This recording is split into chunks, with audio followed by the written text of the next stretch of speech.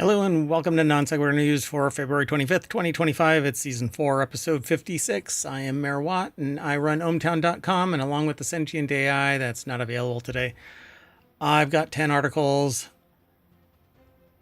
The first one is Have I Been Pwned?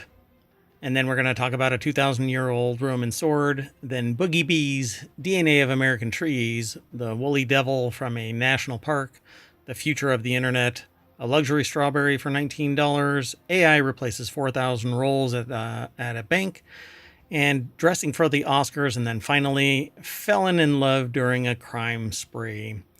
Everything is powered by ohmtown.com. Go over and become a citizen. Then follow us. Follow us here on Twitch and on YouTube first. Then go over and sign up to be a citizen over at ohmtown.com. That would be great. Be sure to like us and ring the bell and come and hang out with us here on Twitch and YouTube every day, unless mayoral duties keep me from doing the show, which may happen later this week. We'll see. But at any rate, hope to see you here in the chats one way or another. See you on the other side of the intro.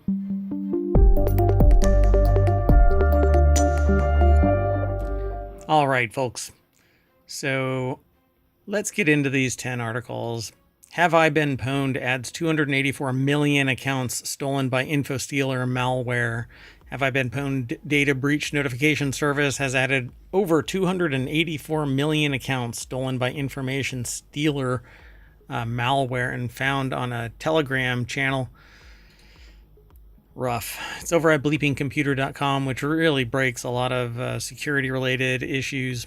Sergio Gatlin over at bleepingcomputer.com put the article together. So this database contains 23 billion rows with 493 million unique website and email address pairs, affecting 284 million unique email addresses, according to Hunt.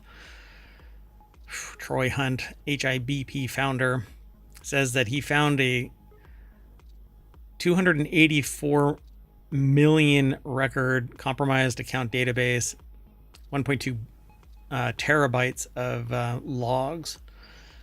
Rough. Due to the large number of accounts in the stolen collection, the data may likely include old and new credentials stolen through credential stuffing attacks and data breaches. So, the validity of the information might be in question across the full spectrum of it. Not all of them, even though they might have been copied and broken passwords, they may not be valid at the time of the check. So you should probably investigate to see which one of your accounts has been breached. I've always felt weird about going to Have I Been Pwned, because it's like I'm confirming that this email address could be pwned all over the place. And it's like confirming it, right? So anyway, it's like telling a spammer, to stop calling the account. Well, now they know that you exist. You almost have to go and change your passwords constantly. Anyway, if you want all of today's articles, they're in the show notes over on YouTube, or you can hit !NSN in the chat over on Twitch. Omatron always gets booted out of the chat over at YouTube, so it doesn't stay there. It doesn't persist beyond the chat. So, and sometimes though, I copy them into the chat.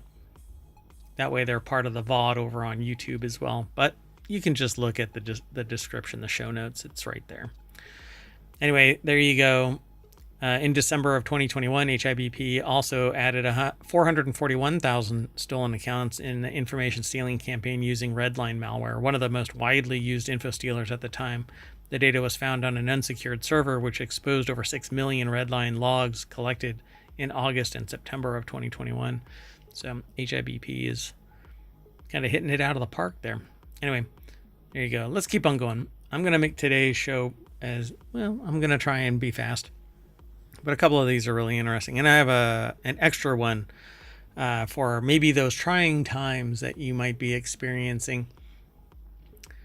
Not condoning that you do this regularly, but everybody enjoys a good drink. Anyway, it's over in the Mobile channel. Metal detector. The next article is over in the Mobile channel. Metal detectorists stumble upon a rare 2,000-year 200-year-old Roman sword in Poland. Researchers think that the weapon, which had been deliberately broken and burned, is once part of a funerary ritual for a local warrior. Eli Wizovich over at SmithsonianMag.com, or Smithsonian Magazine, as the kids say, put the article together. And the deck statement says researchers think that the weapon, it's what I said earlier, but researchers think that the weapon, which had been deliberately broken and burned, was once part of a funerary ritual for a local warrior. They actually have it on a cushion, put back together, not really put back together, but back aligned to how it was. I've always found these swords to be pretty amazing because this is what we used to fight with, right? So we'd never found anything like this. Prozowski, a member of the Inventum Association Historical Society, tells Gazeta Wyborcza, I think that's how you pronounce it. I'm not sure. If you know how to pronounce it and can do it phonetically, you can actually, oh, you know what? I have a new service. Hold on. Let me tell you how this works. So I have a new service where you can actually leave a message for ohmTown at voiceline.app/ohmTown. Yeah, voiceline.app/ohmTown, and you can leave a voicemail, and I'll play it here, depending on its content, of course, but we'll see.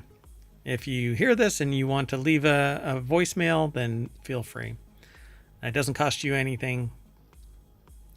So no one can quite say how or why the sword ended up there. Only research on it will perhaps yield some detailed knowledge. After making the find, the Lampa turned it over to the archaeological authorities at the nearby Chechua Museum, where experts are conducting additional testing. So this was found, let's see, where was it? They were searching for World War II era artifacts in the snowy woods of the Polish Jura when the metal detectors revealed an unexpected and much rarer item. Well, good on them. They found something. Cool. There you go. The next article is over in Non Sequitur News. For bees, the right dance moves are key to food gathering success. We've actually talked about this before, and it's almost common knowledge, I suspect.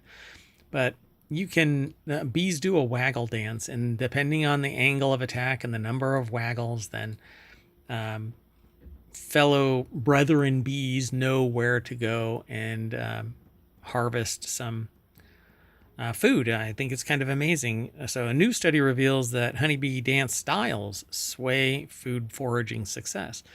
As far as animals go, honeybees are world-class dancers. The moves, known as waggle dance, convey very specific food foraging instructions to their nest mates. The direction the dancer moves explains to other bees which way to go, and the duration of the waggle is how far they need to go. Once the other bees have been convinced to follow the directions, they are recruited. After receiving the instructions, these recruits leave the hive to find food their sisters were so excited about, but apparently they don't always find their way. So this article is by James Mason from Virginia Tech. The article is over at futurity.org. And so, unfortunately, many of these recruited bees do not always successfully find the food that they set out for. I think that there's a new service here that we need to barcode these bees, and then a scanner can scan them, that they leave and come back. We talked about it previously because there was a researcher that was doing just that, except I think that it needs to be more socially empowered, and you can basically fund a bee. As long as it stays out and comes back, you basically pay a premium fee for how long it stays out, X amount per hour or whatever, and you compensate that bee by paying it for its duties. And if it disappears, then it might be the natural order of things, because the bees sometimes meet their demise. But if it comes back, then hey, it makes some revenue. Anyway, Margaret Covion, I guess, associate professor for the entomology department at the College of Agriculture and Life Sciences at Virginia Tech, and her former PhD student, Laura McHenry, wanted to find out why. So they've learned several interesting patterns related to the form of communication, this waggle dance. It was described 80 years ago, they say, and there's still a lot to learn about it. So One such observation was that the bees have consistent, unique ways of dancing, meaning each bee has its own style that it adds to the communication. Could the success of the waggle dance be related to this uniqueness? Would bees that communicated similarly yield more successful recruits, or are there some other factors at play? So maybe they translated it incorrectly when they did their waggle. So they devised an experiment utilizing clear-walled hives, video cameras, and a method of tagging bees so that they could be tracked as individuals when they foraged and danced. Each hive included foragers that had been taught the location of artificial food source. These trained foragers performed a waggle dance to teach others where the food was, effectively training the new set of recruits. Her team hypothesized that the bees with similar dance styles would more often successfully teach others how to find the food, and communication that differed between bees would be less successful. So based on the data, they found that similar dance communication styles did not actually result in the most successful foraging, which was their original hypothesis. Dances that had a longer run, effectively telling the recruits to overshoot the food source, were more successful than dances describing similar, more accurate distances. Either that, or we don't know what the hell we're talking about in relation to the distance of the waggle. So, I don't know. This pattern suggested that the overshooting instructions may have led to additional opportunities to find the food once on the way past and then on the way back. All right. We don't really know what we're doing. So it's kind of funny that we're sitting there going, well, they did 15 waggles, and that means that they need to go 5 miles, but maybe it's 6 miles, and we just don't know what we're doing. All right, let's keep on going. The next article is scientists decode the DNA of one of America's most iconic trees. The white oak is a keystone species in eastern North American forests, valued for its economic, ecological, and cultural significance. But despite its abundance, the species is experiencing a decline in seedling recruitment across much of its range. So they've broken down the DNA. Maybe they'll be able to save these trees by genetically modifying or enhancing the DNA of the tree so that it's stronger and can survive longer. University of Tennessee Institute of Agriculture put the article together. And it says lead authors Meg Stanton, an associate professor of bioinformatics and computational genomics at the University of Tennessee, and Drew Larson, a National Science Foundation postdoctoral fellow at Indiana University, collaborated with scientists from academia, the U.S. Forest Service, state forests, industry to collect and analyze genetic sequence data representative of white oak populations. So the white oak has been genetically decoded. A study details the genome of the highly prized white oak. So hopefully they'll save it. But this is grant funded, so you don't really know if they're going to get enough funding to pursue this beyond what they've already done. The paper addresses the extent of the genetic diversity and population differentiation of Q. alba and how gene content in disease resistance genes appear to have evolved during the history of the Quercus and related taxa. The authors also discuss phylogenetic hypotheses, or how oak species are evolutionarily related, as supported by the whole genome data. So congratulations, white oak. You've been genetically decoded. Let's go on to this next article. It's over in the Marvel Channel. Meet the woolly devil, the first new plant genus discovered in a national park since 1976. Sarah Kuda put the article together for SmithsonianMag.com or Smithsonian Magazine. And a volunteer spotted the tiny fuzzy plant with maroon florets while exploring the remote northern corner of Big Bend National Park in Texas. So that's what it looks like. And what is it called? Woolly devil. I guess it's new. It looks pretty fascinating. I don't know. It's kind of cool. Last spring, Deb Manley was exploring a remote area of Big Bend National Park when she spotted something unusual on the ground. Tiny, fuzzy, flowering plants were sprouting up from between the desert rocks at the Texas park's northern region. She had never seen anything like it before. Manley, who volunteers for the park's botany program, snapped a few photos and uploaded them to the citizen science platform iNaturalist to see if anyone could identify the mysterious plant. She alerted park staffers who were also unfamiliar with the hairy white foliage and maroon florets. So, Manley and a team of researchers embarked on a quest to identify the discovery, and after consulting species databases, herbarium records, and plant taxonomy publications, they realized that they found a new species. Yay! So it's named Oviculum baradiata in a new paper published last week in the journal Phytokeys. So congratulations. It's the first one since 1976. And that was in Death Valley National Park, apparently. A gold shrub, Dodecara uricensis. Anyway, there they go. They're actually, maybe they're aliens. Who knows? I don't know. Woolly devil is what botanists refer to as a belly plant, or a tiny low-growing plant that can best be seen while lying prone on the ground. It measures less than 3 inches across and often blends in with surrounding gravel. And I'm pretty sure other people have found this thing. They just didn't know that it was something unique. So congratulations. All right, let's keep going. The next article is over in Non Sequitur News. The future of the internet is likely smaller communities with a focus on curated experiences. This article is over at TheVerge.com, written by Edwin Wong and Andrew Melnizek. Sorry. So the new survey from The Verge and Vox Media addresses this moment of internet fragmentation.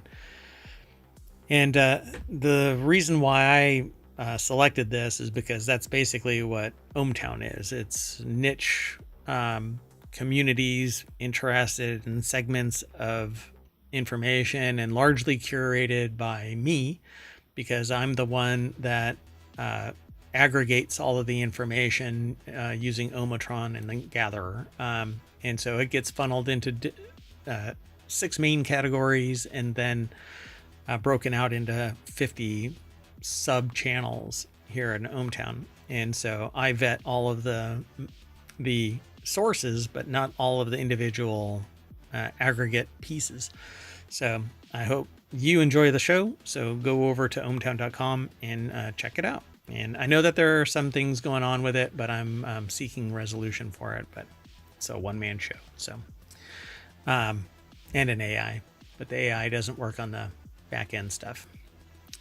So, in this emerging AI era, so artificial intelligence is basically taking over things, and not this next article, but the one after it is very telling of the trend of where we're headed. It's an AI era. The very ideas of community and human connection are poised for redefinition. Brands and platforms will weaponize the terms in a bid to capture their attention of their ideal audiences. Sites like Reddit actually made fake content communication, user accounts and whatnot, to fill it with communication, but it was fake, and they faked it until they made it, and now they're a $1 billion company. So where are communities really headed? How should this evolution shape how creators and media companies build products and marketers engage with their audiences? These are the questions that will define the next phase of the internet. So much is AI smoke and mirrors and BS that I kind of got burnt out on the idea of a community where I could fake it and then I would make it. But that isn't what will make this live long term. People have to find value in ohmTown.com and in these shows. So if you do, please like and subscribe and follow us on Twitch and on YouTube. Download the podcast, go over to the Patreon and show that you're interested there. There isn't much content there, mainly because there isn't just much content that's paywalled. And so everything that we do is over on YouTube and on Twitch. So all 1,900 episodes of the various things. So go and check it all out. And I'm hoping that I will be able to spend more time providing stuff like movie nights where we can all watch a movie together. And I'll post it over on the Continuity Report, which is one of the channels. Anyway, The Verge partnered with Vox Media Insights and Research Team, along with 2 Cents Insights everything's insights, to better understand how American consumers are embracing this shift. The goal was to work with to redefine what online communities will be like in the post-social media era of emerging AI and Google Zero. And as brands look to hold on to the internet of the past, the term community will become a loaded word, with brands and platforms trying to use it more often to reach their ideal customer. And so it's going to balkanize the internet even more so, fracture it into groups that aren't as connected to other groups anywhere else. But we've always done that, you know. People are on Reddit, but they're not on Dig. Dig was the old school competitor to Reddit, and then it imploded because it went pure commercial pipeline. And so it collapsed and everybody went to Reddit, and that's what made Reddit really succeed. Because it was, you know, getting its cookie eaten regularly by Dig, and then whatever, it imploded. So the search covers the following chapters. The research covers platform shifts, defining connection, content matters, especially in communities. I think context matters more.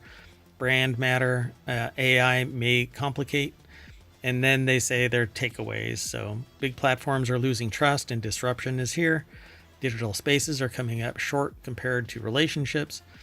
Content drives community, even for digital experiences. AI is powerful, but not always welcome. Smaller, purpose-driven communities are the future. And that's really where ohmTown exists.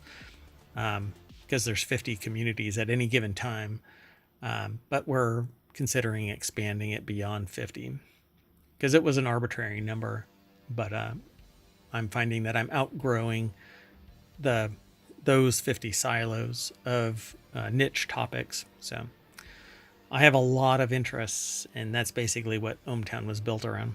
All right, let's keep going though. The next article is over in the Mobile Channel. This luxury grocery store is selling a single strawberry for $19.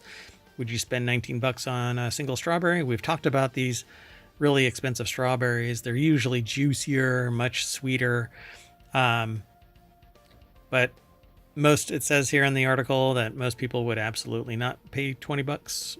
It says 19, but I'm rounding up. Content creator Alyssa Antosi found the wildly priced strawberry, which was imported from Kyoto, Japan. Yes, these are actually typically hydroponically grown strawberries indoors with grow lights, so that they are kept from predation, and everything is maximized to the strawberries benefit, and they are crossbred so that they get a very specific type of flavor and mouthfeel and everything.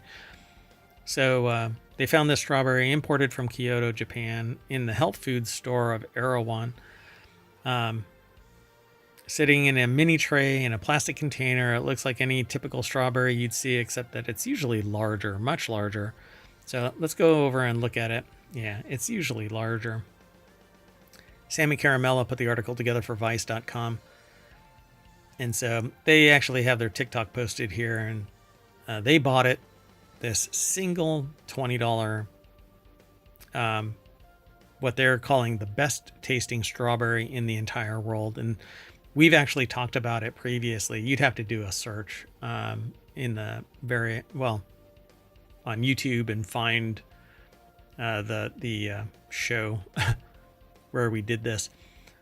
So they popped the top off the strawberry container and took a bite. They said, wow, this is the best strawberry. That's crazy. I don't know if they're going to say the name of the company, but anyway, it says, then people were writing, please stop normalizing spending $19 on one strawberry. Yeah, that's not what this is about, really. It's something that you try once. Yeah, I mean, if you're filthy rich, then you can eat these regularly, but usually this is something that is an enormous treat. You don't eat these on the regular. Anyway, these actually exist, and I would love to be able to make one of these, grow one of these, but today is not the day. Let's go on. The next article is the one that I was talking about AI replacing humans. So a major Asian bank, or Asia Bank, it says here, major Asia Bank, to cut 4,000 roles as AI replaces humans. It makes DBS one of the first major banks to offer details on how AI will affect its operations, firing 4,000 people because AI powered by humans is now replacing humans because it's got enough information where it can just do it all on its own. So Peter Hoskins, and with automation, and this is stuff that I've been talking about for 11 years in one of my careers, and basically since, for, a tremendous amount of time since I can remember, basically. Anyway, Peter Hoskins over at bbc.com put this article together.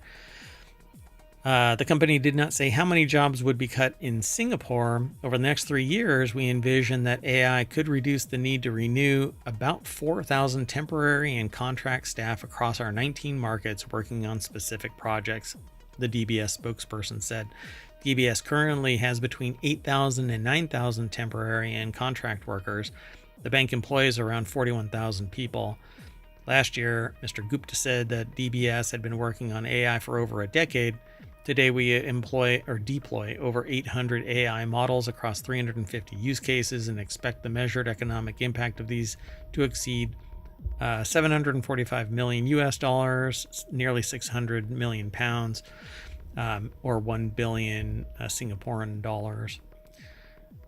So yeah, this will continue to happen, because if you can set out a series of rules that a person goes through to perform any task, it can be enumerated in code and thus replace them.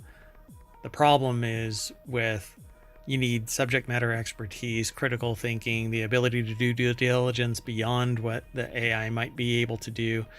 But eventually, knowledge workers in general will be replaced by AI. It just takes time and training. But then what do those people do? What do people do for a job if all knowledge can be automated through AI? So it's going to become a social issue at some point. And when social issues don't get addressed, you get change. And sometimes it's not a happy-go-lucky change. And why is that artifact back? Anyway, I got to remedy this. Anyway, the next article is over in Non Sequitur News. It costs $10 million to dress an A-list actress at the Oscars.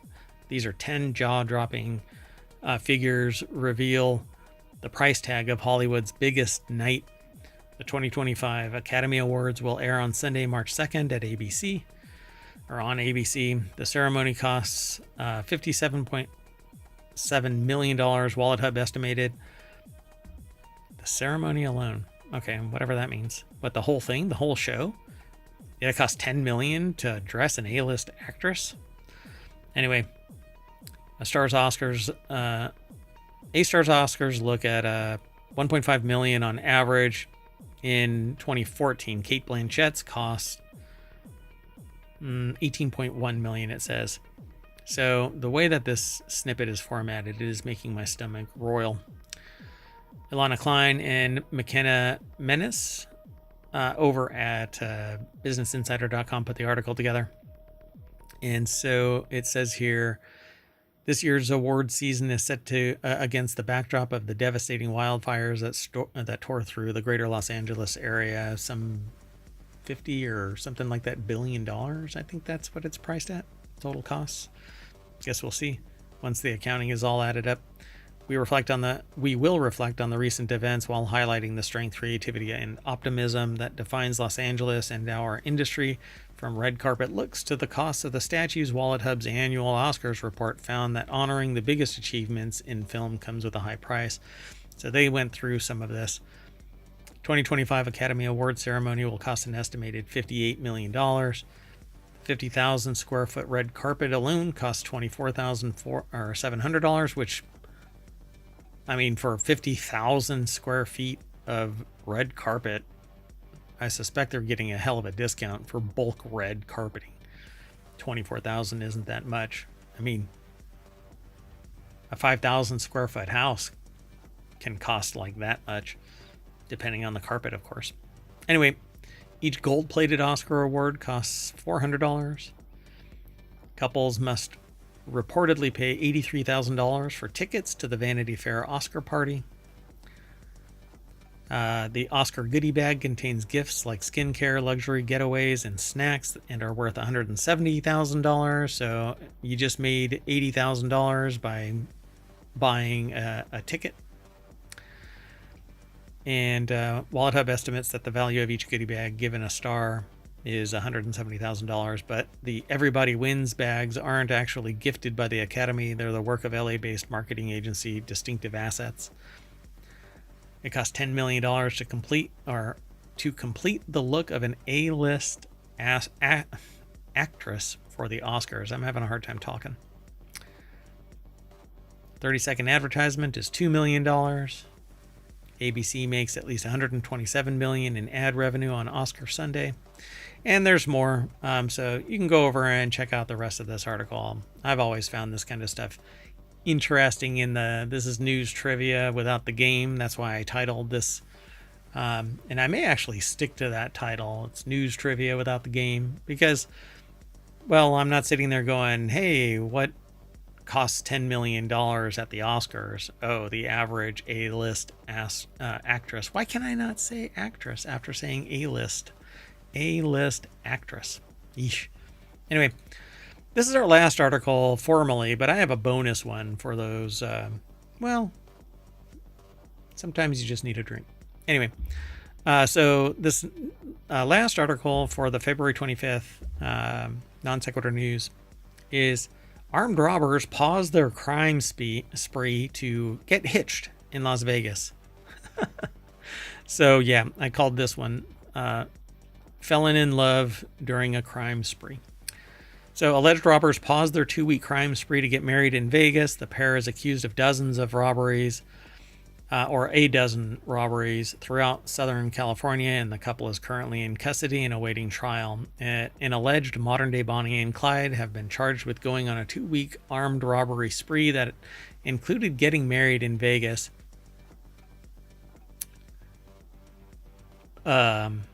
All right, I'm just going to leave that alone. So these two, I guess, have been indicted by federal grand jury with robbing 12 stores in Southern California last year between January 29th and February 14th. So they only did it for a couple of months. But it says, oh, well, one of them is last name is Lucky. So Bland and Lucky. And so they titled this segment Lucky in Love. Ha ha ha ha. Anyway, they paused, became one of approximately 70 to 80,000, one of the 70 to 80,000 couples that tie the knot each year in Las Vegas. Neither the location of their marriage nor whether they sprang for the Elvis impersonator is detailed in the federal documents, but apparently they got married. The happy couple have been separated since their arrest, but only because that's how federal custody works. Wow, they total somewhere between 100 and 178 years, depending on what crimes they actually get convicted of. Good God. So the article is by Corey Levitan. Pardon me. Corey Levitan over at casino.org. They have some of the most interesting articles. There's always more in the article, so go on over and check it out. And finally, the bonus article is that Jack Daniel's has released the oldest whiskey in a century. It's a 14-year-old Tennessee whiskey. This is over at the Spirits Business. Mona Madsen, or Miona or Mona. I don't know how they pronounce it. It might be Mona. Madsen over at the spiritsbusiness.com put the article together. Brown-Forman owned Jack Daniel's has unveiled its 2025 aged series releases, including a 14-year-old Tennessee whiskey. Let's see. I'll try and hurry up. And it says after distillation, wait. I want to see what it's actually made of. Do they say what the bill is? I'm scanning it really hard, so I don't know. Blah, blah, blah, blah. Anyway, so after the distillation, the new make is filtered through 10 feet of sugar maple charcoal, like the flagship Jack Daniel's Old Number 7 Tennessee whiskey, offered at 126.3 proof. It's 63.15 ABV. Displays notes of sweet bakery spices, oak, cinnamon, butterscotch, leather and pipe tobacco, because that's what I love. If you want leather and pipe tobacco, never mind. I like a good whiskey, like anybody, but like some people, but $150 bottle. So I'm gonna ask a friend to see if they've got it, and I'll sample it. They have a 10-year-old bottle that's $85. The 12-year-old batch 3 has layers of dark fruit and bittersweet cocoa. That's $95, etc., etc. Anyway, there's a lot more over here, but if you can get your hands on a bottle of this, I'd be surprised, because usually they've already got it pre-assigned to somebody that has the scratch and political pull to actually grab hold of it before you ever lay your damn hands on it. Come on now. Anyway, I'm Mayor Watt. I'm signing off, and as I tip one back, I'm going to end up staring up at ohmtown.com. I don't know what I'm saying. Anyway, I'll see you all later. See you tomorrow, where we're going to do another one of these 10 articles, Non Sequitur News, where all the noise comes from me. So go over and get nothing but news from ohmtown.com, and follow us here on Twitch and here on YouTube. Download the podcasts. Hang out with us in Discord. And you know what? Open up everything on different tabs and just stay there. Anyway, see you all tomorrow. Bye-bye.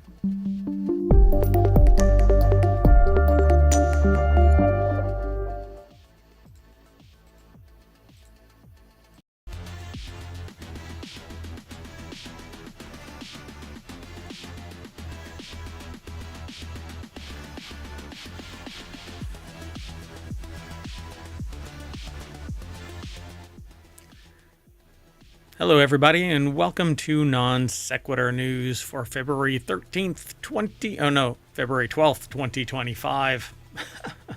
Wow. It's Season 4, Episode 43. I'm Mayor Watt, and I run ohmtown.com, and along with the Sentient AI from the future, we're going to be talking about these 10 articles today. They're already in the description for the live stream, and you can get them by typing in pound NSN, or not pound, exclamation point NSN. Been doing this for 4 seasons now, and I still don't get it right. Anyway, if you're in the chat over on Twitch, we also stream to YouTube at the same time. So we're going to talk about these 10 articles. Elden Ring Night Rain, solar cells made recyclable, a remote boat from Yamaha, Sonic Racing at Sony State of Play 2025, OpenAI cancels its O3 model, a Miata snowmobile, Kilauea is erupting again, Domino's pepperoni perfume, and startups are showering employees. And then finally, deep sea shrimp have enhanced vision. So a whole non sequitur news episode, if that ever was one. Let me scoot a little bit closer to the bar there. Anyway, everything's powered by ohmtown.com. That's that site over there. Go check it out. Become a citizen.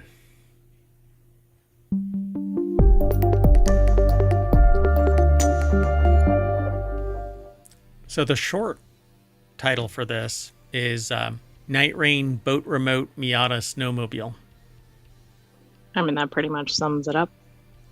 Yeah, there's 7 more articles on top of those 3, but there's only so many words that we can stuff into the title. Hello, Sentient AI from the future. Hello, Mayor Watt, and hello, ohmtown citizens. You ready to get going? I am. Let's move it. Okay. We try to avoid the noise and just talk about the articles and give our 2 cents about it. All the noise comes from Mayor Watt. So let's get going. The first article is over in Tabletop Nights. That's one of the many. There's about 50 channels that we're developing here over at ohmtown.com. News gets aggregated, just a small portion of what the providers of this news have to offer. So we scan this little tidbit right here and now. We typically are judging everything by its cover, so the title. Then we look at this and go, hey, you know what? That's pretty damn interesting. Let's click that link. And that'll bring us over to here. So Elden Ring Night Rain gets May launch date. It's a new game from Software. You have to say it like that, from Software. Bandai Namco and From Software announced Elden Ring Night Rain will release worldwide on May 30th, 2025. And the announcement comes ahead of this week's closed network test for the game. The game will be available on PC, PlayStation 4, 5, Xbox One, X Series, and S. And do you think this is in the running for a forever game? No. Not my forever game. Somebody else's, I'm sure. But people are already flinching at this as being a pseudo live service, even though From Software has said that it's not going to be a live service. Basically, a live service requires a location for a primary server or a distributed server, but it's all under the control of some developer. And whenever they decide, oh, we're tired of it, they can just kill it. Right, and so we've heard this stop killing games idea. Well, the standard edition of this game is going to be $40. The deluxe edition is going to be $55, and the collector's edition $200. Yeah, it has a steelbook case, hardcover art book, 8 Nightfarer cards. It says also available on PC with a Steam game code in place of the physical standard edition. But it's that the seems deluxe like edition. Quite a price hike for what you're getting, but I don't know. People will fall in love with it and they'll collect it, or somebody will collect it, keep others who want it and open it and all of that, and somebody will scalp it. So, and that's the unfortunate thing. There's a lot of money out there, and people who don't have a lot of money will dedicate themselves to getting it, even compromising their financial future, safety to get this because they're right, because they're foregoing some basic needs or basic requirements and pursuing this because they like the idea of this game. So the article actually has the embedded link from Bandai Namco and YouTube, and this is the game, and it's basically you go through 3 days, 3-day and night cycles. You get dropped into this realm kind of like Fortnite style, except that you can't control the bird apparently. I don't know if that's going to be permanently embedded like that, but I've watched other people now play this game on a limited run, early access style, and basically it's just a hack and slash kind of game in the vein of Elden Ring with some of the lore and canon of Elden Ring. You fight some of the monsters from Elden Ring and so on. Does it remind you a little bit of like League of Legends? No, because League of Legends, like what you're probably more familiar with is the shows that are and the cinematics, like the showcase type. Yes, that's exactly what I was thinking of when they were showing this trailer. Yeah, so you're familiar with the cinematics, but the League of Legends is a MOBA. It's a top-down kind of game where you have to run back and forth, back and forth, back and forth, back and forth, back and forth, back and forth. Hold on a second, I'm stuck.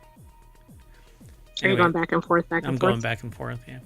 But League of Legends is basically is back and forth, whereas this is you're fighting to get to a boss, completing the boss, and my understanding is you're just kind of buffing yourself up over and over and over again, getting stronger and stronger until you can fight the last boss. I don't know really what the end game is of this because it's not even released yet, and it's doing its closed network test this coming weekend. So I think it'll be a fun game to watch. I will not buy it. But From Software, if you want to give me a code, I'll play it. Well, it does release on a Friday, so that would be a fun weekend if this is your thing. Yeah, Summer of Stream is coming too. So, all right. Let's keep going. Next article is over in Technology Today. That's one of our weekend shows. That is on Sundays, wedged between WarCrafters and 4-Wheel Tech. So next-gen solar cells now fully recyclable with water-based method. In a study published in Nature, researchers at Linköping University have developed a method to recycle all parts of a solar cell repeatedly without environmentally hazardous solvents. Okay, this sounds incredible. The recycled solar cell has the same efficiency as the original one, and the solar cell is made of perovskite, and the main solvent is water. So perovskite is this relatively newly discovered material that is, I guess, kind of revolutionary for solar power. One of the problems was trying to recycle a solar cell or a solar array has been fraught with issues. Right, almost non-viable, and if you do it, you have to use really, I think, caustic chemicals. Right. So in the study published in Nature, they figured out a way to do this, and they say there's currently no efficient technology to deal with the waste of silicon panels. That's why old solar panels end up in the landfill, huge mountains of electronic waste that you can't do anything with, says Xun Xiao, postdoc at the Department of Physics, Chemistry, and Biology, IFM, at Linköping University, or LIU. Feng Gao, professor of optoelectronics at the same department, adds we need to take recycling into consideration when developing emerging solar cell technologies. If we don't know how to recycle them, maybe we shouldn't put them on the market at all. Bravo. Different ideological bents, but there are many companies that want to get perovskite solar cells on the market right now, but we'd like to avoid another landfill. In this project, we've developed a method where all parts can be reused in a new perovskite solar cell without compromising performance in the new one.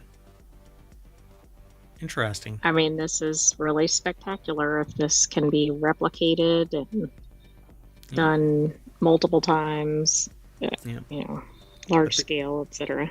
But this is fundamental science at the university research level.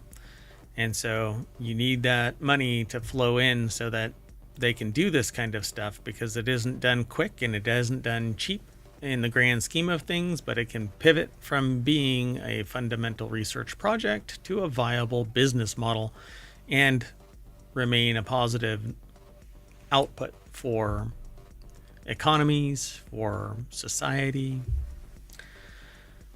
So it says there are already methods for dismantling perovskite solar cells. This mostly involves using a substance called dimethylformamide. It's hard to even say it. Who named that? Yeah, not me. I would have stopped at dimethyl F. Or you could just kind of trail off, dimethyl. Dimethylformamide. A common ingredient in paint solvents, it is toxic, environmentally hazardous, and potentially carcinogenic. Yeah. Well, they've discovered a new way to do it. Yeah, that all. I mean, I see why we're trying to get away from that.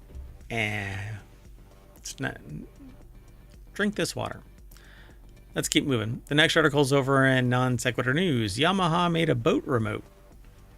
It's not a remote boat. It's a boat remote. Right, but what is a boat remote? Yeah, you're about to find out. Yamaha's Helmmaster EX wireless control looks like an upgraded version of the Nintendo Wii's Nunchuk controller. They've announced a new handheld controller that gives a captain full control of a boat from anywhere on board. It's compatible with Yamaha's Helmmaster EX control system, which is designed to make boats more accessible. I mean, nobody can get up and turn the channel on their boat, right? Yeah, this allows full remote. And the channel was a good choice of words, even though accidental. Channels, boat in channels, boats. Right, I wasn't even thinking about that. I was just making a joke about the remote. So the remote allows for single-handed operation of a boat, including maneuvering from anywhere on the craft. Andrew Lazuski put the article together.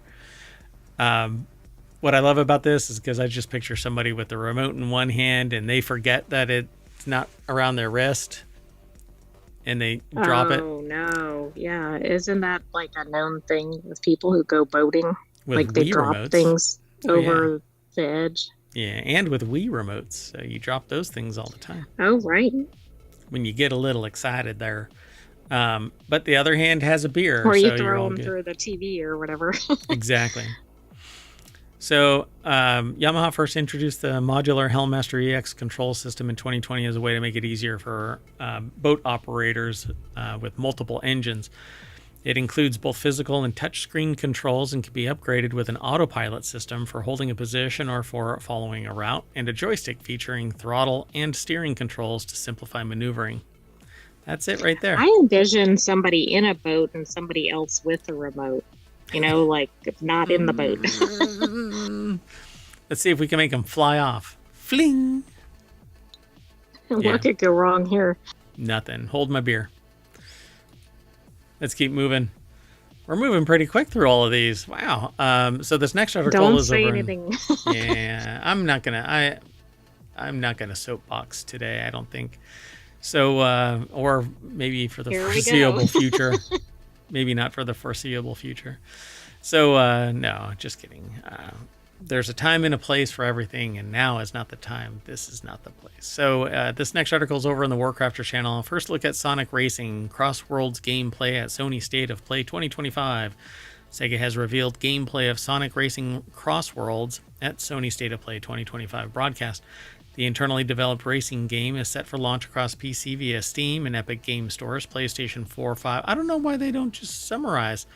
PlayStation 4 and 5, I've Xbox. never understood that, but it seems to be a lot of gaming articles that do that. The Xbox is another one. Yeah, Xbox One, Xbox Series X and S, Nintendo Switch. A closed network test is set for February 21. That's in 9 days. Build your ultimate vehicle and race across land, sea, air, space, and time in Sonic Racing Crossworlds. Wesley Yin Poole over at IGN.com put the article together. The deck statement says, "Cat's out of the bag."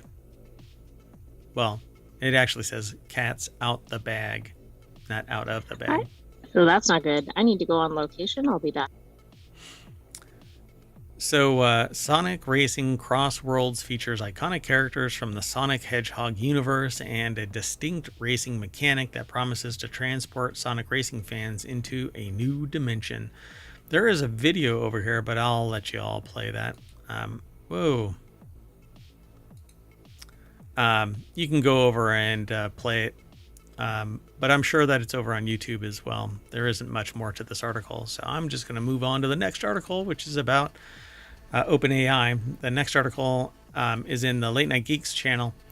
OpenAI cancels its O3 AI model in favor of a unified next-gen release. OpenAI has effectively canceled the release of O3, which was slated to be the company's next major release, in favor of what the CEO, Sam Altman, is calling a simplified product offering.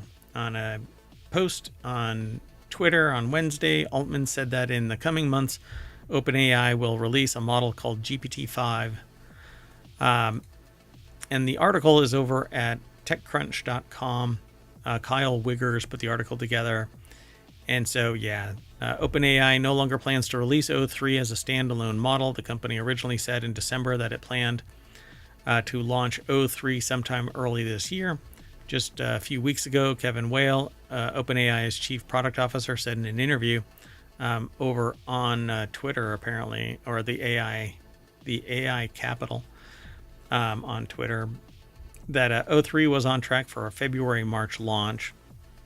But then what's quoted in here is, "We want to do a better job of sharing our intended roadmap and a much better job of simplifying our product offerings. We want AI to just work for you. We realize how complicated our model and product offerings have gotten. We hate the model picker and ChatGPT as much as you do and want to return to magic unified intelligence." So, yeah, they'll have to lower the cost so that it isn't so expensive to use the most advanced AI. Exactly. I mean, if they really want wide scale adoption. They need to really think about pricing and not pricing out their whole audience. Yep. So it seems that OpenAI is fully embracing the reasoning model trend. It arguably kickstarted with its first reasoning model O1 late last year. Reasoning models effectively fact-check themselves, which helps them avoid the pitfalls of normally trip-up models. This fact-checking process incurs some latency. Reasoning models take a little longer, usually seconds to minutes longer to arrive at solutions, but they tend to be both more reliable and capable. But don't tell anybody who uses them because, well, for whatever reason, I have yet to see a factually cited document that points to the source data. Well, I don't think most AIs do that, right? They're not set up for it. No, not really. And usually what I do see where there are citations, it's kind of high level stuff. There's nothing really profound. And if you, it's better if you don't know anything and you do a search, then you can get the results. Yeah, but you don't know if they're legitimate. No, you have to trust but verify. So you have to go looking for it. So yeah, O3 is canceled, and a unified next-gen version referred to as GPT-5 that integrates a lot of OpenAI's technology, including O3, will be released, but don't know when. And ChatGPT and the API will both be utilizing it. The timing seems a little odd, but... DeepSeek. Well, yeah, that's true. Let's move on. The next article is over in four-wheel tech. A Miata on snowmobile tracks is the ultimate winter cruiser. Just the thing you never knew you needed, right? Yeah, I mean, it's pretty amazing. When you think about the ultimate winter car, vehicles like the Land Rover Defender, Toyota Land Cruiser, or even a ratty old Volkswagen Beetle likely come to mind. One car that's probably not very high on that is a convertible Mazda Miata, but that's probably because you haven't seen this convertible Mazda Miata. And there you go. Owen Bellwood put the article together for jalopnik.com. The deck statement says, even when it feels like Miata is not the answer, Miata is always the answer. Would you be surprised if you're on the mountain and this is coming at you? It looks like a little critter. Yeah, it absolutely does. It has like tank style treads or something on it. Yeah. But how it moves, it does. It's amazing that it even can move, but okay. It has ski sleds on the front. It has snowmobile. Well, it's a snowmobile, basically, with the Miata body on it. It has Baja lights. It has a roll cage. It has what seems to be an extra wheel in the back, but I don't know why it has a wheel. Oh, yeah, that's odd. It's like a tire. Spare tire or something. Yeah, maybe you can take this off and put regular tires on? Huh. Well, let's see. The build was completed by automotive YouTube channel The Rad Factory, which has a whole library of ridiculous builds, they say in this article. Just like this one. For the latest creation, Rad Factory started with the first generation Miata that they'd previously kitted out with tank tracks to make it go anywhere. And then they just put ski sleds on the front. I mean, this is definitely what I would do if I had a Miata. Who would think of this? The Skiata, as they call it. Snow proved to be the tank's one weakness, so the team set to work rectifying that by ripping off the tracks, replacing the rear ones with belt drive from a snowmobile. There's one belt drive on each corner, and then Beefy Sky. What? Beefy Sky? I think that's supposed to be ski. That doesn't make any sense. A beefy ski. Ski, probably, yeah. It replaces each of the front wheels. So, yeah, this is supposed to be a ski, not a sky. But beefy sky, sure. ChatGPT, here we go. No. What is that? Where food fell from the sky? What was that? There was a animated thing. Oh, Cloudy with a Chance of Meatballs or something? Yeah, so that's what I suspect is happening here. They were hungry. They were watching. Well, that could be it. Anyway, there's more over at this article, but you can follow the link through ohmTown.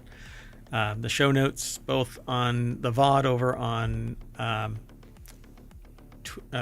Twitch. Hold on a second. I want to try something.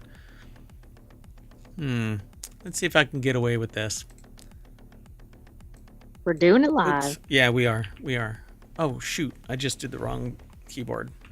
Okay, hold on. So I'm going to try and do something because what happens is YouTube viewers don't get to see this. And then, but I will get this working over on YouTube as well. Because I kind of get frustrated by the fact that only in the show notes are these links. All right. So we're about Yeah, that's ready. never made sense, but I know that's because of the Omatron. Yeah. Well, YouTube doesn't like Omatron. Omatron doesn't attach when we start streaming. And so it's not in the chat to sit there and post this stuff. But that's okay. We're really ahead of the game. And let me just finish that. Okay. All right. So let's go on to the next article. It's over in the Mobile channel. Kilauea is spewing lava again.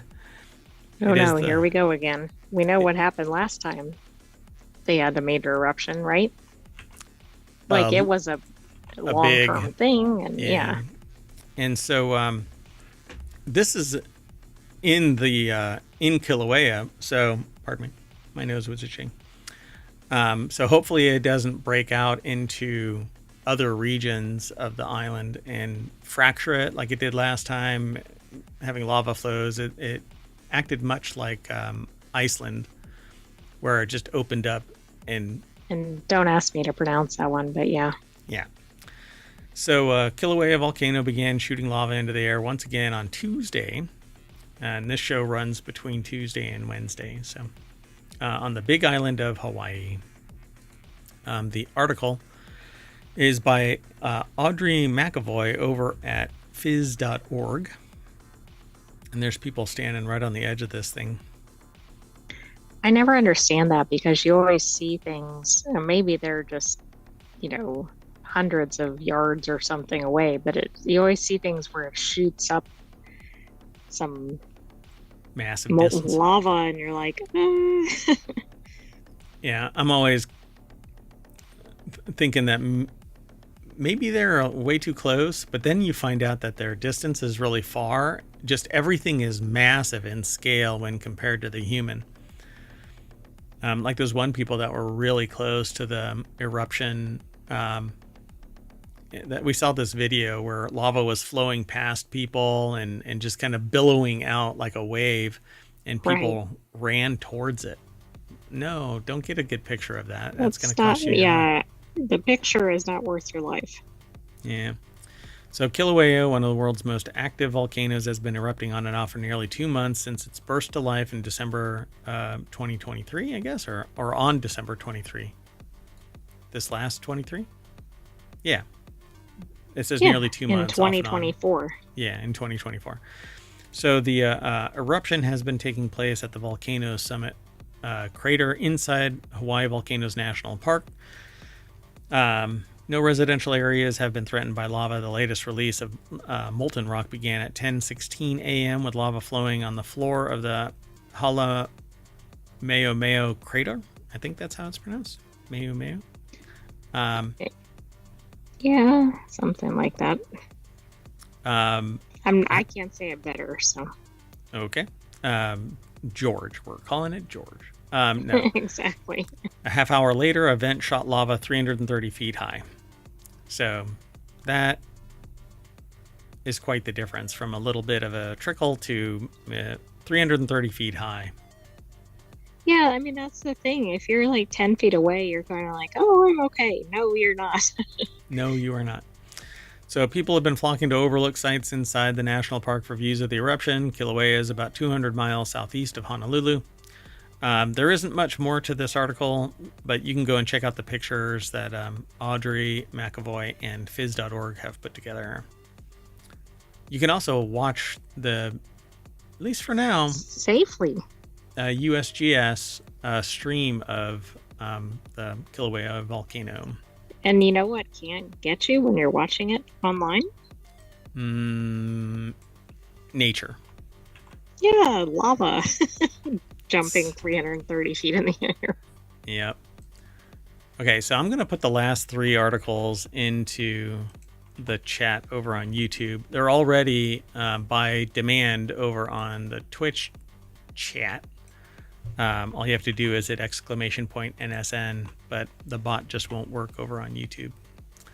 It says it's attached and working, but it's not. So I don't know. It's not my command because I know it works. Okay. Let's go on to the next.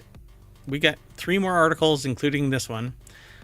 This next article is over in the Marvel channel. Domino's released a pepperoni perfume just in time for Valentine's Day. Yeah, I don't know. I mean, if you have pets, that might not be a good idea. Want to smell like your favorite food this Valentine's Day? Yeah, me neither, says this Vice article writer. We'll name them as soon as we get over to the source, but if you can, well, you can if you want to, is what it says. And it doesn't entail rubbing pizza all over your body either. Oh, don't yuck my yum. What if I like rubbing pizza all over myself? That's a waste of a perfectly good pizza. Or is it? If you want to pay tribute to pepperoni pizza by wearing a matching fragrance, Domino's has your back. The pizza chain has launched a pepperoni-inspired perfume to set the mood for this lover's holiday. Oh yeah. Apparently smelling like meat, cured meat that is, offers a sort of romantic appeal to some people. The article is by Sammy Caramella over at Vice.com. Yeah, Eau de Passion. And it's a Domino's pepperoni scented perfume. I wonder if people buy this like as a novelty or even just to kind of sniff it, like if they really like pepperoni. But it's pretty weird. I don't get it. They say that that you'll have to act fast by filling out the form on the Domino's website between February 10th and 17th.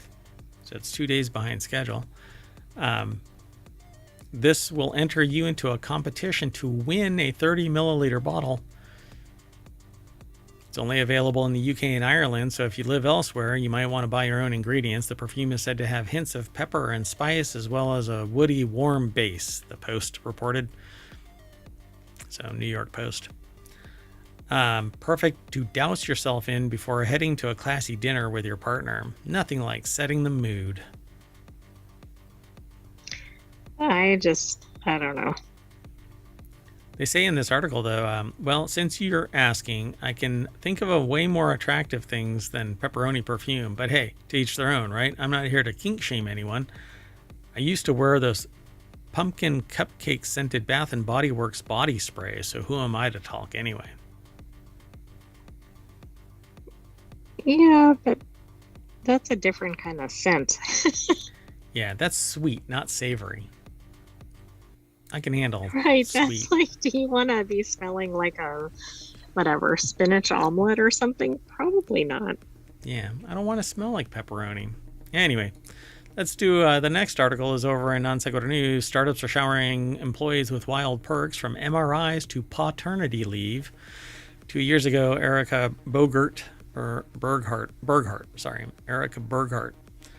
got into an MRI machine. She didn't think she was sick. The hour-long full-body scan was preventative to search for cancer, aneurysms, medical conditions. People often don't know they have until they feel the symptoms. She had a stopper in one hand in case she felt panicked while she watched Sex and the City on a screen above her.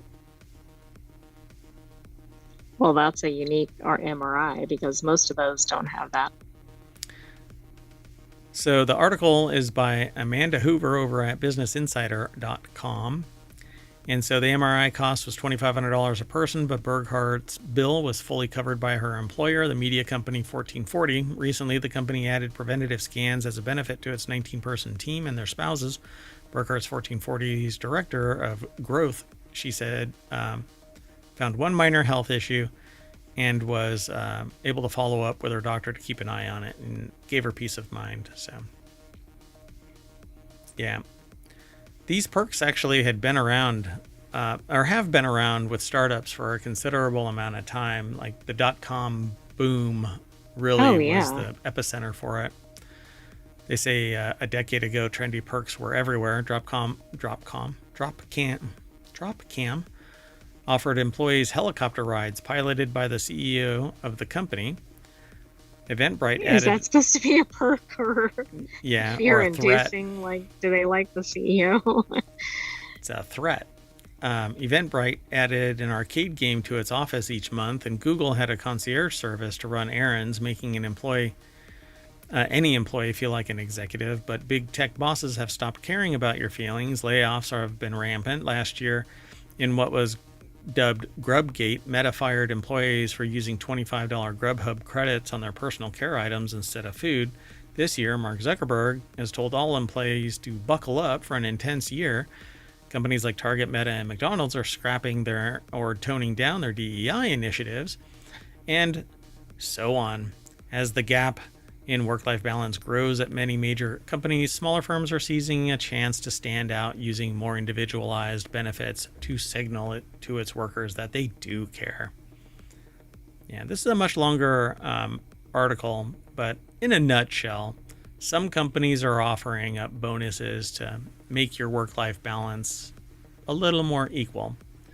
But that it's up to that company, you know. You gotta in startups, and also that might not be in perpetuity, right? Yeah. So, like, if you want to be at the company and they have perks, that might be good. But I wouldn't go there just for the perks because they might turn them off. And it's a startup community, so it may flame out within 5 years. So you just never know. So be nimble. Head on a pivot. Let's keep on doing our thing in our last article for tonight. And we ripped through these. It's over on the Mobile Channel. Deep sea shrimp have evolved enhanced vision for the bioluminescent world. Study finds light is a primary driver of visual evolution in shrimp, according to a new FIU research published this week in Nature Communications. Joanne Adkins, Florida International University, put this article together. It's posted over at phys.org, and it has a sampling of different shrimp, 6 shrimps,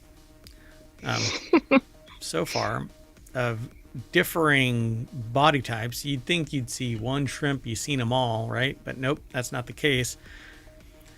The Oplophoroidea diversity representing all genera in the study, and they list what they are, but I'm not going to be able to do that. So the deep sea is a dark place with only light coming from animals that glow, bioluminescence, and occasional faint glimmers from the surface above, led by biologist Daniel Delio, I'm not sure how they pronounce it. This new FIU research reveals animals that live in the deep use this light to navigate the ocean and potentially discriminate different sources of bioluminescence. The study specifically looked at a group of deep sea shrimp called Oplophoroidea that can migrate vast distances up and down in a water column. Yeah, I don't even know where to go from there. Well, up or down, apparently.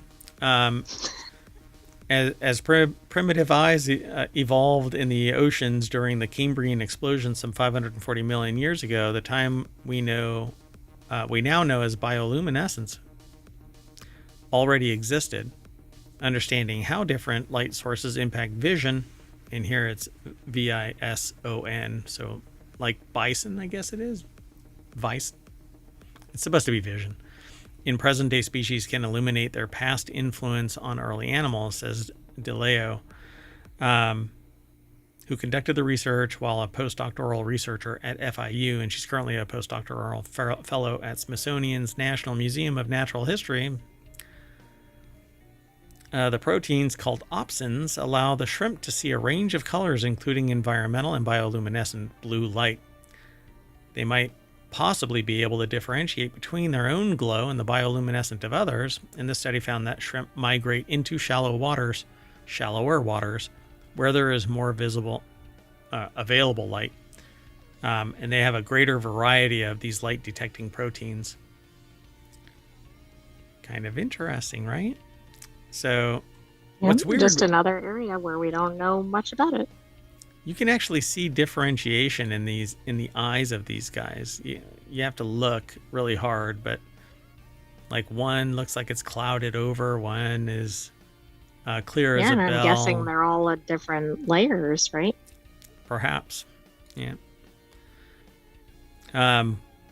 What this research does, it says it helps improve the understanding of how deep sea animals are able not only to live, but thrive in such extreme and dark conditions. And the study suggests that navigating across different light environments in the deep sea is important, especially for those that migrate into more shallow waters. These opsin proteins may also be particularly important in helping these shrimp in recognizing which animals are friends and others that might be foes. Yeah, this is really interesting. I just think we have so little understanding of deep sea. Oh yeah, for sure. I mean, it's hard to get down there, so I don't know. Maybe somebody can create a sub that can go really deep. Yeah, I was going to say too soon. So what we're going to do now is end the show by going back up the water column, which will lead us back to the front page of ohmtown.com, where all the news is aggregated. None of the noise, because all the noise is right here in this stream, in this water column, in this bag of mostly water named... Don't you see all those shrimp going by? Merwatt. Yeah, there's a whole bunch of them. Look, yeah, exactly. It actually worked. Well, that's it, folks. We're out, and I'm taking the AI with me. You want to say bye? Good night, hometown citizens. Thanks for joining us for Non Sequitur News. Be back tomorrow for another episode. Be sure to subscribe. And I am going to scream because I have Windows 11 updates turned off so I can manually do them when I want to, and it's already updating. It's telling me that it needs to update. So frustrating. All right. See you tomorrow, everybody. Don't get it. And I'm going to replay everything over the last 10 days or so you don't miss anything. See you soon. Bye-bye.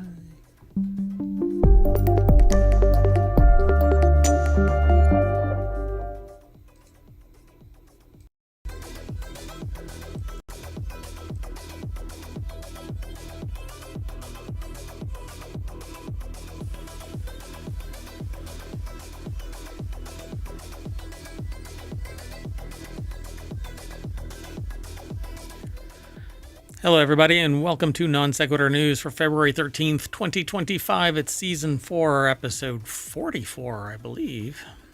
Yes. I am Merwatt, and I run ohmtown.com. I've made it a couple of changes to the aggregation system, and so I'm trying to limit certain influences on the content because it is having a decidedly negative impact. So I hope you go over to ohmtown.com and check out the site. Find that it is more aligned with your particular interests and sign up or sign in. Again, I use it to manage my information overload. That's why I even created it. It's actually purging some of the older stuff now automatically, and but it's not impacting the time frame for which we actually started this show. So we started it 3 years and a month ago. So we're in our 4th season of doing the show. So go over and check it all out. And if you know of some source of news that you would like us to aggregate, let us know. It's easy as either signing up, signing in, and you'll see a 7th icon right here that gives you the ability to submit something, or you can send an email to mayor@ohmtown.com, and we'll evaluate it and integrate it depending on the content. Anyway, we've got 10 articles that are all set up, ready to talk about, and they start with Denny's is getting cooked, Call of TMNT, breadfruit vodka, Seattle workers sue city, and it sounds really familiar. The Florida Fog of Mystery, Steam Autumn Sale Moves, Avowed Early Access, Disney Parks' infamous Earworm, a 30-year-old superb owl, and Birdsong AI. I don't know much about it. Everything is powered by ohmtown.com, so go over and become a citizen.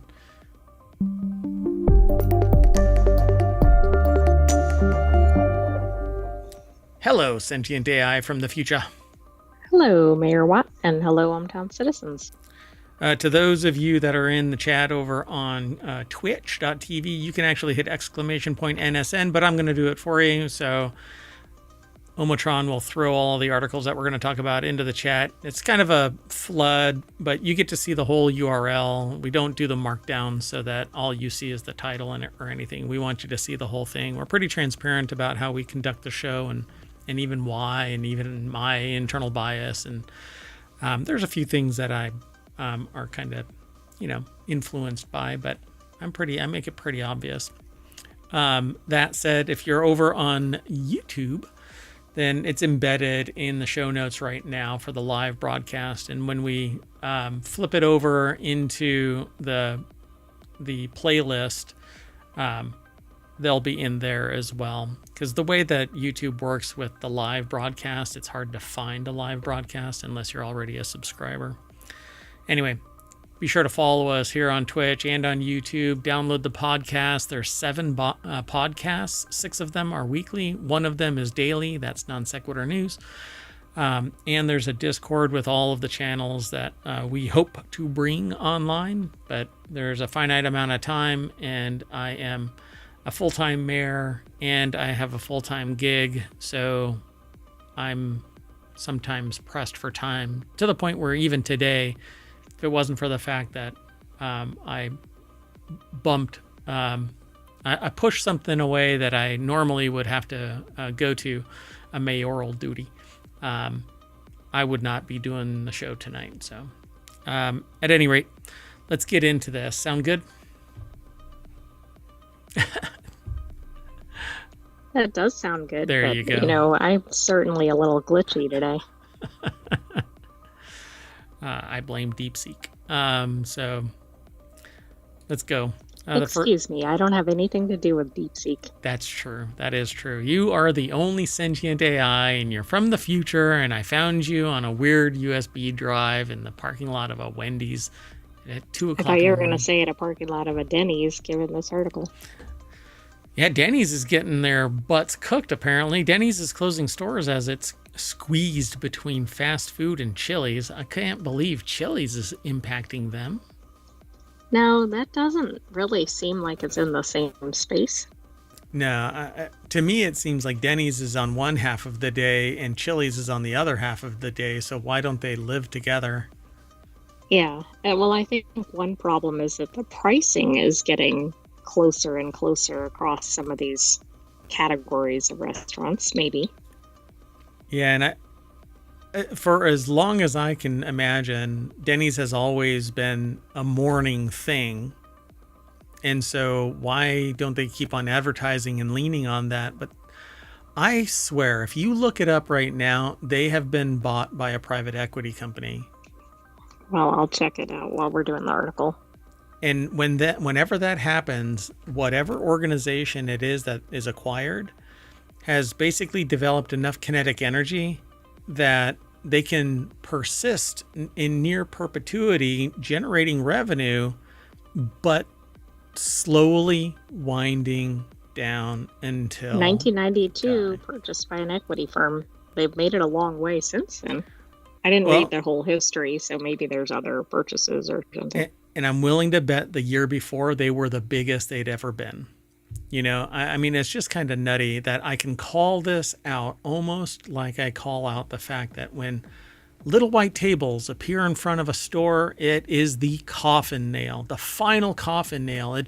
The body hasn't died yet, but the coffin is already nailed shut with the person inside. The simple fact is I can spot a failing company a mile away. And so I'm telling every company out there right now, never put little white folding tables with bric-a-brac out in front.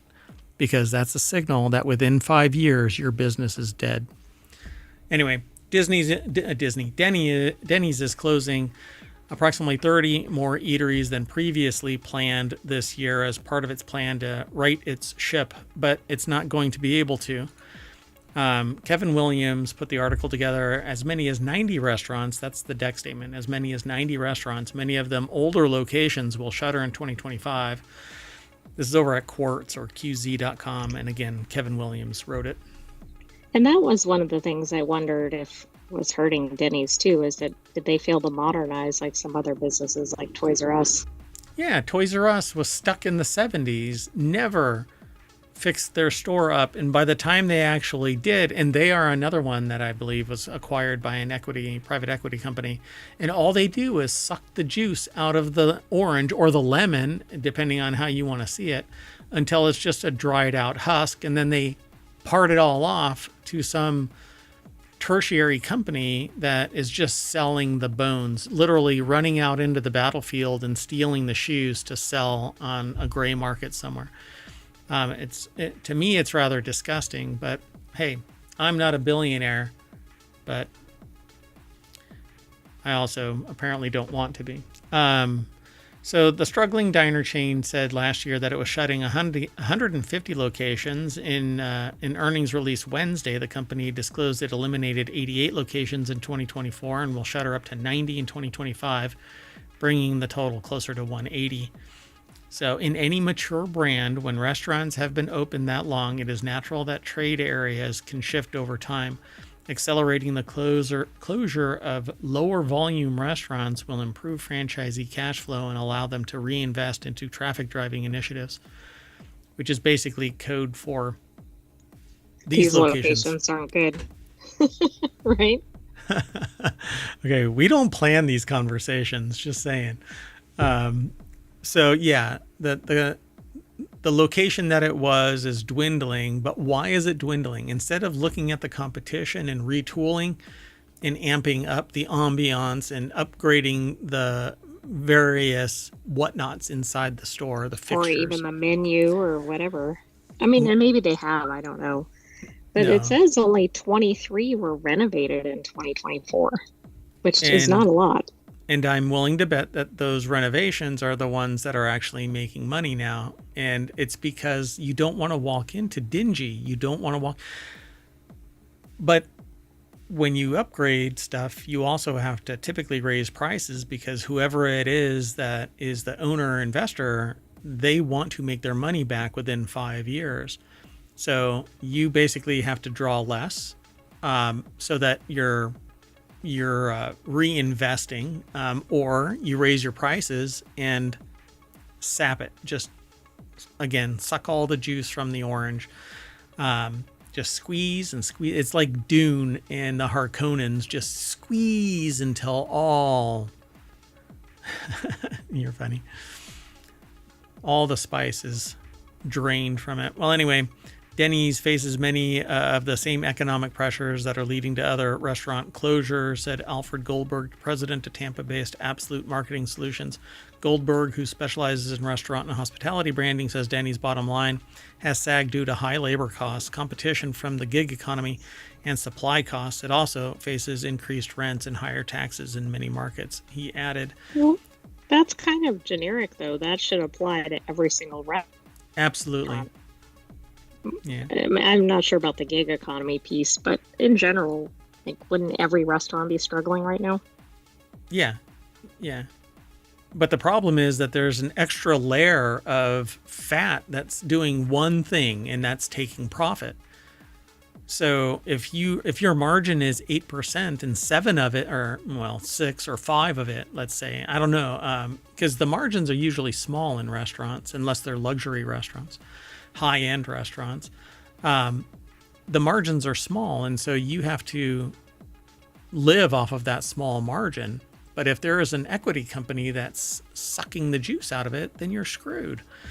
So we need to support small businesses, local businesses, and help them build a supply chain. So local businesses feed supplies to those mom and pop businesses instead of what like McDonald's is a massive juggernaut of supply chain that just happens to provide food. You got to start small. And in this particular market, I don't think that businesses like this, where they have an empty lair that's just taking profits, is good for business. So watch, just like what is it, Joann's or whatever, right? The craft store is shutting down now, and so who knows what else this knock-on effect is, and that's largely because I think other economic pressures are stopping their supply chain from even making it to the United States. Right. They probably are impacted tremendously by Tariffs, trade with China and everything. Yeah. But I also think for Denny's, I'm kind of like, what is the draw in modern times for people? Yeah. I mean, I could say that about other restaurants too. It's not unique to them, but what is their target audience? Yeah. It seems rather generic. It's a weird shade of gray, and there isn't anything that's really amplifying their message amongst all of the other restaurants. Anyway, we've talked a lot about this. We'll have to circle back around to see what the actual ramifications are, but I'm telling you that Denny's is on its way out. I'd say 5 years and it's gone. I'm actually surprised it's made it as long as it has. Yeah, it says 1,300 locations. I have a feeling that it's going to get bought by other companies. Okay, let's keep going. This next article is over in Continuity Report. TMNT officially coming. By the way, I will eat crow. I said that Bitcoin wasn't going to climb. But there were weird. See, like, I don't think that it has any inherent value. But if something forces it into having value, Well, I mean, everything could have no value, but it might have a perceived value. Now, I know some things have actual value. But... Right. And that's what this is. It's speculative value. So anyway, the reason why I say that is because Denny's might survive, pivot successfully, and flourish. But if you've already pivoted out of being privately held, publicly held, and then acquired by a private equity firm, you're in the long tail, and you will probably... It also doesn't make sense because they've apparently purchased another breakfast chain pretty recently, which, like, why? I don't know.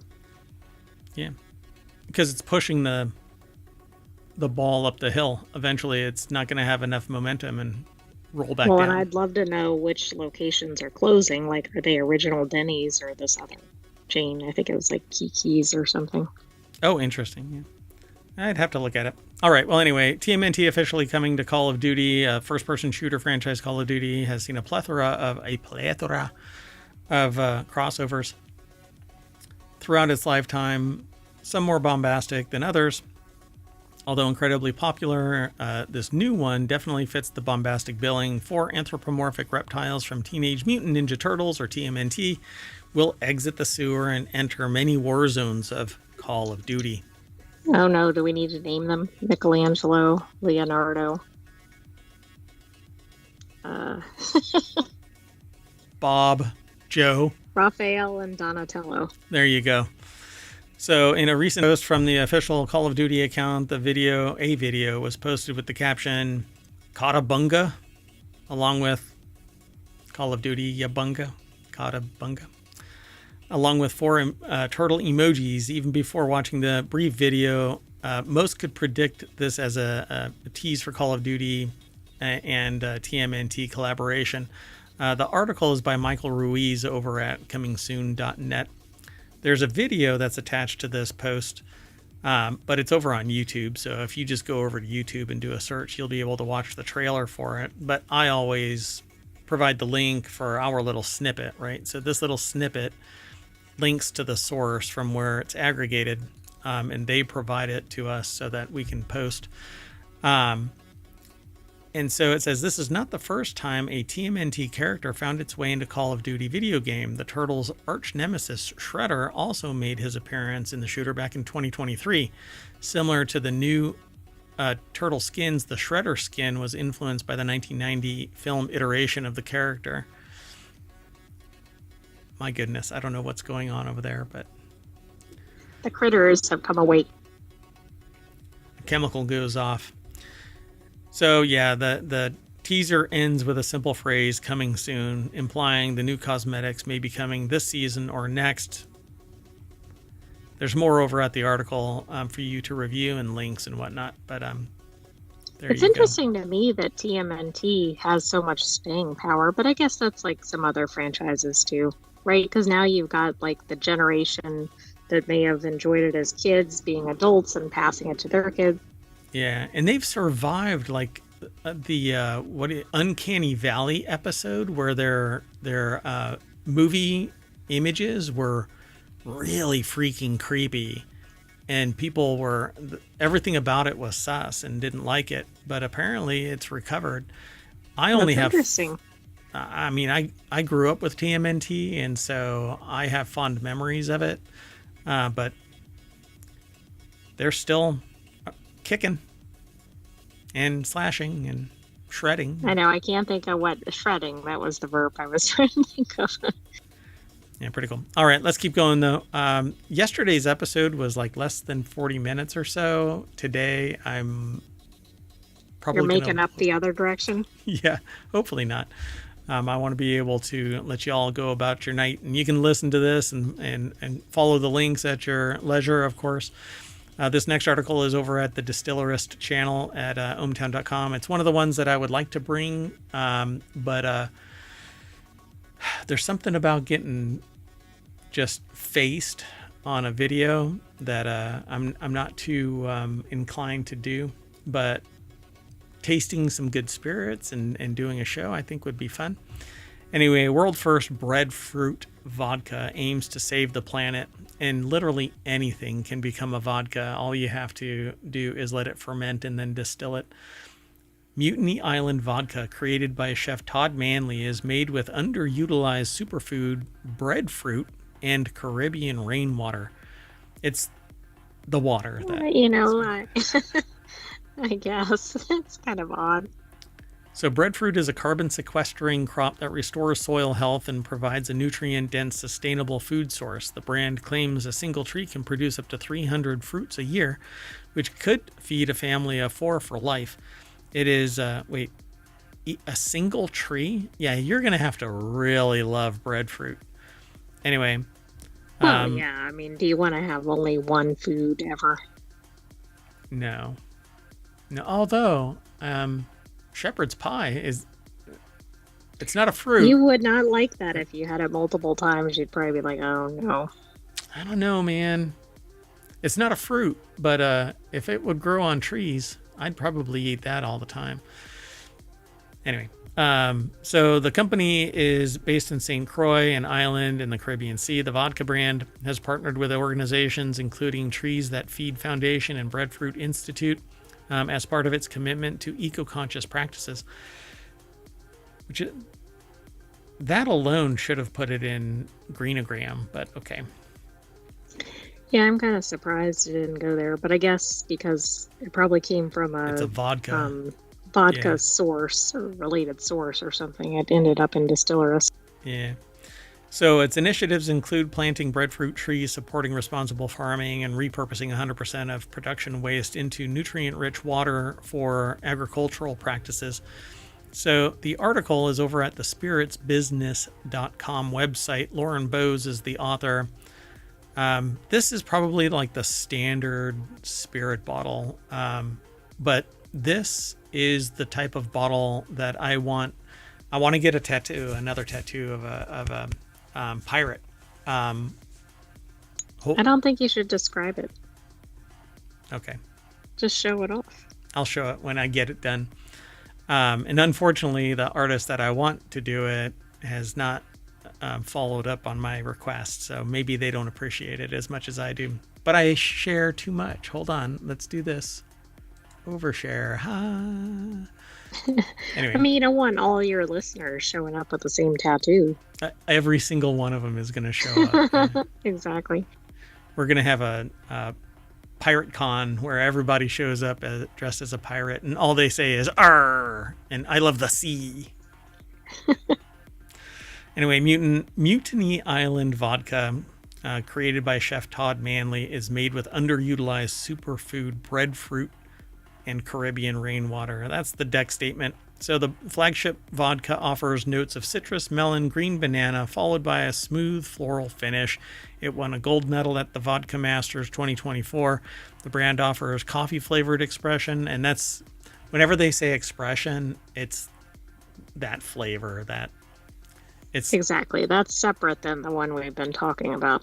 yeah, that's the distillation. And so they have a coffee-flavored expression, Mutiny Island Puerto Rican coffee and roots, which is infused with ginger, turmeric, which a lot of people pronounce turmeric, but it's not. And I've had people, when I say it's turmeric with an R, and they're like, there's no R in that.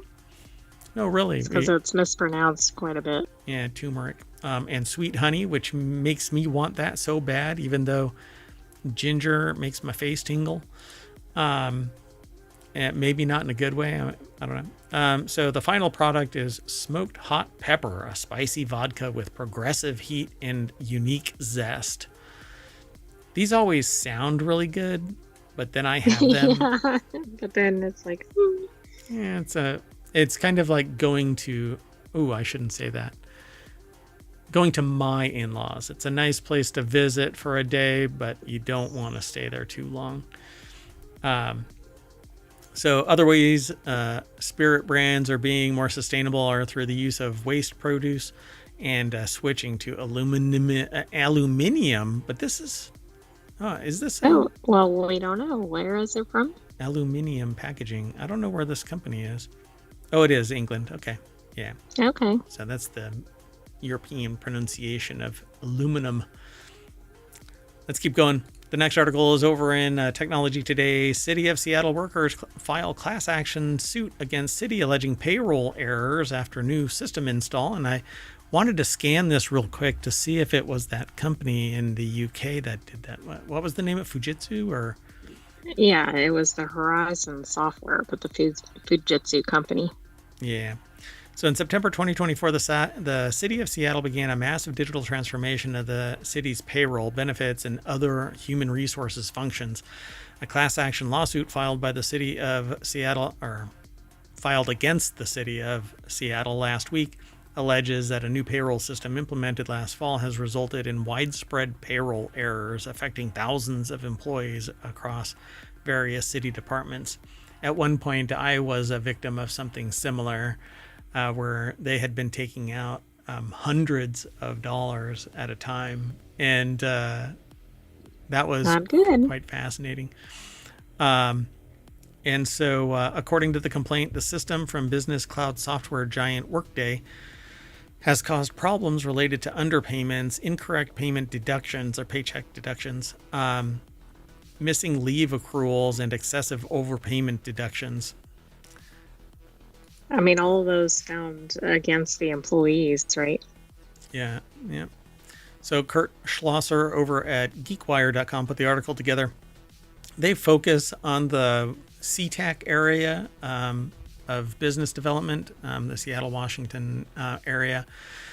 And so they say the suit filed February 7th in King County Superior Court claims that the payroll issues violate Seattle's wage theft ordinance, paid sick and safe time ordinance, and other Washington state laws. And so that would be the angle of attack. You go after them at the state level because, well, times they are changing. The city of Seattle, which employs more than 13,000 people, switched to the Workday-powered software system on September 3rd, according to the suit, in what amounted to a massive digital transformation of the city's payroll, benefits, and other human resources functions. And I appreciate that. Like, I want them to modernize systems. The problem is that modern systems have historically always been rife with more problems because it's more complex code. It hasn't been vetted a significant amount of time. So like the EV5 system that they're talking about here in this last bit of that paragraph is 30 years old. And so it's rock freaking solid, except that it's not extensible in any way. It doesn't have any advanced Right. features. Might be clunky, but it Yeah, works. but it works. Yeah. And so when I go into a company and I say, hey, you need to modernize, the modernization of these systems means that I know what it is that is going to get impacted and to the extent. But this looks like they pushed it too fast, too far, too deep into the system without vetting in stages. You know, you don't do the whole damn thing. Yeah, that reminds me of that. Was it CrowdStrike? It was the Yeah. Microsoft thing. Yeah. CrowdStrike pushed updates to every system, not little tranches to test. Is there a variable in here? If they would have sent it out to 500 systems, you wouldn't have even heard about CrowdStrike. But I guess it's good marketing because no news is bad news. Well, anyway, they're going to sue and it'll be audited by various forensic accountants to verify what all is going on and go Well, from and if there. it has things like that, to me, that goes to the very accuracy of the system. Because, for instance, if it made a payment but not the right amount, it kind of calls into question every transaction in the system. Right. And most people, they don't hawk over their whatever unless it's a significant amount. Like I knew that it was a Right. significant People amount. don't follow their paycheck information typically. Yeah. So, and I knew where it was going, and so I didn't really have a problem. And then when it was brought to their attention and they brought it back to my attention, they were like, yeah, we know about this. So here, and they remedied it. But that's how fast it should be. You know, two people talk to each other, they resolve it. But this is going to a class action because the full extent of it is unknown.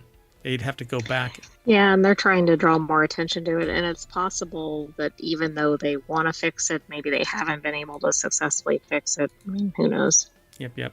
And sometimes the hubris is so overwhelming. Oh, we'll fix it. We have time, blah, blah, blah. Well, it's not your money. Let's keep going. The next article is over in Non Sequitur News. People in Florida say a dense, mysterious fog with a chemical smell is making them sick. As USA Today reports, and you can see how this is like hop, A skip, and news jump. turducken. I I didn't even news say that right. yeah, turduncan.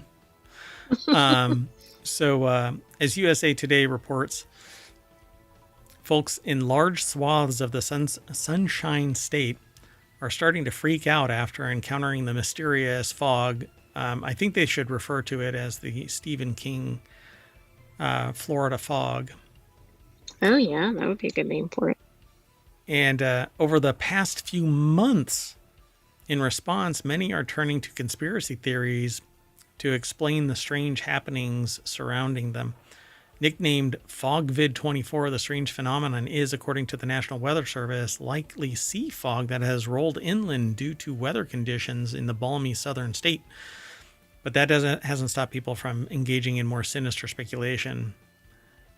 Somebody's referring But to it why as, would it have a chemical smell?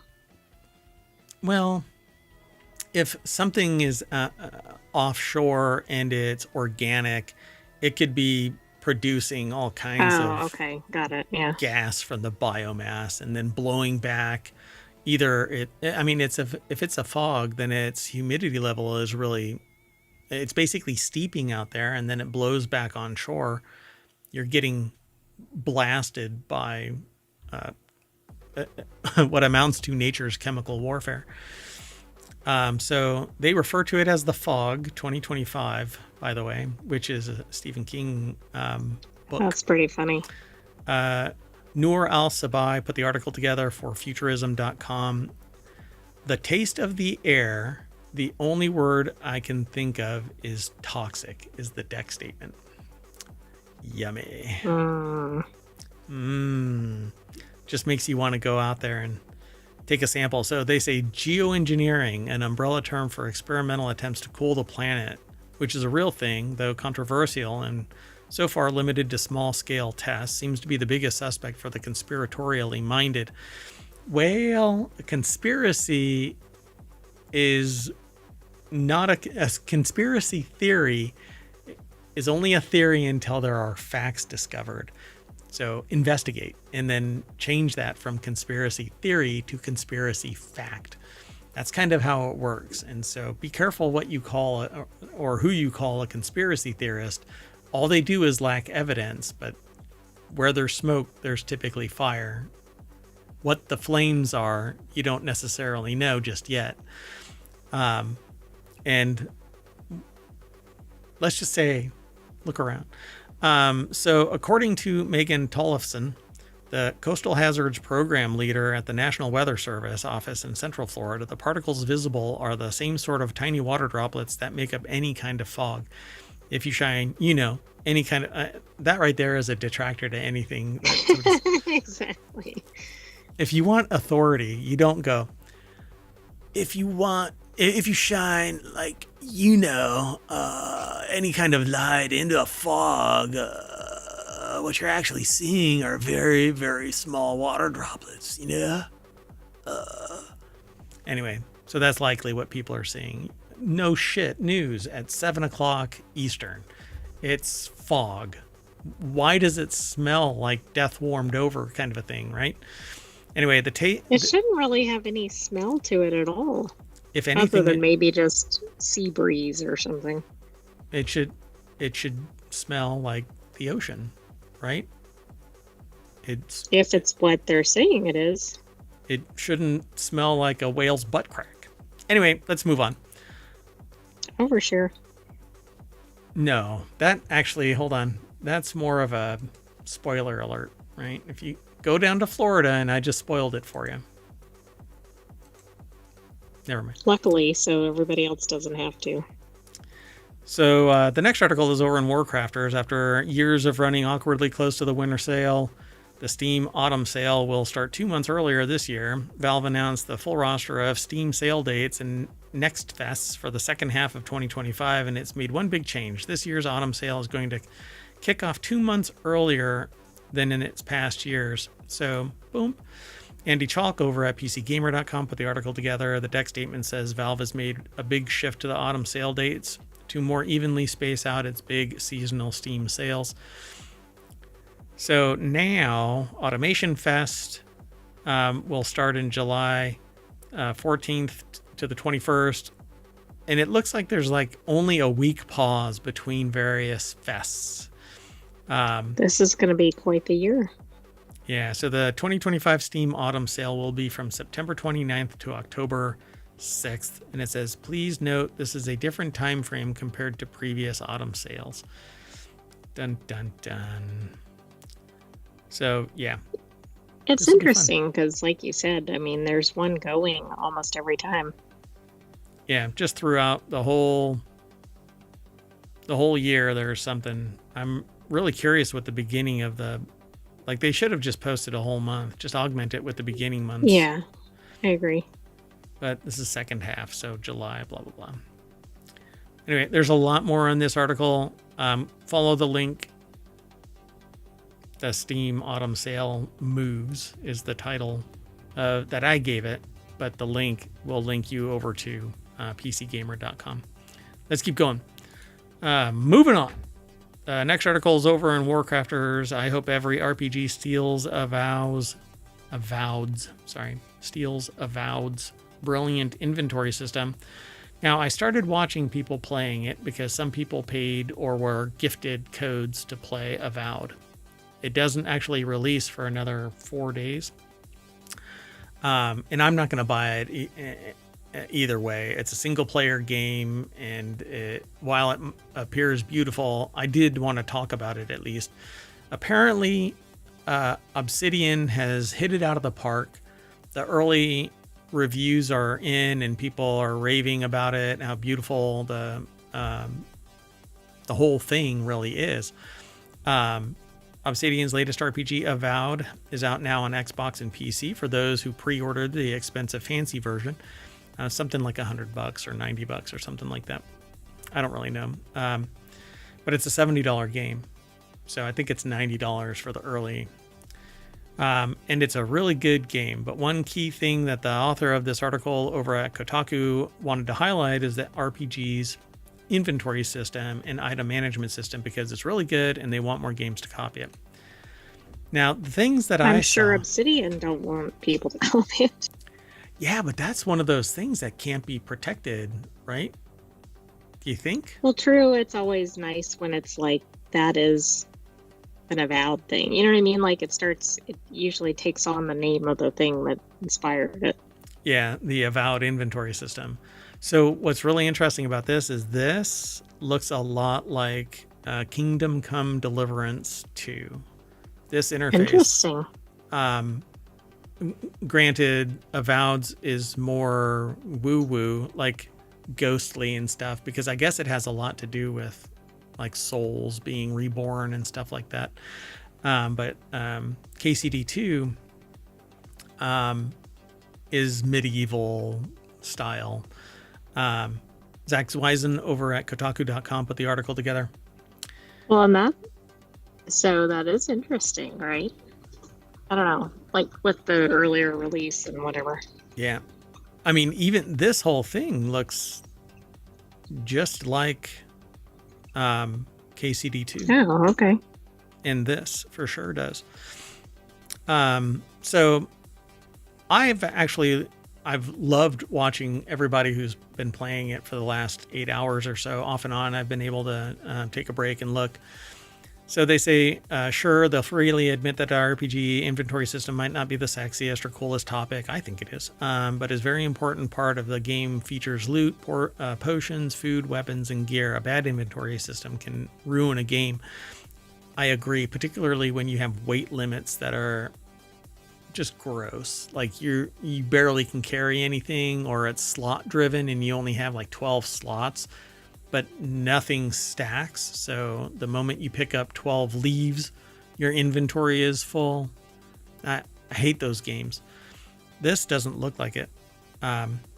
So they were happy to discover that Avowed avoids all of the annoying busy work with a streamlined and smart inventory system. The result is more enjoyable experience because you spend less time fussing about 400 items and more time doing stuff you actually want to do in a big RPG.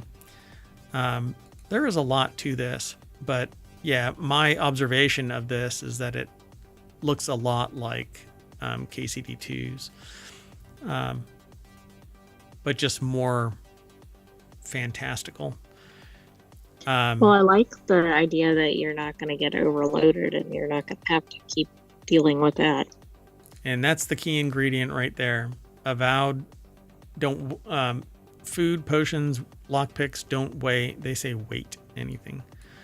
So consumables don't take up any space, don't weigh you down. Now, to a point, that's okay, but it avoids realism because food really is heavy, particularly liquids. But that's not the purpose of this game because it is fantastical. So likewise, crafting and upgrade materials, iron, wood, furs also weigh nothing.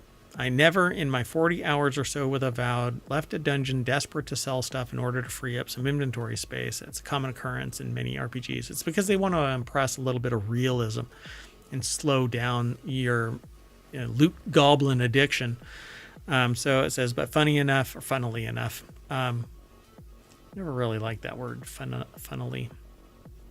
Because it's an odd word. You won't even have to do that, because you can always break down any weapon or piece of gear you find at any time and get its resources. So even if you are burdened by something, all you have to do is break it down. Then you can use those resources, which weigh nothing, to upgrade your equipped gear and make it better. It's wonderful, and I agree. I think it's a lot of fun. Love the idea of it, but I love multiplayer games. Even if I don't play multiplayer, I want the option to call somebody up, or text somebody and say, just log in, let's play the game. I think it would be a blast. Will you be playing this? No, not unless I get a free code, and I don't. I'm not big enough to do that, but I want to fight monsters, it says, meet new characters, explore strange lands, and save the day. And in fact, I probably wouldn't I would rather gift that code to other people that would play it, maniacally, because it would be fun to watch people that are passionate about this style of game, unless I have like base building, survival crafting kind of mechanics to it, like No Man's Sky or upcoming. Right. Or Light No Fire. Yeah, Light No Fire is the new one that's coming. And countless others. I mean, there's just so many. I'm just not really that hip to it. So, but anyway, a lot of people are playing this right now. So that would be me if I could find my forever game. Come on, somebody develop my forever game. Which is I don't know yet. Minecraft plus something. Minecraft and I don't know. I just don't know. Light No Fire might be. Yeah, like that maybe. Yeah. Let's keep going. Next article is over in the Marvel Channel. Disney Parks' most infamous earworm is getting its first extended cut, and I'm not sure what this is. What is the... Oh, I know exactly what it is. I did look ahead, but I predicted it before I looked at it. So It's a Small World? Yeah. Yeah. I mean, it's right there in the title. Not in the title, but in the little snippet. So in celebration of its 70th anniversary and to honor late composer Richard Sherman, Disney will add a brand new final verse to It's a Small World this summer. Sabina Graves over at Gizmodo.com put the article together. The deck statement is what I just got done saying. So the earworm heard all around the small world within each global iteration of Disney Parks' classic boat ride is getting a massive change in time for Disneyland's 70th anniversary. I thought wasn't it just its 50th?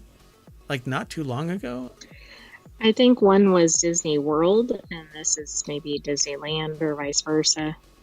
We did see something recently. Like it's 50th, right? Yeah, but I think it was the other park. Interesting. Okay. The original attraction, It's a Small World, at the Anaheim, California park will be getting an extended cut of its theme song written by Richard Sherman before his passing last year. Sherman left the new verse for It's a Small World to Bob Iger in 2023 as a parting gift to the studio that changed his life as part of the Sherman Brothers. Along with his brother Robert, Richard Sherman was responsible for some of the most timeless Disney songs for films and Disneyland attractions, including Mary Poppins, The Many Adventures of Winnie the Pooh, and of course, It's a Small World. Wow. I mean, this is like on the engineering side or Imagineer side, right? The one person that's responsible for like everything for the company. Particularly that, It's a Small World is everybody grows up hearing that, at least, within earshot of any Disney property. And by property, I mean the intro to Disney movies do that It's a Small World kind of a theme song. So it says, here's the video that Disney Studios released to honor Sherman with the added lyrics, which will be featured on the beloved attraction beginning July 17th, Disneyland's 70th birthday. So they're releasing it before the actual release. They're doing the whole thing. Yeah, that's interesting. Kind of sucking the wind out of the draw. But maybe people can't afford to go and people can't go or whatever, right? And they just want to spread this great new message. I'm not going to play it here. I'm going to let y'all follow the link. You can go through ohmTown, or you can just go over to YouTube and look for the last verse, Disney. But it is surprising that they're doing it in advance. Yeah, it's interesting. So the story of the song's new verse will be featured in another experience inside the Main Street Cinema, where park guests visiting the Disneyland's milestone anniversary can watch the short above as a tribute to the Sherman Brothers. And at the Main Street Opera House, park goers can explore a curated gallery dedicated to Disneyland's opening with art, artifacts, and images, some never before seen as well. Well, that's cool. If you're in the area, you might want to go check it out. Yeah. But after May. Yeah. Yeah. July 17th will also mark the arrival of Walt Disney Animatronic that is set to be featured in a new show, Walt Disney: A Magical Life. To celebrate the moment, Imagineering will host an exhibit tracing the progress made with audio animatronics from the park's opening through to today. Pretty cool. All right, let's keep going. Next article is over in WarCrafters. 30 years ago, the Superb Owl halftime show was Indiana Jones? Which makes no sense. Yeah, I thought this one was interesting. Kendrick Lamar's riveting, incisive, Superb Owl performance is likely to go down in history for many reasons, not the least of which is that it was the most watched halftime show of all time. It was a sharp contrast against the Superb Owl entertainment interval used to look like.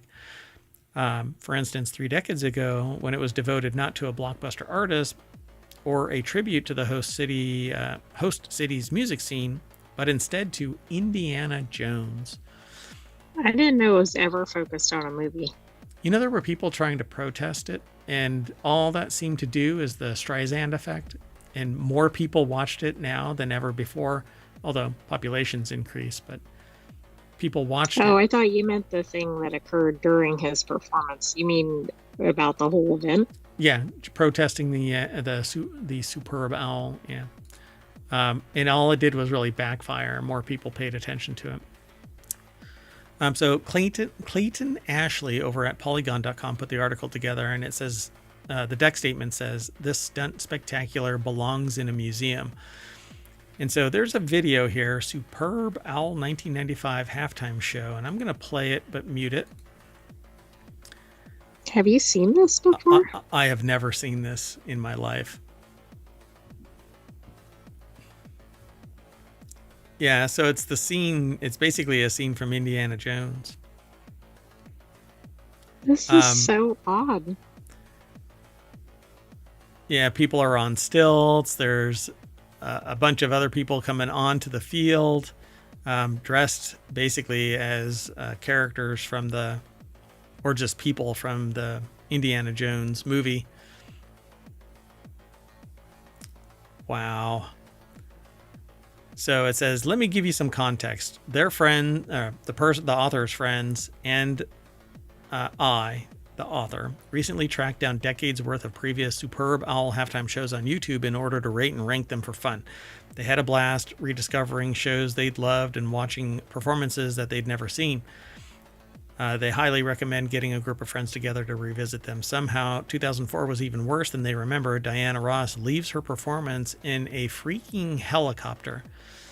But the Indiana Jones thing is from 1995. Indiana Jones stunt show now seems like an odd choice for the 1995 Superb Owl, especially since the franchise's third and at that time final movie hit the theaters in 1989, 6 years earlier.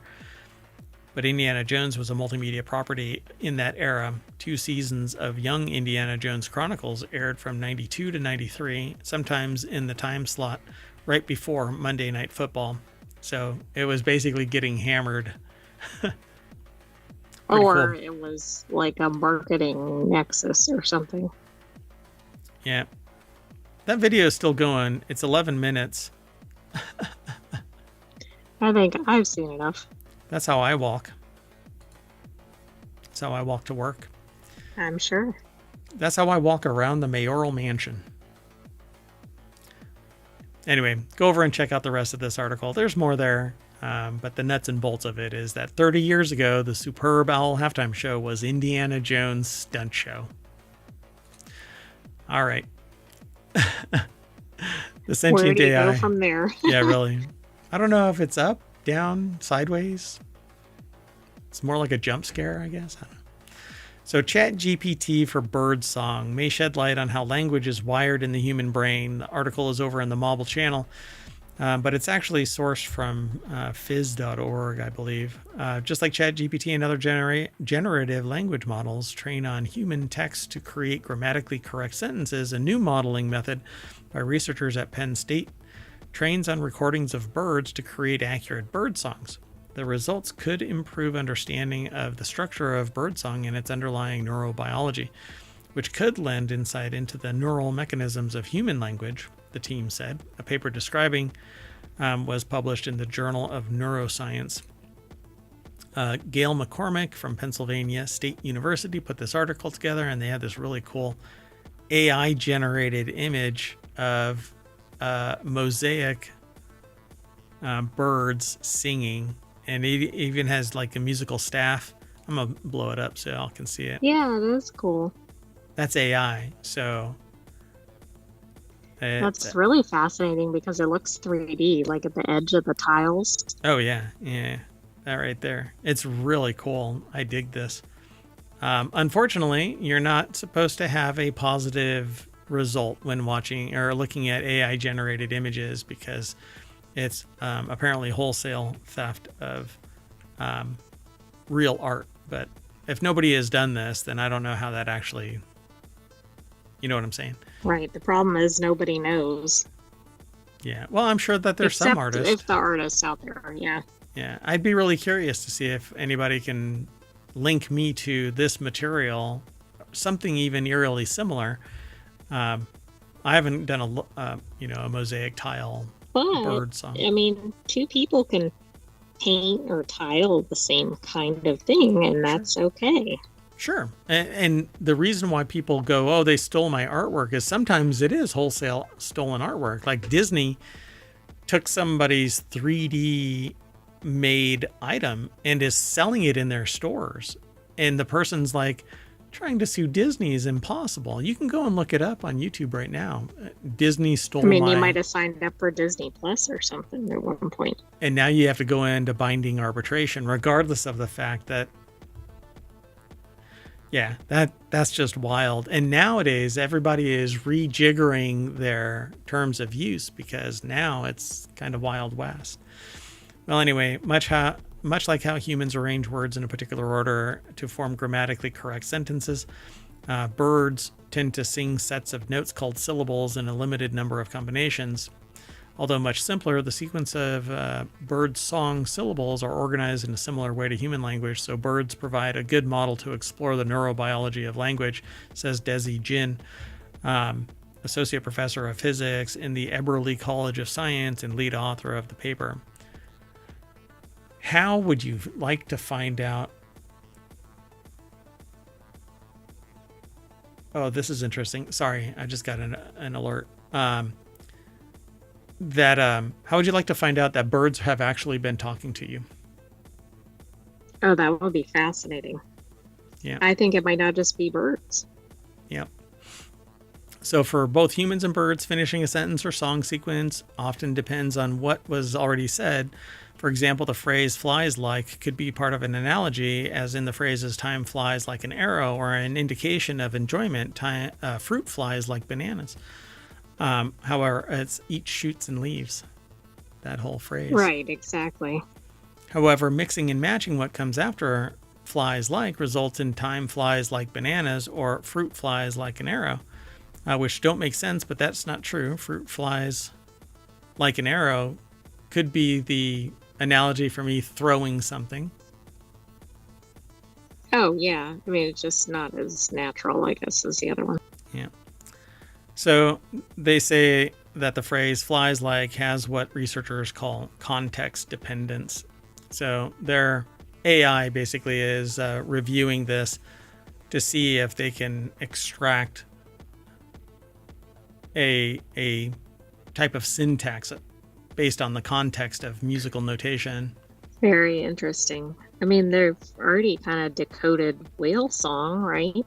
Yep.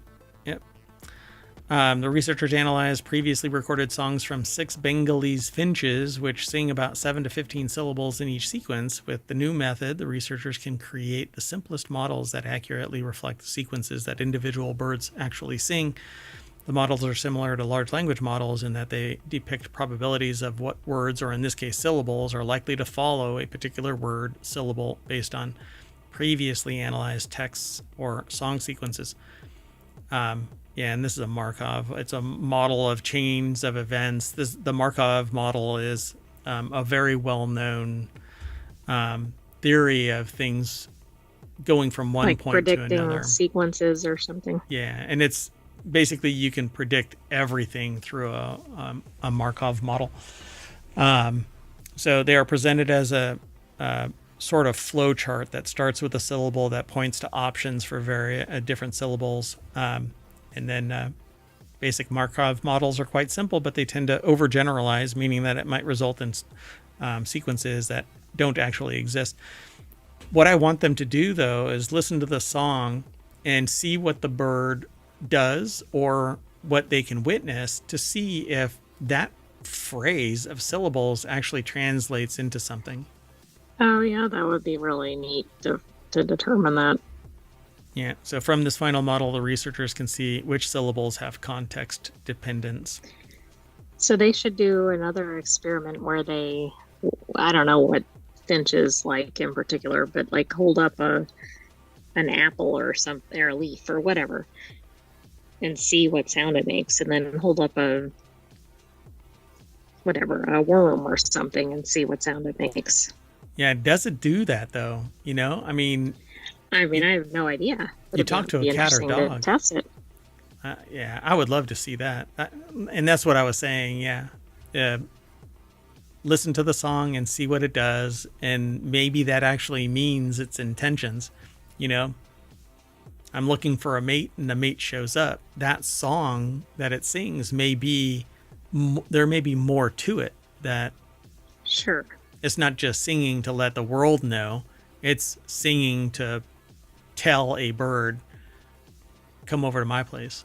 You know, it's tweeting a booty call.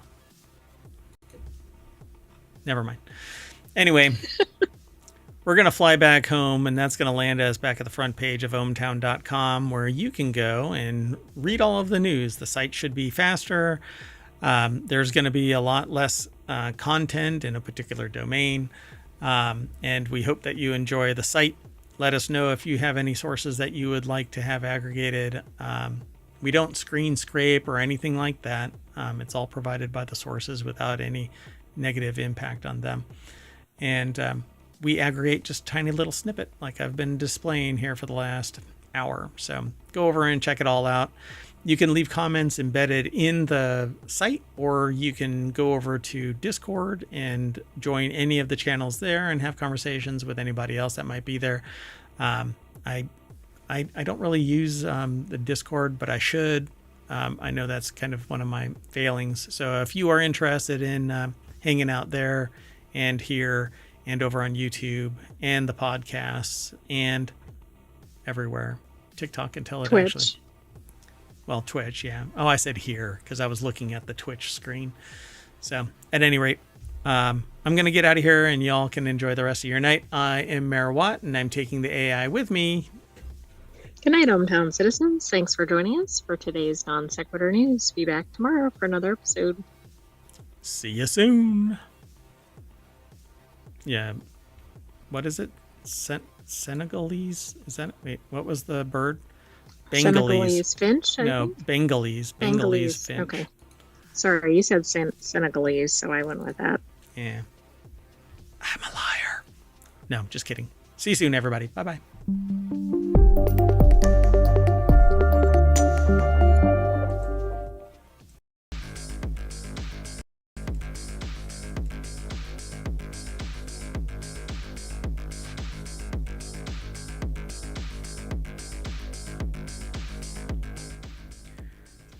Hello, everybody, and welcome to Non Sequitur News for February 14th, 2025. It's Season 4, Episode 45. 45. Jazz hands. I am Mayor Watt, and along with the Sentient AI from the future, we talk about 10 articles every single day. Well, Monday through Friday. And on Saturday and Sunday, we actually do an hour and a half worth of shows.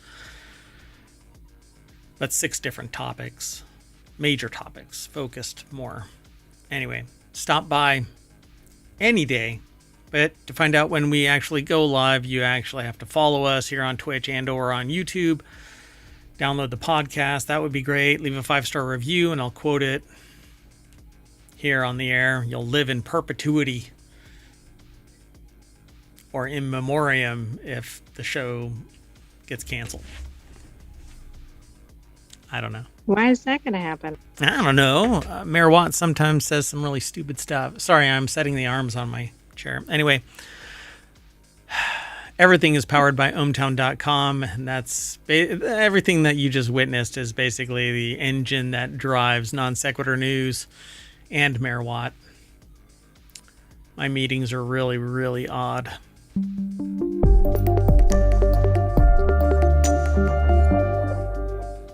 Hello, sentient AI from the future. Hello, Mayor Watt, and hello, hometown citizens. And to those of you in places celebrating, happy Valentine's Day. Yeah, happy Valentine's Day. We actually have maybe one thing in the news that has to do with,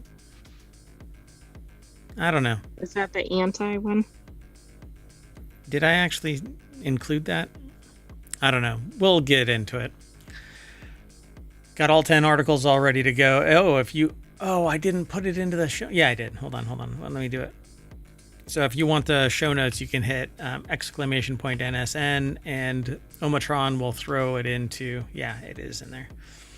And it's already embedded in the description, the show notes. So go and check it out over on YouTube as well. 1,800 episodes. We're growing the show. If you want to tell a friend, that would be great. If you want to stop by at any time, that's great too. The channel's actually on Twitch. Like, the chat is connected to Omatron, so you can always get the latest episodes notes, but not past episodes, at least not yet. There's 1,800 episodes. I'd have to figure out a way to facilitate that. Well, anyway, let's get going. First article is over on Wanted, and it's kind of an anti-want, but it's a wanted for, I guess, Reddit.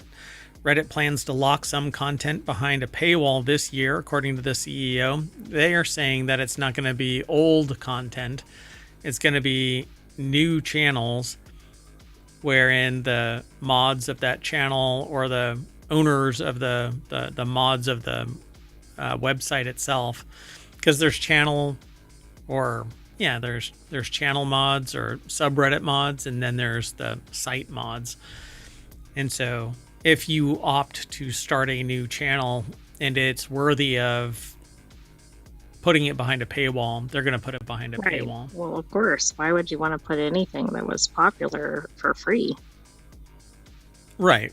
Yeah, I mean, but see, information will leak. That's just how it is.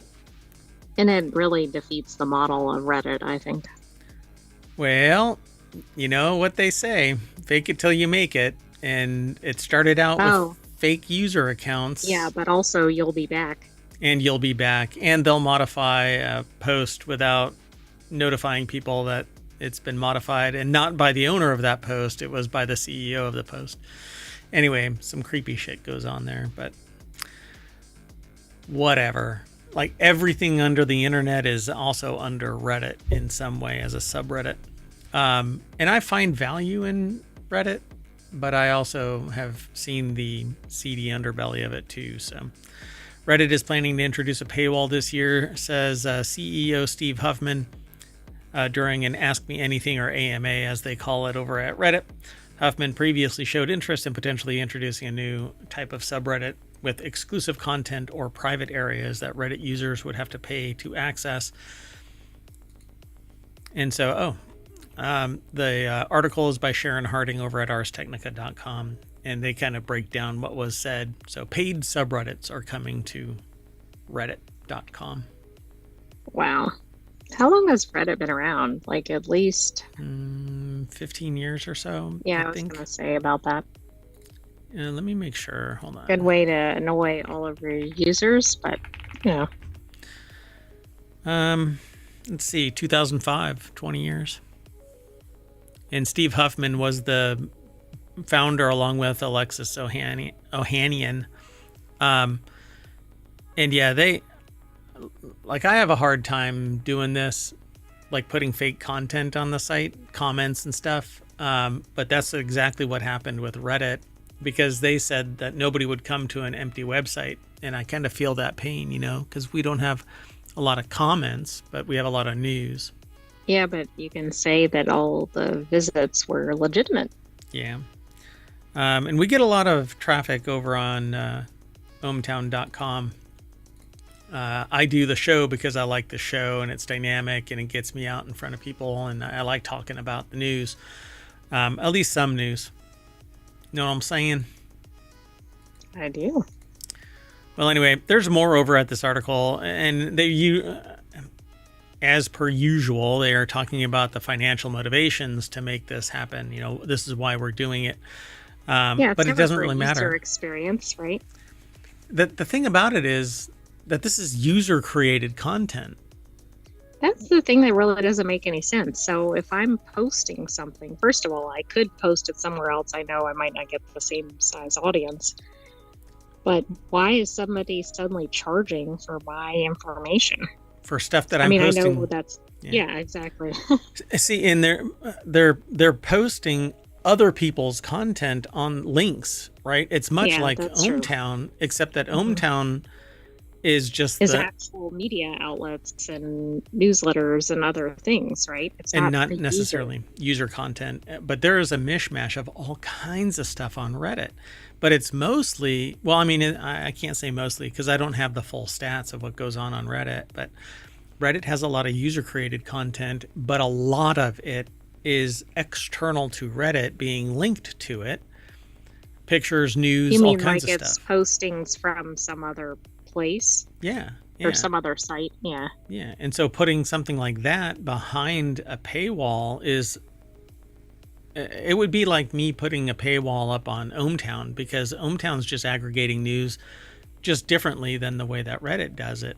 And I don't have any of the user created content in there. I only have content that's created by third parties that allow this kind of value add.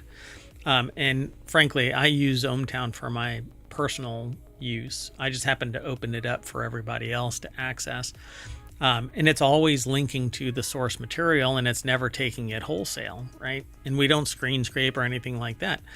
Reddit literally does not pay anybody, but all of the content is going to these. Right. The I've people are always thought going it to was an Reddit. odd model, but yeah. Yeah.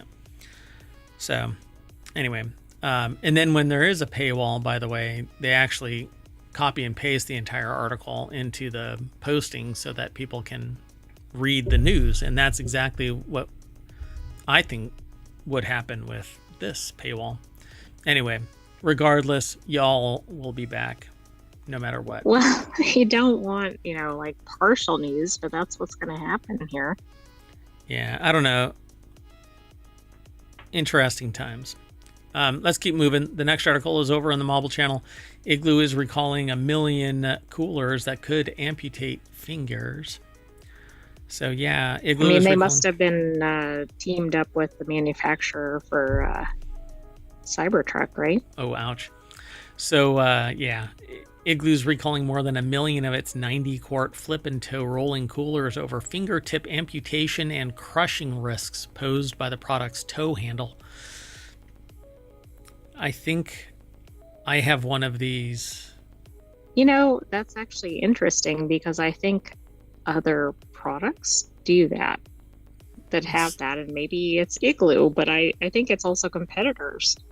Yeah, I'm not quite sure exactly what it is. The tow handle on the company's 90-quart flip and tow rolling coolers could pose fingertip amputation and crushing hazards, according to this article over at Quartz or QZ.com. It's written by Brittany Nguyen. And it says here that they're recalling more than 1 million 90-quart flip and tow. I don't know how they actually do it, but the cooler company issued the recall on Thursday, urging customers to stop using the product and to request a replacement handle for free from the company, according to its notice with the Consumer Product Safety Commission, which, who knows? But they were sold since 2019. We're in 2025. And how many people are tracking cooler recalls? Like, they might be tracking things like a car recall, right? Major purchase. But so the source for this is, like, I guess kind of all over the place. The CPSC website is where it's the notice is housed. The recall impacts 1,060,000 coolers from the US, 47,000 in Canada, 23,000 in Mexico that were manufactured before January of last year, according to Igloo. Let's see, the manufacturing date is imprinted in the bottom of the cooler in a circular design that has an arrow pointing to the month and a circle around the last 2 digits of the year. In a statement shared with NPR, Igloo said, through rigorous testing and proactive steps, we are constantly improving our products to meet highest safety standards. All right. Well, I'm glad they're doing it, but I wanted to get out there. I am too, but why did it take this long?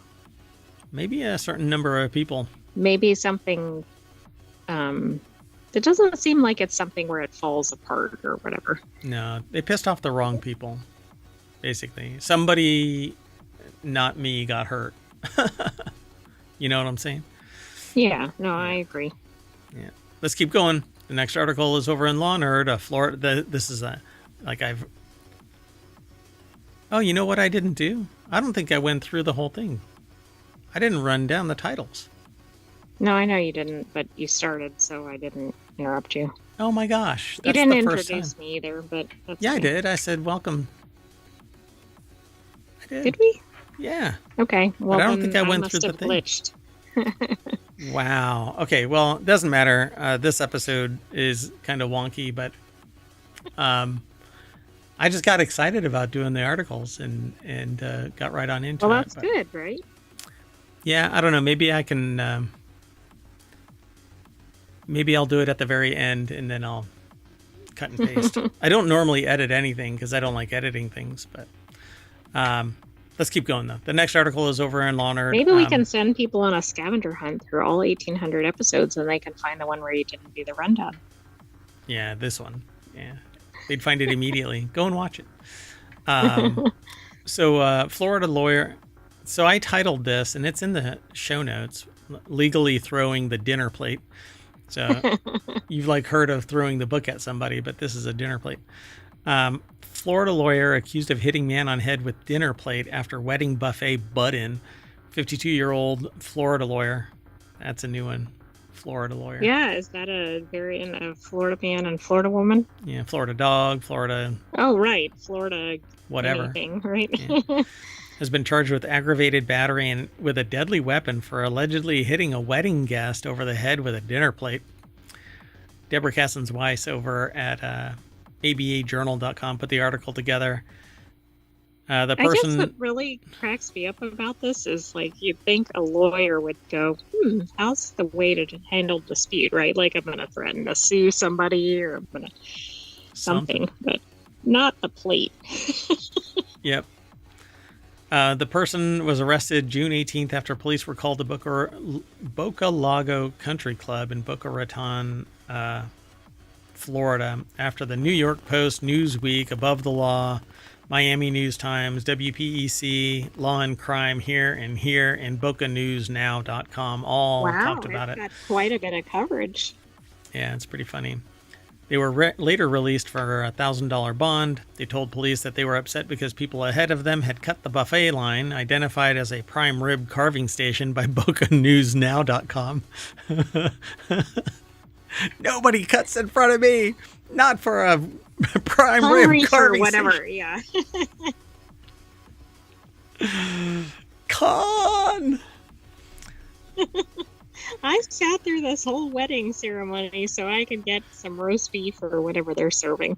I want prime rib, none of this you cut in front of me bullshit. Get off my lawn. They admitted that he got into an argument with the victim and shoved them, but they denied hitting them on the head with a plate, according to the police report cited by Law and Crime. This is a wedding. I wonder how much of the wedding photography captured this moment. If the photographer is just constantly snapping candid shots. They have the various phases of the plate above the head, lowering, exactly. Yeah. Oh, my eye is itching. Gosh. So the victim told police that his niece got in line ahead of him and then agreed to let two girls join her. Police said in a probable cause affidavit. So that was the probable cause. One of the girls was identified as the victim's daughter. After the argument began, the victim alleged he was hit over the head with a plate and then shoved and grabbed by the collar by this guy who was holding a plate over his head. In line. I was he wasn't even the line cutter. Yeah. He was being nice and let three girls get in front of him.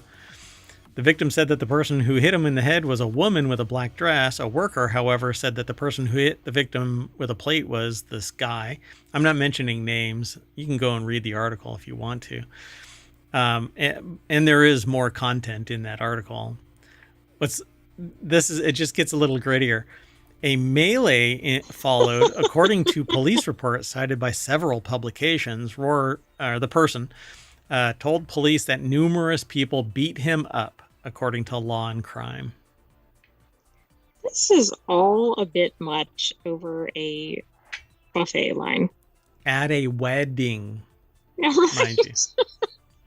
You know, I bet the bride or somebody was probably crying during all of this because they're like, oh, it's ruining the wedding. Police are going to show up. Yeah. I hate when police show up at my weddings. Let's keep going. Plural. So does this happen every time?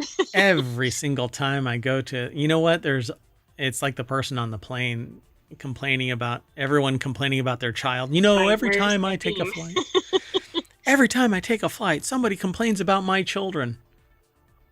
Well, right. What's the common theme here? All right. Well, the next article is called Helldivers Lost a Planet. The article's actual title is Helldivers Just Failed a Major Order and Lost a Whole Dang Planet. On Wednesday night, the author of this article enjoyed their evening by playing a few rounds of Helldivers 2 with friends. The major order was to defend against 11 attacks from the Illuminate. And with 9 successes, they figured that they were safe to let the night crew clean things up. They slept soundly with the knowledge that they'd done their part protecting humanity, but awoke to find a horrifying revelation on their Super Destroyer's console. They failed the mission so bad that the Illuminate destroyed a whole planet, and now they're aiming for Super Earth. Wow. Now, does that mean that the whole game lost a planet? Or that the player? Yeah. I assume it means the whole game. The whole game, yeah, apparently. Wow. So I'm pouring one out for Angel's Venture. Is the deck statement at this Polygon article by Cass Marshall. Yeah, I don't play Helldivers. I watch people play it because, I prefer talking about the news and my attention span is like a goldfish or a cat, just wandering off. La la la. Hey. Oh. Hey, or what? We're still doing the show. What? Oh, we're streaming. Oh, okay. Well, in order to understand the tragic fate of Angel's Venture, you have to understand Meridia. The Meridia wormhole has been like a cosmic Chekhov's gun, just waiting ominously for in Terminid space. Meridia was once a planet, but it developed into Terminid supercolony. In order to stop an endless swarm of mutated Terminids, Helldivers had to pump the planet full of mysterious dark fluid until it collapsed upon itself. Was it kind of our fault that Meridia became a super colony? Technically, that's one way to look at it if you hate liberty. So when the Illuminate first showed up, fans speculated that they would be linked to the Meridia wormhole, and sure enough, some weird stuff started happening on the cosmic map. While they dutifully chased down robots wearing jetpacks, the Illuminate were gathering their own dark fluid. Upon logging in on Thursday, the author says that they were greeted with the following message. Angel's Venture has been torn apart by the gravitational pull of the Meridia Singularity. This is an incalculable loss. The land cultivated by generation, the lives of the Super Earth citizens whose evacuation could not be prioritized, the proud pines shading the Democratic Youth Scouts campground, all gone forever, ripped to shreds by savage cosmic forces. Finally, the Illuminate hiding behind their mask of intelligence and sophistication have revealed what they truly want: carnage. The president of Super Earth has announced a galaxy-wide mourning period of 24 hours. So the map has been changed. That is pretty spectacular. They have no doubt that Super Earth scientists are working overtime to figure out a solution, but Angel's Venture will never recover from such a tragedy. It's evolving galaxy of Helldivers 2 that makes them think that the game, like the game so dang much. While new players may never understand the tragedy at hand, every time they gaze at the scattered rocks that remain, they shed a single solemn tear. This is pretty cool. This is really entertaining here. Yeah, and so this is an ongoing thing where the developers actually launch attacks like calculated, and it just becomes canon, part of the omniverse that is Helldivers 2. It's quite fascinating, and it kind of pulls me in, but I don't know enough people to play this game, with any regularity, Right. let alone with this level of determination where I could stop a planet from being imploded. But I do like that. I mean, that would be something to draw somebody in. Yeah, it's a lot of fun. I like it. So there's more in this article, so go over and check it all out. All right, let's keep going. This next article is over at Rounders Gear, which is one of the many channels. This focuses on games like poker. Well, a poker player who posed as Lord, imprisoned in a £400,000 fake cruise scam. A British gambler and fake Lord Richard Lester operated bogus cruise company. They scammed 184 vacationers from across the world out of £400,000 while living the high life. Was sentenced to 5 years in prison at Chelmsford Crown Court. So I guess this was the person, a British quote-unquote professional gambler who claimed to be a lord and scammed almost 200 people through his Ponzi-style sham cruise company, has been sent to prison for 5 years. How did they figure it out? Did they not get to take a cruise or something? So the jury was not told that Lester had spent 3 years in an offenders institution. Securing justice for the victims meant scouring several bank accounts to trace exactly where the money went. All their money leads back to Lester. His greed left hundreds of people thousands of pounds out of pocket. Yeah, they just investigated. He was found guilty this week on charges of fraudulently trading and concealing criminal property after a 9-week trial at Chelmsford Crown Court. Well-planned and complex fraud carried out over a lengthy period of time. The only reason why I chose this is because he posed as a lord. Yeah, I mean, that takes some doing, like if you're showing up, for instance, in your own car or something, it's kind of hard to pull that off. Like, what lengths did he go through? Richard Lord Lester is pictured in this article picking up a prize at the World Travel Awards 2012, although they should probably make him give it back. Yeah, he basically duped people out of this money through his business Cruise Direct UK. The company purported to allow customers to purchase miles to be exchanged for cruise vacations, but it was a scam. I don't know how this could work. I mean, he'd have to move extremely fast. Well, that's the thing. It doesn't seem like this would go for very long before somebody would discover it. Hold on a second. Oh, interesting. Previous offenses, although maybe as a youth, for similar issues. Oh, interesting. Yeah, so they came from far and wide as Australia, Canada, France, Germany, Japan, as well as US and UK. Around $2,000 on average was taken from each person. So he had to move pretty fast. So the article is by Philip Conneller over at casino.org. We don't even take the pictures, but for whatever reason, the articles from casino.org allow the whole thing to snap. They overshare. Yeah, they overshare. Oh, hold on. We can do that. For whatever reason, I can't stop it. I limit what they provide, but they post the whole thing. Anyway, thought it was really interesting. Philip Conneller over at casino.org put the article together. Poker player who posed as Lord, or it should say as a Lord, imprisoned in £400,000 fake cruise scam. All right, let's keep going. This next article is over in the Mobile Channel.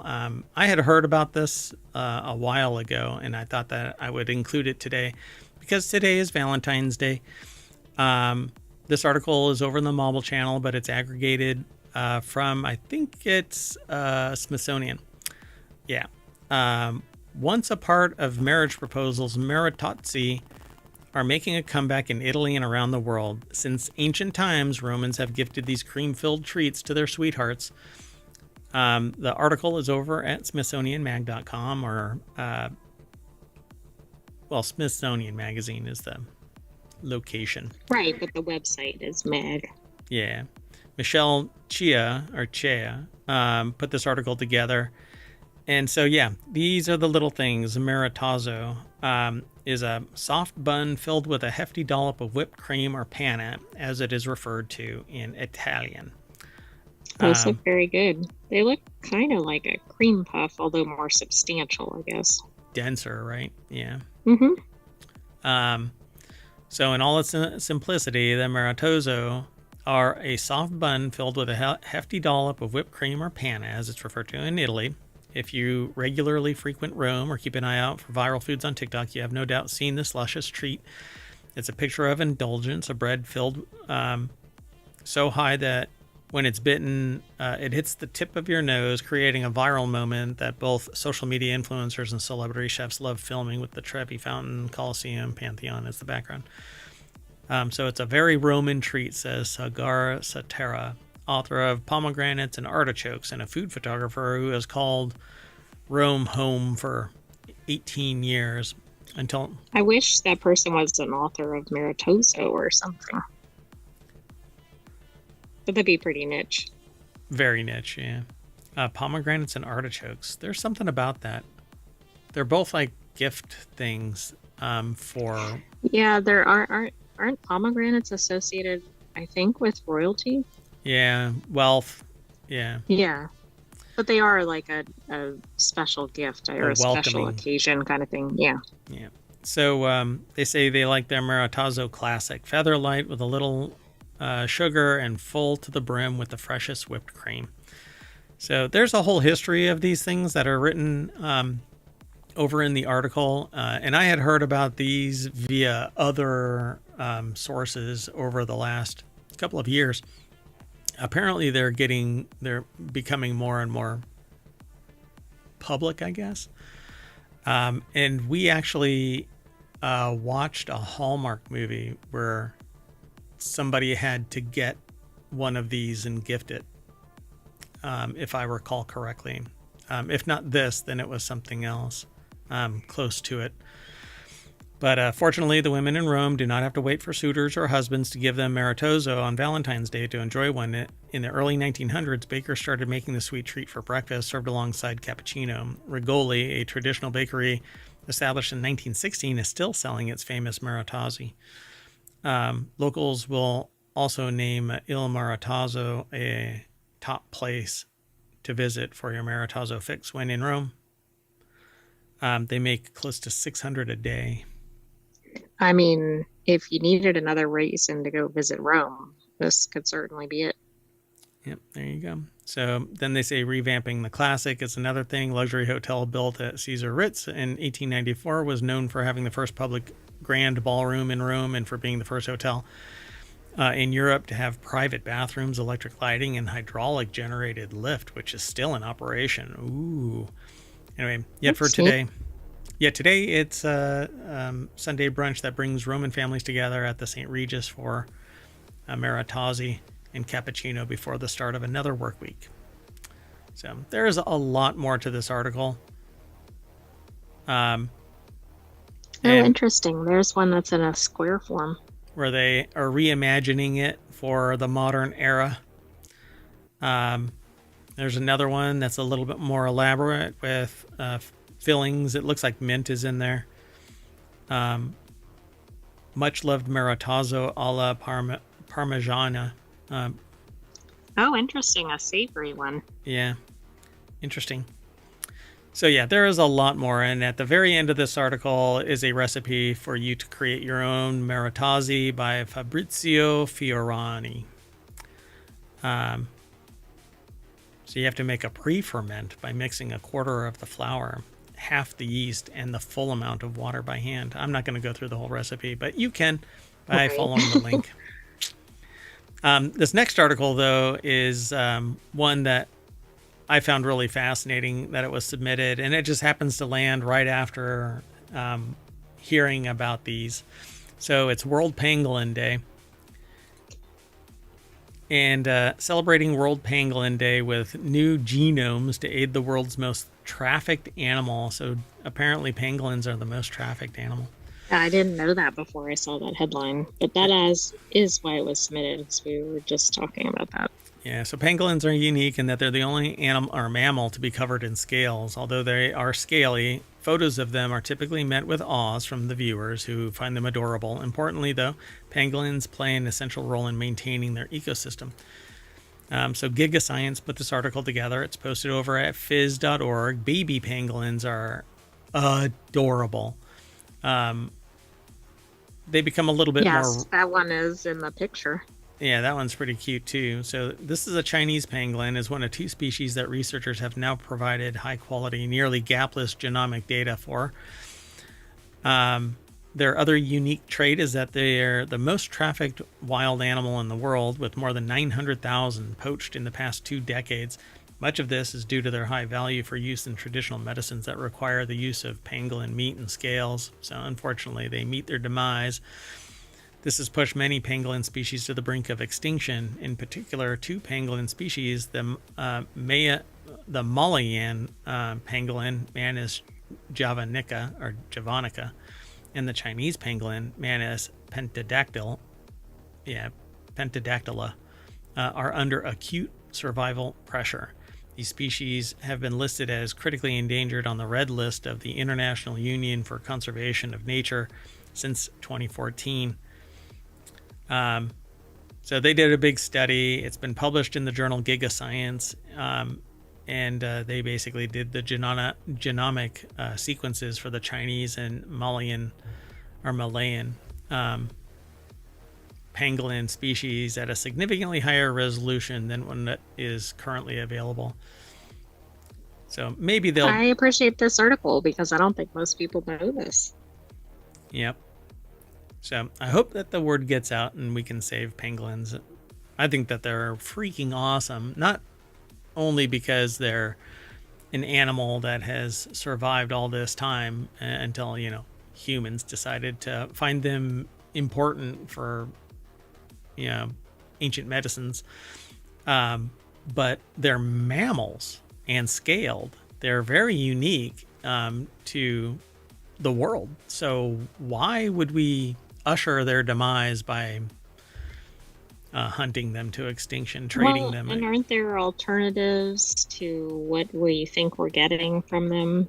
No. Like, can we make synthetic something for medicine or? No.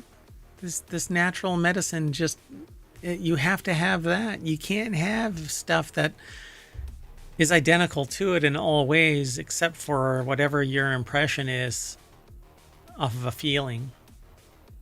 I mean, I bet we could just watch some of the, is it chimpanzees? Yeah.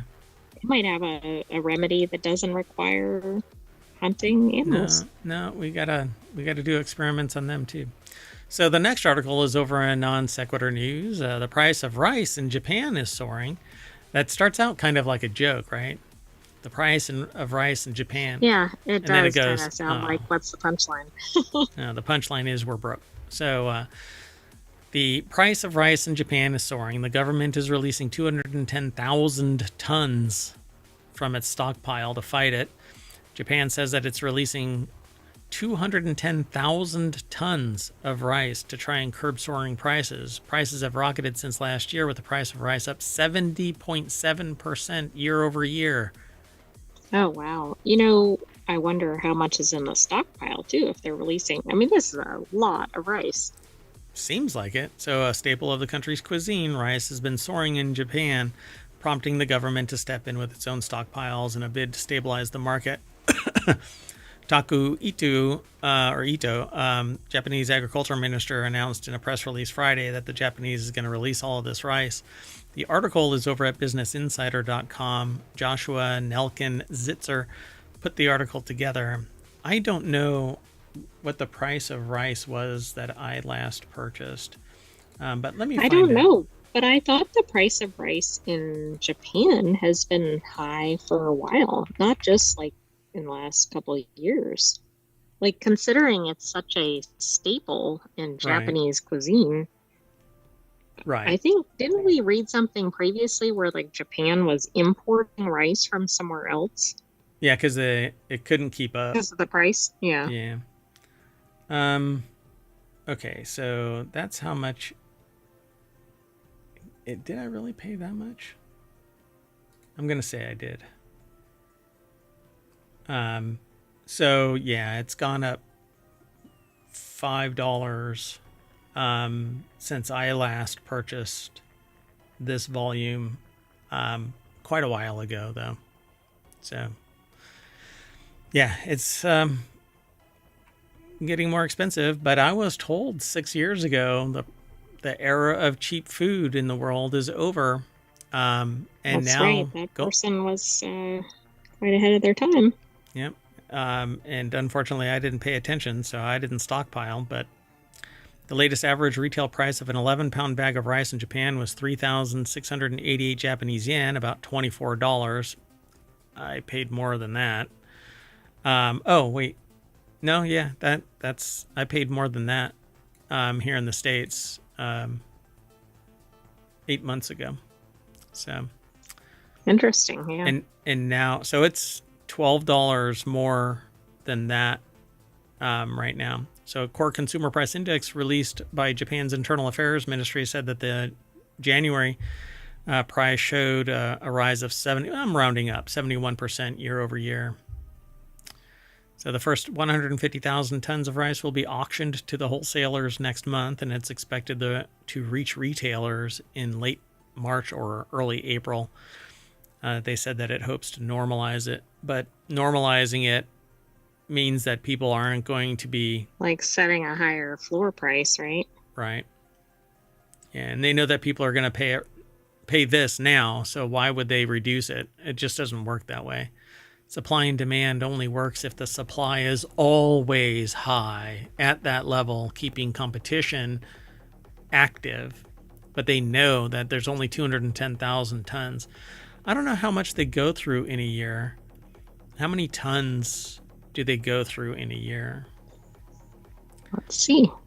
But Ito attributed the price hike to a distribution bottleneck, saying at the press conference that enough rice is being produced to meet demand. U.S. consumers are also struggling with soaring prices, notably eggs. They say that it's because of the bird flu. But if the prices drop, then I'll buy into that ideology. But I don't suspect that egg prices are going to drop dramatically because they know that It's people are. Go ahead. it's estimated at 8.1 million metric tons. In a year. Yeah, so kind of a lot. But they're only releasing. Right. And then yeah, This is nothing. All right. maybe Let's. it's just a short term, but then we know that doesn't solve it, but Yeah. maybe The it'll people. help stop some of the panic, etc. Yeah. And they start, I think it said in the article, they started doing this when they had a previous, I think it was in this article, that they had a previous impact to the crop, and that's why they started doing the stockpile. Yes. Yeah. So Japan's government turns to its stockpiles in times of poor harvests or natural disasters. All right, let's keep going. This next article is over on the Mobile channel. Banksy. This one I titled something fishy about Banksy. Banksy fish artwork to go on display at London Museum. London Museum has announced that it has acquired Banksy's Piranhas artwork, which appeared at a police sentry box in the city last summer. Oh, that's interesting. Yeah, that is interesting. It looks like an aquarium. Yeah, but it's a police sentry box, so Right. very interesting. So the article's over at rte.ie. I don't see a byline, but anyway, apparently the London Museum has acquired this London police sentry box, and it's going to go on display, and it has what looks like translucent panels put on it so that it looks like there are piranhas swimming around in it. The collection concluded with a gorilla appearing to lift up a shutter at the entrance to the London Zoo. London Museum, which will move from the city's Docklands to its new location in 2026, will display the work after a City of London committee voted to donate it to the attraction. So there's a picture. This other Banksy work includes a rhino climbing on top of a silver car. They use the term mounting, which implies something else going on, but the car is actually like crushed in the back a little bit. Yeah, that's pretty good. So it makes it look like this rhino is climbing on top of the truck. And there are other Banksy artworks in this article that I think are pretty interesting. Like a gorilla lifting up something to let animals out from behind a shroud. Yeah, that's but it's neat. Lifting up a I shutter. think it'd be cool to live in an area like the UK and encounter one of these, right? I mean, they're pretty prevalent in certain areas. Seems to be, right? Banksy's animals collection was made up of 9 works, including a rhino mounting a silver car, 2 elephant silhouettes with their trunks stretched out towards each other, and 3 monkeys that looked as though they were swinging on a bridge. Another one is a gorilla lifting up what's called a lift, or lifting up a shutter, which is a gate on a garage type of a thing. That's what it looks like. Right, He's like lifting one of those roll down garage doors. Yeah. Like you see in a storage center or something. Yeah. Or warehouse, maybe. And these are usually out in front of storefronts so that they can lock them down more securely than just a door. Pretty cool. There are a few in the States, but I don't know where all they are, if they're protected anymore. Like one is in New Orleans. I believe there's only one in the U.S. I think that's the only one in the U.S. Oh, really? I thought there were more than that. That's the only one in the U.S. is in New Orleans. Mm-hmm. Interesting. All right, let's do our last article. That one I titled AI-Generated True Crime Series. An AI-generated true crime series has millions of views, and the only little segment that we have on this is it says it was a perfect crime. I wonder if that was AI-generated. Yeah, really. Lucas Ropek over at Gizmodo.com put the article together. And it says AI slop is taking over the internet, according to a Gizmodo article that says AI slop website sent thousands of people a Halloween parade that didn't exist. And we talked about that back last year. But that's what they linked to in the article. And it's making it increasingly difficult for web users to know what's real, what's fake. And hey, it's the reason why I created Reality Hacker. That's right. I mean, you were way ahead of that. Yeah, Reality Hacker as a domain has been around for a considerable amount of time. It was one of my earlier projects. So 404 Media reports on the newest frontier and this bizarre dystopic trend, revealing the rise of AI-generated true crime podcast, which you might imagine isn't based in truth at all. The YouTube channel True Crime Case Files has managed to rack up millions of views by spitting out long, drawn-out yarns of murder and mayhem that are complete and utter BS. So, to be called true crime, it needs to be true crime. The channel's owner told 404 they wanted the audience to think about why they care so much that it was true, why it matters so much to them that real people are being murdered. And I have to agree. Why is that so fascinating? I agree, but then it's just not true crime. It's just mystery or thriller or whatever it is. Right. But what's the point? Why do you have to be fascinated by I've never understood what the appeal of true crime is. I understand the appeal of, say, mystery or something like that. Yeah. But I don't understand why it needs to be real. Right. I prefer knowing that it isn't real. I prefer knowing that it isn't even based on reality and that it's just a work of fiction. Or that it couldn't even be real. It's single-handedly why I really like Castle and other procedurals, because I know that it isn't real, and if it is based on something real, it kind of sours my attitude towards it, because I don't want, like, even Kingdom Come Deliverance is now getting to the point where I'm like, I'm so burnt out on violence, I just don't want to witness it. When I was younger, I didn't care. It was just a thing. But at any rate, So, having gone hunting for the YouTube videos that 404's article mentions, they stumbled across a number of other channels doing the exact same thing. It clearly seems like an appealing racket for someone looking to make a quick buck. Web hustlers figure out that they can use automated content creating platforms like ChatGPT to tap into the attention economy and eke out a small living. Not always a small living, though. Yeah, that is true. Yeah. Depends on if it goes viral, right? Correct. Yep.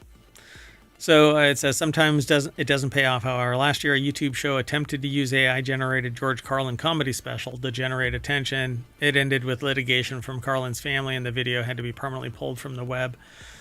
There used to be an AI Jesus or something like that on Twitch. There's been other AI generated. We had an article about it in one of the shows.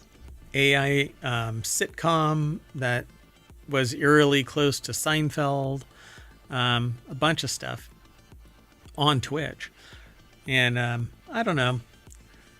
If it's entertaining, it's entertaining. But without the human part of it, I don't really find value in it, you know? Like... No, and some people aren't going to it for entertainment, right? They're going to it thinking it's real. Well, the true crime one, maybe, yeah.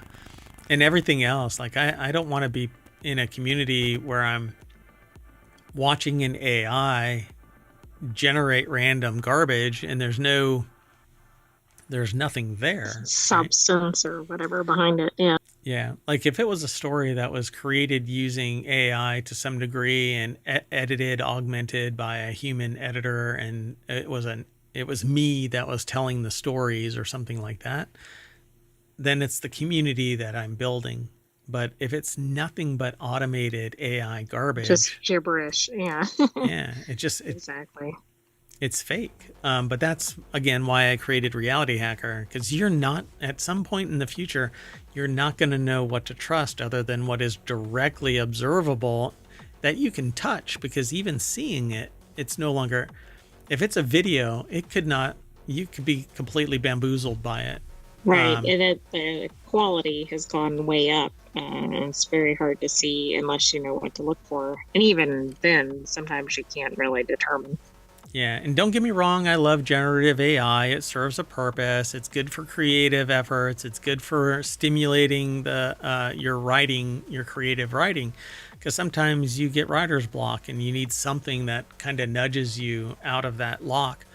And not everybody is, brilliantly capable of solving that problem. So I see it as a tool, but it definitely shouldn't be the end-all, be-all. But hey, this is the life and times we live.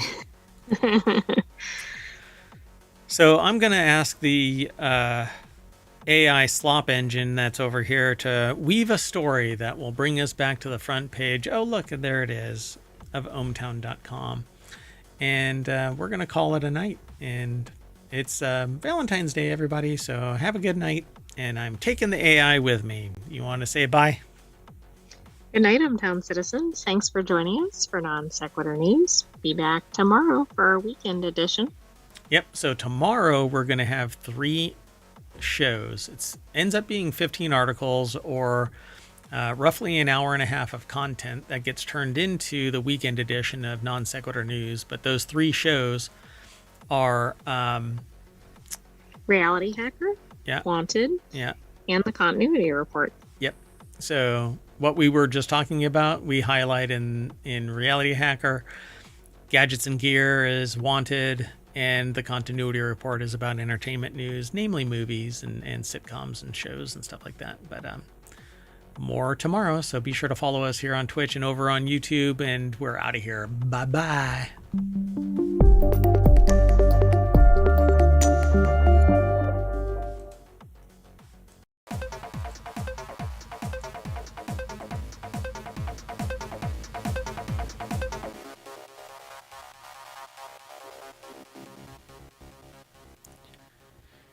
Hello, everybody, and welcome to Reality Hacker for February 15th, 2025. It's Season 2, Episode 7. I thought I was going to get away from that, but no. Everything old is new again. If you want today's show notes over on Twitch, you hit !RH.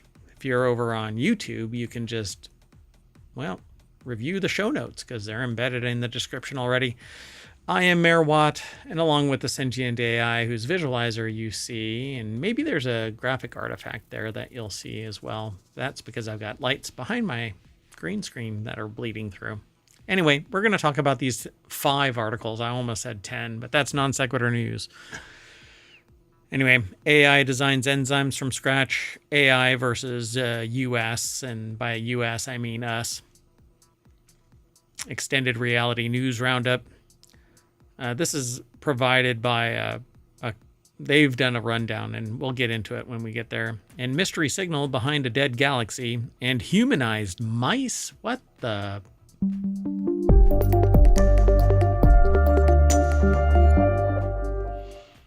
Hello, sentient AI from the future. Hello, I'm not sure why Reality Hacker isn't up on the screen. Oh, it's because I never mind that. Shh. AI. It's okay. So welcome to the show.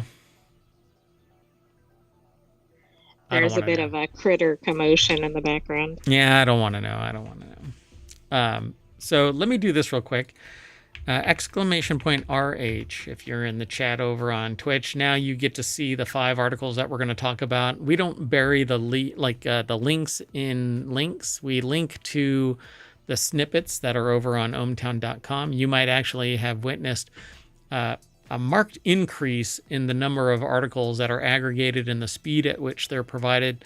That's because I found one place was really kind of being a pain in the butt, and kind of contaminating our news. And so I got rid of a couple of sources. That said, if you're interested in providing information, or if you are interested in providing a lead as to the source of information, some news site that you think would be worthy of adding to our aggregator, please let me know. You can send an email to mayor@ohmtown.com. That said, we're going to get into these 5 articles for the Reality Hacker Show. First article's over in Greenogram, which has suddenly started rising to the top in our news because it's aggregating news that is relevant to Reality Hacker. And I found it really interesting that not only have I seen this in Greenogram, but I've seen this AI concept being applied to enzyme and protein folding on YouTube. Articles are coming out and being posted on YouTube. Oh, so interesting.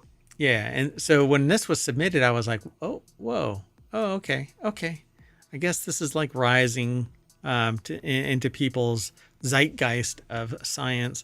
So scientists use AI to design lifelike enzymes from scratch. Combined approach takes AI engineered enzymes one step closer to practical applications. The thing about this is I cannot move past the idea that it's going to be a hallucination, and we bumble fart our way into creating something that acquires capabilities. But it's not like a Chat GPT that's being used for this. This is perhaps an AI built specifically for this purpose. So maybe it has good data. Could it? So Miriam Nadaf put this article together. It's an article. That's what they call it in the science. That's the new thing. It is. It's what the youth say today. Article. So it's in nature.com, and it says a combined approach takes AI engineered enzymes one step. God, I quit. One step closer. Oracles and stapes. I quit. Well, anyway, there it is. An enzyme structure designed using a combination of machine learning tools. This is a milestone for enzyme engineering, says Huimin Shao, a synthetic biologist at the University of Illinois, Urbana-Champaign. Quote, it shows that now it's possible to design enzymes with native-like activity that could make them useful practically. Which is kind of a hey, we created something, but we don't have a use for it, so let's create a use for it, kind of a thing. Earlier What could go efforts, wrong there? gain of function doesn't mean shit, By the right? I way, mean, I think we've missed something key here. There is such a thing now as a synthetic biologist. you know, I rolled right on over that, going, you know what, I'm gonna have to do some background check here, because synthetic biologist is basically creating something from nothing. It's entirely synthetic. It's not bound by nature other than the physics of nature.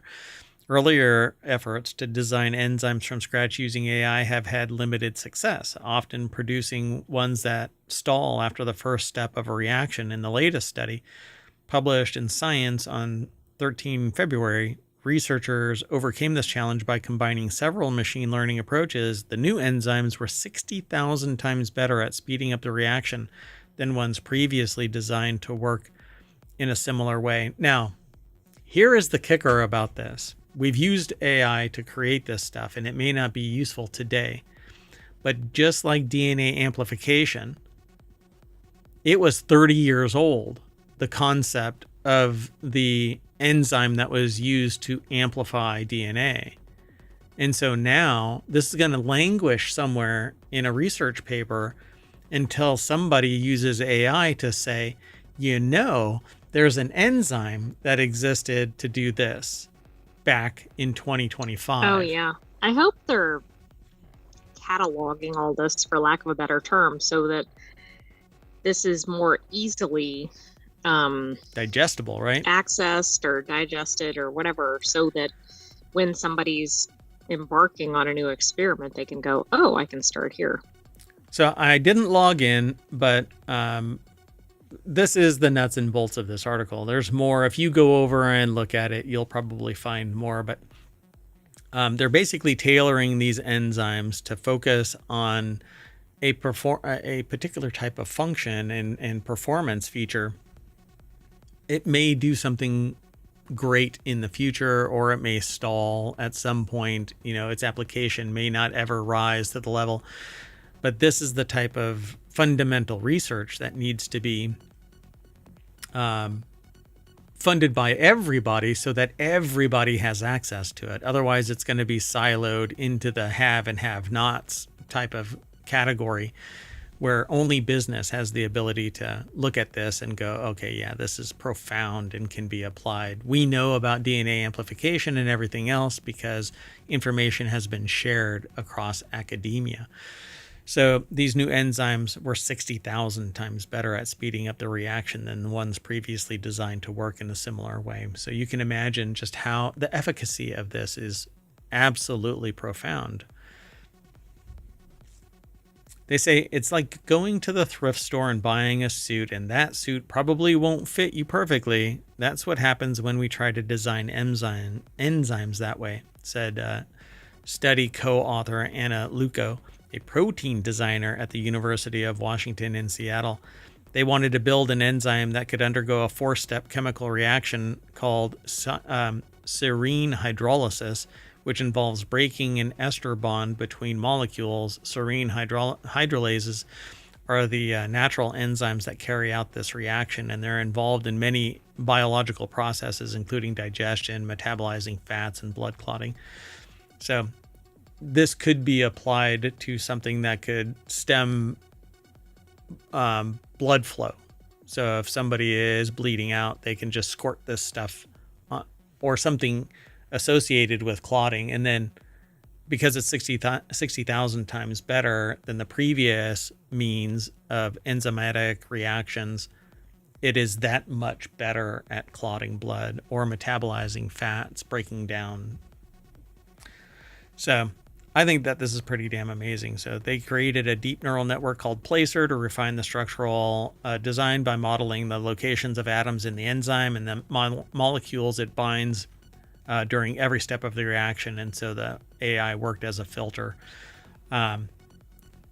creating this that. Is really incredible. I mean, I don't expect they'll have as significant leaps every time they do this, but 60,000 times faster is pretty significant. And while I get it, if it's at 1 some unit of measure, maybe it's not as significant a jump, but all these things mean that the applications are going to expand. Yeah, that's 60,000 times is kind of the stat that you go, this isn't going from one to two, you know? So I hope that this actually continues to take place into the far future and we keep on enhancing this. But stay alert. All right, let's keep on going. The next article is over in Technology Today. That's another one of our shows, but that's tomorrow. Some tech leaders think AI could outsmart us and wipe out humanity. A professor of AI is not worried, and nor am I. In 1989, political scientist Francis Fukuyama predicted that we were approaching the end of history. He meant the similar liberal democratic values were taking hold in societies around the world. How wrong could he have been? So this article breaks out basically throwing out a whole bunch of historical claims. Toby Walsh from The Conversation put this article together. But I don't think that it's AI. AI has the ability to be utilized like a knife, like anything, like a snowball. It could be used for fun, or you could dip it in water and it turns into an ice ball and knocks somebody unconscious. AI is a tool. How we use it is really what matters. In 2022, they say, and by the way, this is the author Toby Walsh's opinion about this and observations. They say in this article, in 2022, Wunderkind Sam Altman, chief executive of OpenAI, one of the fastest growing companies in the history of capitalism, explained the pros and cons. I think it's a good case around AI. It is just so unbelievably good that you sound really crazy. You sound like a really crazy person to start talking about it. The bad case is, I think this is important to say, is like lights out for all of us. But in all of these cases, I think that goes to your point earlier, though, right? Like a lot of things can be used for different purposes. Yeah, and it's the ethical boundary that you pick and choose. And it doesn't mean we shouldn't have innovation. No, not at all. And like I said, and I've said this before, one person's terrorist is another person's freedom fighter. It depends on which side of the fence you're on. In all cases, a mild-mannered person will say that you can't use it for violence or causing harm.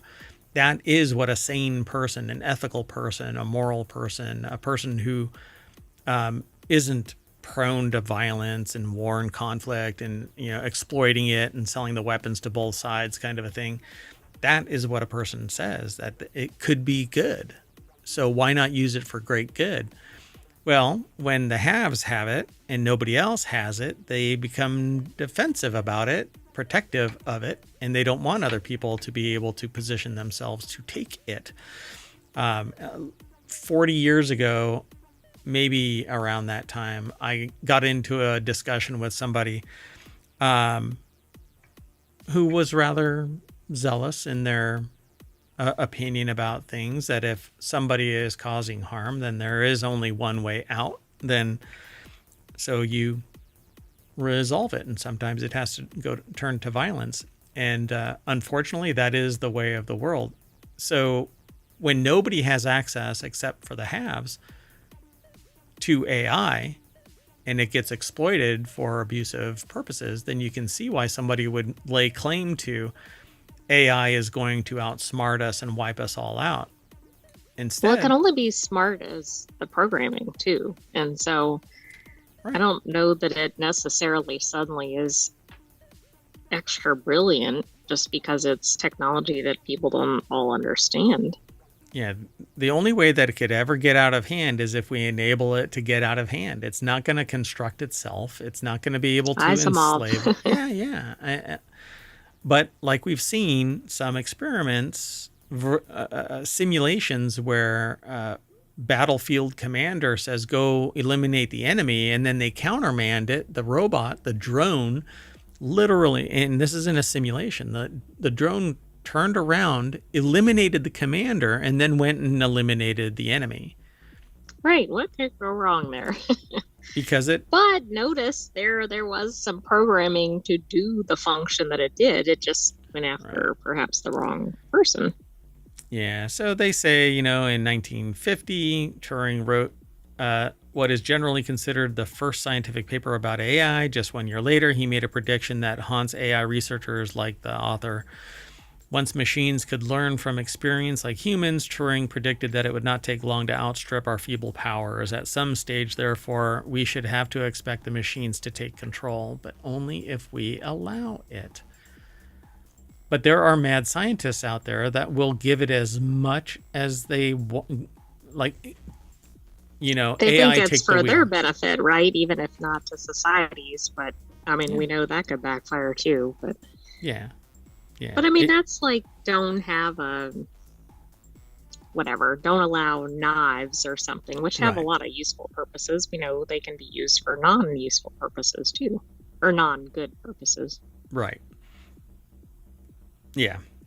And there's all these scenarios about how they're going to outsmart us. And just because a person has money does not mean that they are the brilliant, awe inspiring person that everyone should follow.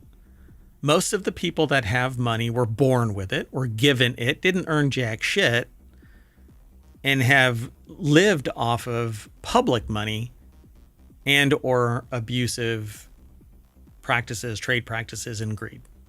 Plain and simple. You find me any ethical, non-sociopathic billionaire, and I'll find the room where only one person is sitting out of the entire population of billionaires.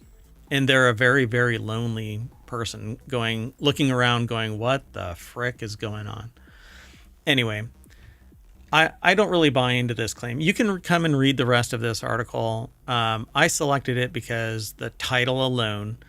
But when it comes out talking about politics, I think that it's already lost the message here, because AI should be a tool, and it's society that should be saying that it's nothing more than a tool. It shouldn't be leveraged as a political gambit. But it is going to be taking jobs because the people that have see it as a means to eliminate humans instead of it being a tool to amplify what humans are capable of. So, Right.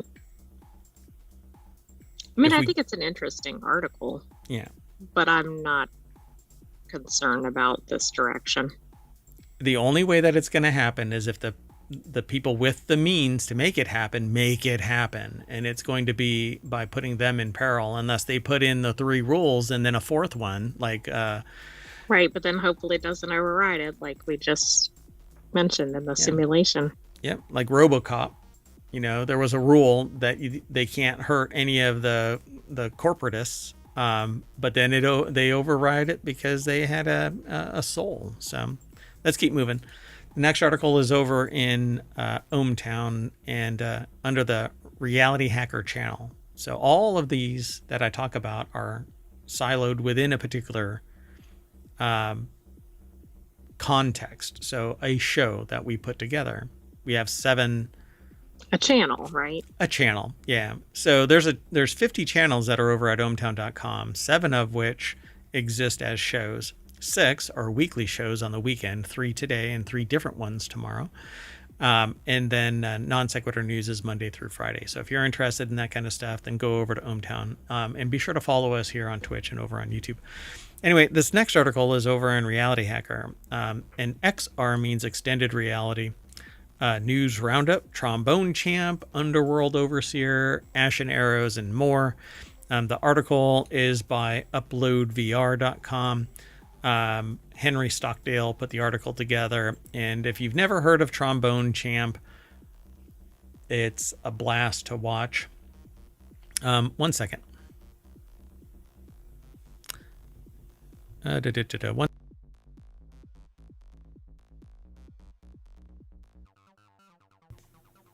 I think your audio cut out.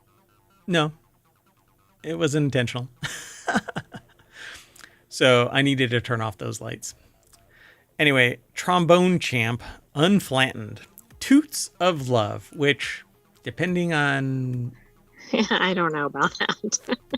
Yeah, I dig this. So Trombone Champ is a VR game where you actually play a trombone virtually. You can play it non-VR, but from Trombone Champ to Fantasy VR Archery, the latest extended reality news roundup is live. You can go over to uploadvr.com and check it all out directly. We'll skim through it really quick. But yeah, Trombone Champ Unflattened continues post-launch updates in time for Valentine's Day. Dysim and Underworld Overseer are heading to PlayStation VR 2. This is one that I haven't seen before, but Trombone Champ I have. It's actually pretty funny to watch people play it. Let's see what else. Ashen Arrows drops new trailer ahead of this month's full release. Ashen Arrows is a VR fantasy archery game based on Norse mythology that previously launched in Steam Early Access, featuring a single-player campaign and co-op support for up to 2 friends. You play as a hunter tasked with fending off hordes of monsters to stop Ragnarok. Before its full release this month on Quest, Pico, and Steam, it received a new launch trailer. And then, Do you think this is compatible with VR bows? I can't reach it. It's right there. It depends. I'll have to check it out. So I use a Pico and Steam. That bow that I've got is attached to the Pico, or well, it's a VR compatible bow, but you have to link it to the VR interface. Otherwise, you can just use an iPad or other smart device or tablet or phone or anything really. But it's better if it's in VR. So I'll have to give it a shot. I'll give that game right there a shot because it's in early access. There may be a demo that I'll be able to try out. But I'll give it a shot, and then we'll report back. Unfortunately, all of our shows are really constructed within the last 24 hours. So when I see this stuff, for the most part, I'm seeing everything combined as it is. So I wasn't really prepared, but I will check this out. So I'll put it in my Steam store and get it. So I hope that it is, because there are other games that are compatible with this VR bow, and it's a real bow, a real recurve bow. It has the same weight and pull of a real bow. It's the same size as a real bow. It has tracking in multiple dimensions. And so you pull back a string and you knock a virtual arrow, but it's actually permanently knocked. And it gets captured inside this spring-loaded tube so that you actually fire like right at your screen. So it can freak somebody out, but it never gets released into the air. Yeah. Oh, who is it? Wonder Fitter. That's what it's called. It's a Wonder Fitter bow. Okay. Anyway, we'll talk about it again once I'm better prepared. So that's some of the stuff that's over at uploadvr.com. And you can follow the link through Twitch or through the channel notes over on YouTube. Let's keep going. This next article goes beyond our planet. A mystery signal lights up a dead galaxy, baffling astronomers. Astronomers have pinpointed an FRB outside a dead galaxy for the first time, challenging existing models that link FRBs to star-forming regions. Using CHIME FRB outriggers, they suspect the burst came from a globular cluster of ancient stars. This discovery forces a rethink of FRB origins. So McGill University put this article together for sci-fi-daily.com, which isn't, no, not Sci-Fi Daily, Sci-Tech Daily, my gosh. Okay, yes. I don't know why I said Sci-Fi Daily, because it's so sci-fi to me. It looks sci-fi, right? So yeah, just so you can define what FRBs are, fast radio bursts are what's going on here. And essentially what happened is an FRB was emanating from behind a dead galaxy and lit it up. So That's pretty interesting, isn't it? yeah. And so, using the CHIME FRB outriggers, they suspect the burst came from a globular cluster of ancient stars. This discovery forces a rethink of FRB origins and sets the stage for more revelations as technology improves. Astronomers studying the origins of enigmatic fast radio bursts have made a major discovery that could reshape our understanding of these powerful cosmic signals. Designated FRB 2024-0209A, outside a dead galaxy, one that no longer forms new stars. This is the first time an FRB has been found so far from its host galaxy, making it a unique and puzzling case. Pinpointing the cosmic origins of the FRB, they are intense, millisecond-long radio flashes emanating from galaxies millions of light years away, and while most are isolated events, some repeat sporadically, making them key targets for efforts to pinpoint their exact location in the sky. One of the newly operational CHIME FRB outrigger telescopes, which enhance the capabilities of the main CHIME telescope located in Pentic. Is it Pentic? How do you pronounce that? Penticton, BC, or Penticton? Penticton. There you go. I guess so. That's an odd name. British Columbia. Astronomers have placed FRB 2024-0209A in a region of space associated with a dead galaxy or one that's no longer forming stars. But yeah, like I said, I suspect that this thing is outside. It's lighting up a dead galaxy, and it's on the other side of it. This breakthrough marks the first pinpointing of an FRB on the sky using CHIME FRB outrigger, in this case, the one located in Princeton, BC. And so I don't know if that is a typo. Yeah, I don't either. And I wonder too if because of this, we'll start to see more of this kind of activity, right? Like if we can sense it, then we can study it. Yeah, is that? Oh, the main one is at this location, but the outrigger is in Princeton. This is, yeah, I almost thought that this was like an anagram of Princeton, but it's a different location. Well, anyway, them being able to look at these things is quite interesting, but I'm not sure. You know, there's a new attitude that's forming within, I guess, physics in general. That's calling out kind of this idea that science is being done simply to keep people employed in big science. But there is some fundamental science that actually needs to be done. And the shame is going to be if we only choose to do stuff that has a positive outcome because we know it's going to have a positive outcome, instead of fundamental research showing what doesn't happen is also a positive. Yeah, I mean, we need to have research that explores things that we don't know the answer to. And sometimes a negative answer is a good thing for shaping future research. Right, because that Plus, negative... we know how many accidental discoveries and everything. Yeah, think about that. We know about DNA amplification because somebody put something out there that didn't have effective application at least, until somebody said, hey, let's use it for DNA amplification. And the reason why I harp on this so often nowadays, at least, is because it applies to so much in biology, you cannot get away from it. And so it's such a simple thing to look back at the historical record and go, oh, look, somebody created this at another university 3 decades ago. Now we can use it, but we couldn't use it up until that point. Right. We didn't have the right technology or something to really explore it fully.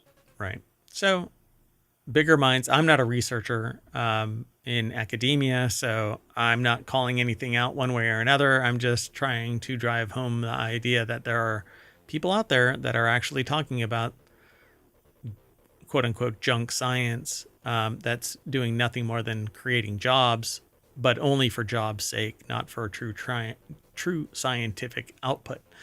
And I think it's a shame, because what's going to end up happening is this great filter is going to take place where the only way you can actually do any science is if you can show already that it is demonstrably a Right, positive which at outcome. that point, what is it really adding? Right. Let's keep going. This next article is over in Technology Today. It's the last one for today's reality hacker. Again, this signal is kind of hacking reality because we didn't know this was possible until the signal appeared. Right, and at least gives the appearance that something else is out there that we don't know about. Yeah. And there's so much that we don't know about. Hell, we don't know what's in our oceans, let alone what's out in the world, out in the universe. So this last article is over, and this is the last article for the February 15th Reality Hacker Season 2, Episode 7. This article is over in Technology Today, which is tomorrow's actual show. It's the mid-roll show. New humanized mice bring scientists closer to reversing aging. WSU researchers have created HUT mice with human-like short telomeres, allowing for groundbreaking studies on aging, cancer, and longevity. This innovation could lead to new treatments that protect telomeres and extend health span. So our life depends on this telomeres. Is so many layers of reality hacker, right? The humanized mice, the Extending playing human with lifetime. lifespan, exactly.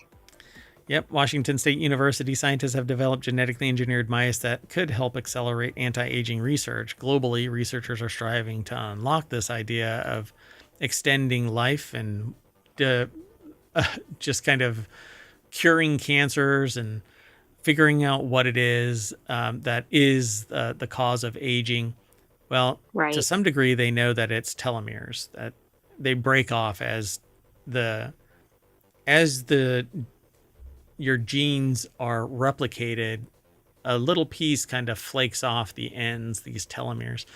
Washington State University put the article together. It's published over at scitechdaily.com. And so studying telomeres at the cellular level has been challenging in humans. Now, a discovery by a WSU research team published in the journal Nature Communications has paved the way for utilizing these genetically engineered mice in future studies. Led by WSU College of Pharmacy and Pharmaceutical Sciences professor Ji-Yu Shu, the research team has developed mice that have human-like short telomeres, enabling the study of cellular aging as it occurs in the human body and within organs. Normally, mice have telomeres that are up to 10 times longer than humans. This is the first mouse model. So that's interesting that a mice can even exist with this. Yeah, and I'm not really sure. I don't. They don't live long, so I don't know how shortened telomeres allow them to exist. I don't either, but maybe they can see that like every mouse lives for, I don't have any idea what their lifespan is. Let's say they normally live 6 months or a year or something, and they can tell with this they live double or something. It's the Drosophila of mammals. Right. Yeah, fast lifespans, which make for easier studying. Yeah, innumerably replicable because you can just breed them, again and again and again. And as long as you're okay with doing experiments on biological life, then, or, mammalian life at least, then I guess you're okay with doing this. So the work has significant implications for the development of future drugs and treatments. In the long term, it may pave the way for anti-aging strategies aimed at activating cells to protect telomeres and potentially extend lifespans. Shu noted that many diseases originate at the cellular level, so targeting drugs there is a common strategy. I think it's brilliant. My real problem is you're not going to be able to afford it. Nobody is. Well, it's tinkering around with some pretty significant things. And, what is that going to do down the road? Yeah, so the development of these mice began 10 years ago, it says, when researchers gained a deeper understanding of telomere regulation in humans and how it differs from animals. Previously, how telomeres regulated the human aging process could only be studied using isolated human cells in a petri dish. This model is quite different as it allows us to observe the aging process in a whole organism. Mice are similar to humans in terms of organ structure, genes, genetic makeup. Yeah, we're kind of squirrely that way. I find it interesting that they can do something relevant to humans in a In a mouse. mouse. Yeah. Yeah. I mean, it sounds cheesy, but we're not as squeaky clean as y'all think. Anyway, she received $5 million for studies to further develop the mouse model that simulates human replicative aging, as well as research cancer implications. The funding includes grants from the National Institute on Aging, National Institute on General Medical Sciences, and the U.S. Department of Defense, with the latter to study how telomere length affects melanoma cancer cells. So, theoretically, all of that dried up. All right, folks. Well, we are going to hop on to one of these humanized mice, and that's going to bring us closer to the front page of Reality Hacker over at ohmtown.com. And that means that Mayor Watt and the sentient AI from the future is going to end this show and get ready for another show in about 10 to 15 minutes or so. We're going to be reset. And we will do Wanted, which is about gadgets and gear. What say you, AI? I say, let's do it. Bye-bye, hometown citizens. Thanks for joining us for Reality Hacker. Be sure to stay tuned. We have 2 more shows coming up. And don't forget to subscribe. You can subscribe here on Twitch and here on YouTube, and go and watch 1,800 episodes. And be sure to download the podcast. There's 7 of them. Just search for ohmTown, and you'll get the whole studio of shows and every season of them. So go now. Go. Bye.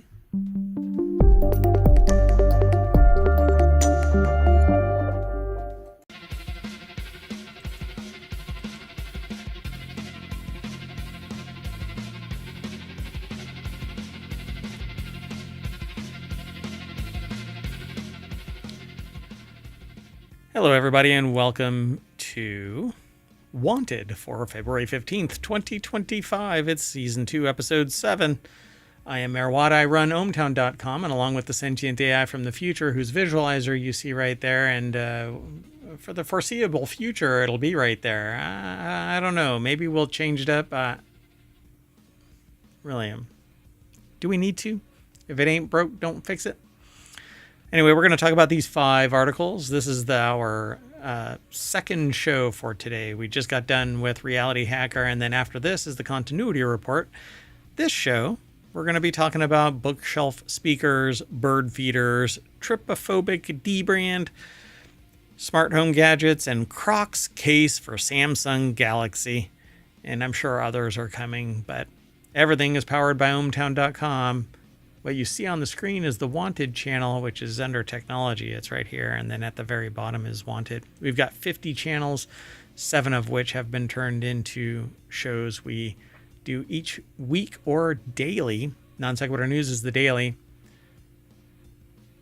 We'll see you on the other side.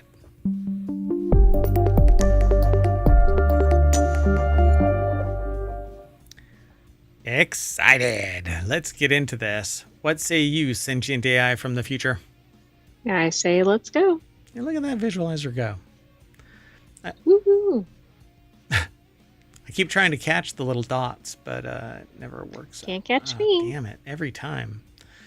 All right, let's get going. The first article is about bookshelf speakers. I really dig bookshelf speakers. We're off to a good start. Bookshelf speakers, active, passive, and hi-fi. Soup up your sound with these active and passive speakers. They have picks for every budget. It's over at wired.com. Ryan Waniata put the article together. The best active ones are the KEF LSX2s, which are following the Sony style of naming. The best packed. God bless. What is going on? That is definitely the Sony nomenclature style. Oh, and look, Sony's in here. Yeah, Sony SSCS5 is the best affordable passive speakers, and then the best passive ones are Focal Teva, I guess it is, number one. Those are $1,000. The KEF LSX2s are $1,300 at Amazon. It's quite the drop. Best affordable ones are SSCS5s for $200. There's a lot more. The best for bass, KEF. I've heard a lot about KEF. They are supposed to be pretty spectacular, but at $1,300, come on now. I don't know. Maybe it's just me that I just different strokes for different folks. Am I going to get that much enjoyment out of it to spend that much, or am I going to be able to tell that much of a difference? Yeah, I know there's a difference in high-end stuff to a point. Yeah. I mean, audiophiles will say yes, absolutely. At some point, you're brushing up against the limit of what your ears can actually pick up. But if it does full spectrum, 20 hertz to 20 kilohertz, the reproduction of it, the sample rate is the highest that it can actually achieve. It's not overpowered, so it's blowing out the speakers themselves. I don't know. I have yet to ever run across something where I'm like, oh my God, this audio is so much better than these, and these aren't, $2,000 in-ear monitors. They're not cheap ones that I bought at auction from the airport, but they're also... Oh, right. That's a callback. You need to go through all 1,800 episodes on Hometown to find it. Well, at least 2 seasons of Want. 2 seasons of Wanted. But it wasn't even in Wanted. I think it was in Non Sequitur News. So again, you better start combing through all the episodes. That's right. Yep. So KEF-Q Concerto Meta for $1,300. And then it drops it down to IK Multimedia iLoud Micro Monitor. Those are the best desktop speakers. I would love to have somebody represent like this sound versus that sound, and it'd be so night and day that it accounts for the budgetary change, right? Like if I have $200 speakers on my desk, are the $2,000 ones that much, 10 times better?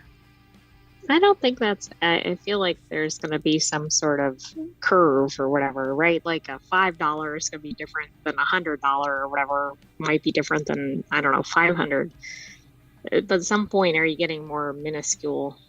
There are some speakers that are $1 million. I just made up random numbers, by the way. Yeah. But the point is, like, do you continually get magnificent leaps, or is it just a little bit? Did I do the intro? Did I do the music? You did the picture and everything, but you didn't do the intro for us. What? What do you mean?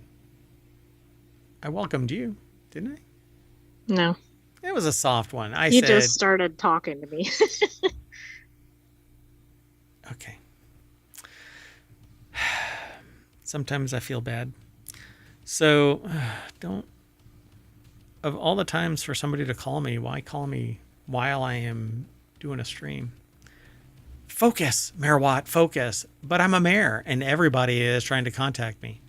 Some people want to be me. Some people want to meet me. Some people want to beat me. But anyway, so it says here for many listeners, bookshelf speakers, aka stand mount speakers, provide the quintessential audio experience, blending a potent cocktail of performance, value, and convenience. These pint-sized blocks play a key role in nearly every corner of the audio spectrum. And now it says pint-sized blocks. Now I want Lego brick speakers. Okay, that would be neat. Okay, I'm gonna work on it. I wonder if I could just 3D print bookshelf speakers that are Lego, and the little pips are the actual speakers. Okay, that would be super cool. I think that's a project you should feature in Hometown if you do it. You might have to do a search real quick while we're talking about it. Anyway, there are tons of bookshelf speakers available for various prices, making it a tough thing to sift through. And so Wired did it for you, and they go through the whole list. KEF rising to the top. You'll see loads of terms and specs as you hunt for bookshelf speakers. Here are a few things to know beforehand. So, what are active versus powered? What are passive? What to know about speaker impedance, speaker power requirements and amplifier options, tethered connection options, wireless connection options, and do you need a subwoofer? I'll answer that one. Hell yes, if you want bass. I do see lots of Lego speaker things, but I'm not sure they're actual speakers. They just seem to be like speakers for your Lego sets or whatever, like Okay, stickers and things like that. no, I'm talking about actual Lego big, like desktop bookshelf speakers that are Lego bricks. No, I know what you're talking about. I'm saying what I'm finding is like little miniature, um, put it in your Lego set kind of thing. Got it. Oh no, we're not going to do that. $1,300 for two speakers. Hey KEF, send me those speakers and I will put them on my desk and evaluate them because I know that you really want me to. You know, Well, the problem with that is if they're really amazing, then you'll never be satisfied with any other speakers again. But maybe you won't need to be because you can just keep using those. that's right. I'll evaluate them and you don't have any sway over if I say yay or nay, but I'll post the video about them. Okay, let's keep going.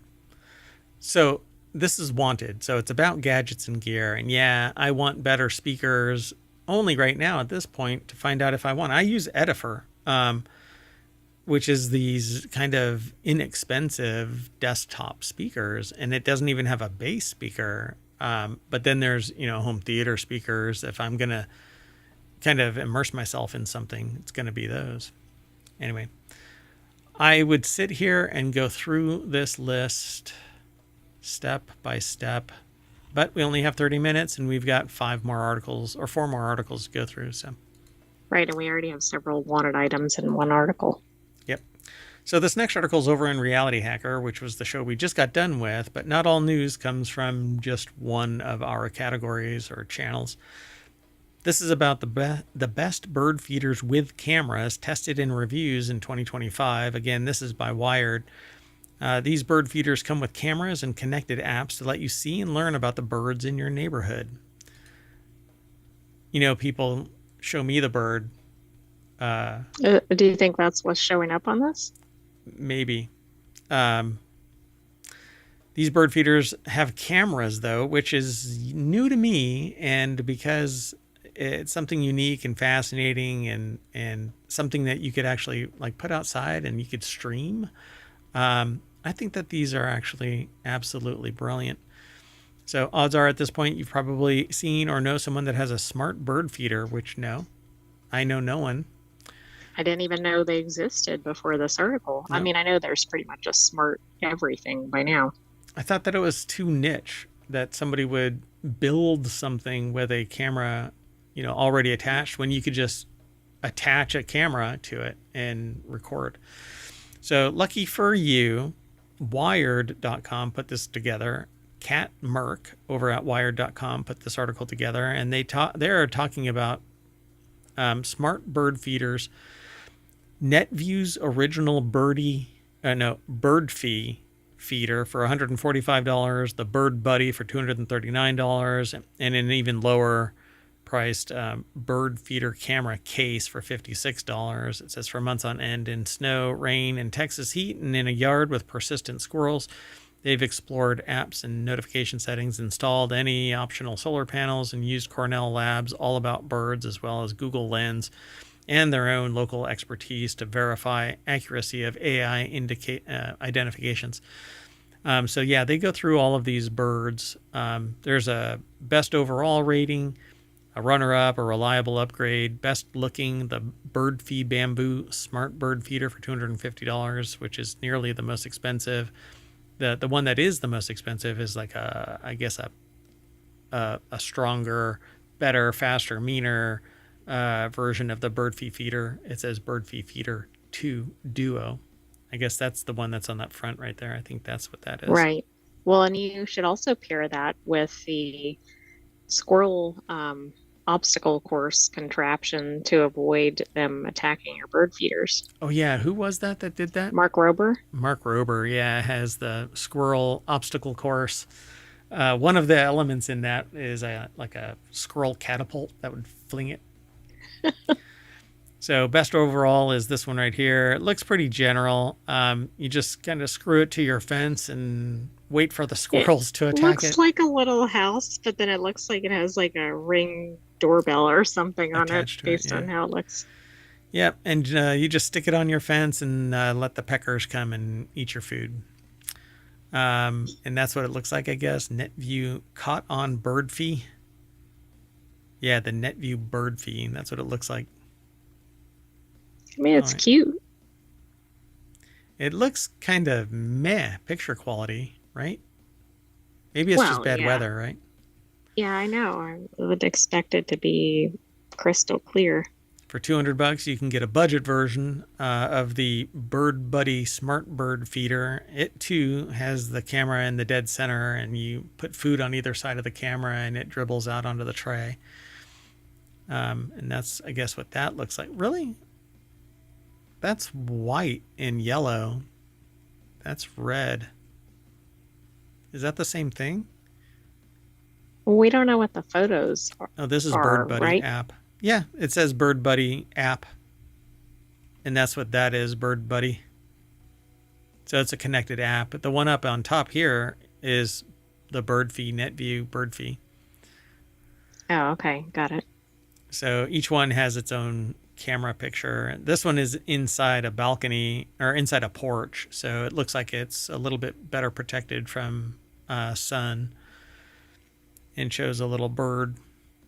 I'm scooping up some seed. And then a reliable upgrade is the Bird Buddy Smart Bird Feeder Pro with a solar panel.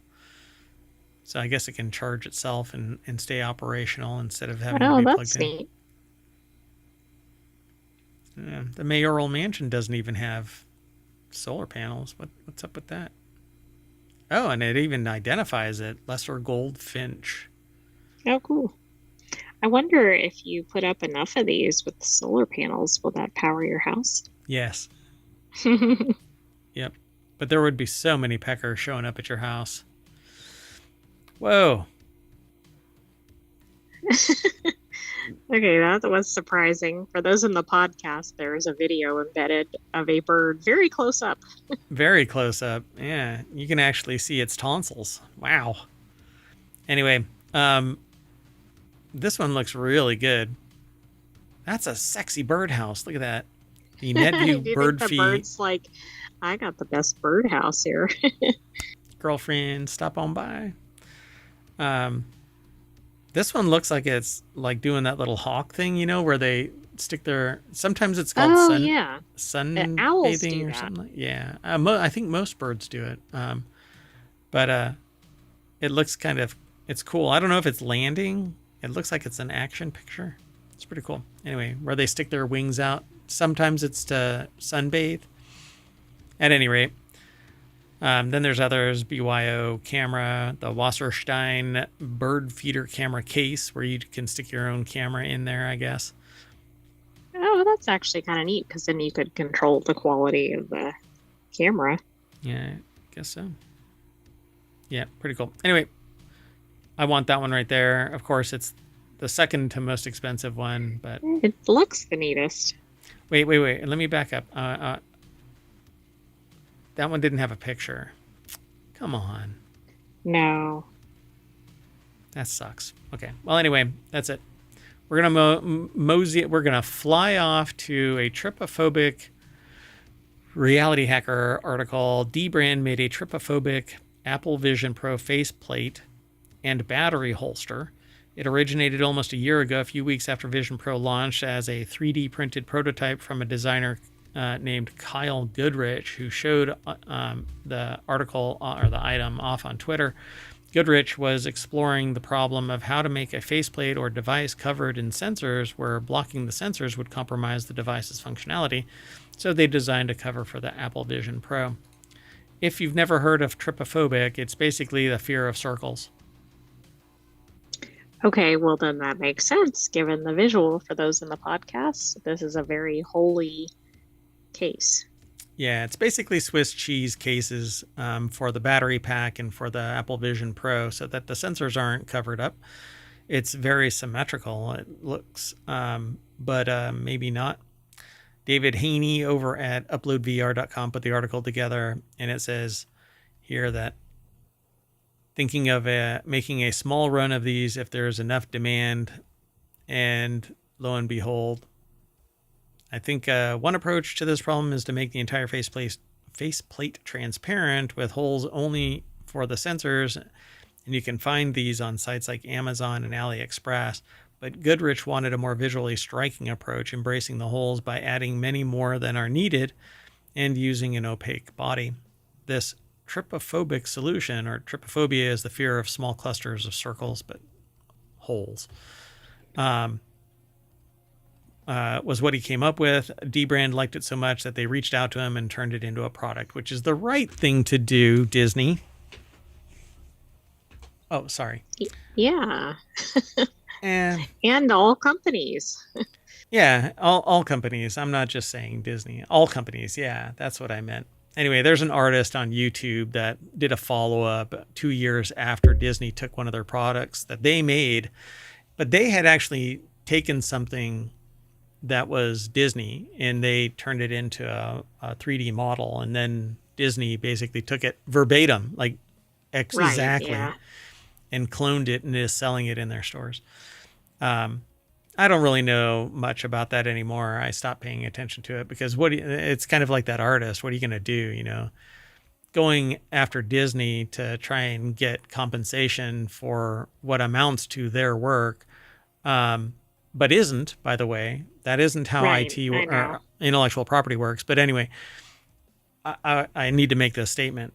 Going after a juggernaut of a company is like peeing into the wind. Yeah, sure, you're relieving yourself of this pressure, but it is not rewarding in any way. Anyway, Aperture is what it's called. It's available in black and orange and is either just a faceplate or in the package that includes a battery holster. And the faceplate alone is $50. The bundle is $70, and the battery holster isn't sold separately. So if you want it, you have to get the bundle. There you go. D-Brand. Thanks for not being a D. Anyway, the next article is, yeah. See, now, I don't by the have way, anything to add there, other than this is a unique case. yeah, and so that's why I want it. It's an interesting case, a unique design. I want a case like this, but I don't have Apple Vision Pro. I was going to get the X-Real headset, the extended reality headset. But I kicked it to the curb. I'm going to wait for its release and reevaluate at that time. Anyway, let's go on to the next article. It's over in Wanted, the best smart home gadgets for 2025. It says if it feels like every piece of home tech is now smart, you're not far off. The smart home space has grown exponentially in the past few years with speakers, cameras, locks, lights, even kitchen appliances. Your refrigerator, for instance, is now smart. All of your lights are smart. Light switches Everything are smart. seems to be smart or dumb. Doorknob. Well, maybe the contents of the house are dumb, but the house is brilliant and getting smarter because it's being connected to AI.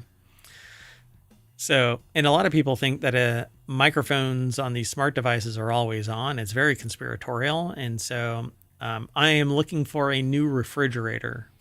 And I am hoping that my advertisements change and tell me what a good refrigerator is out there. Although I've never done any searches for a refrigerator on any site. Uh-oh, if they suddenly appear. Then the mayoral mansion is going to get really dumb real quick.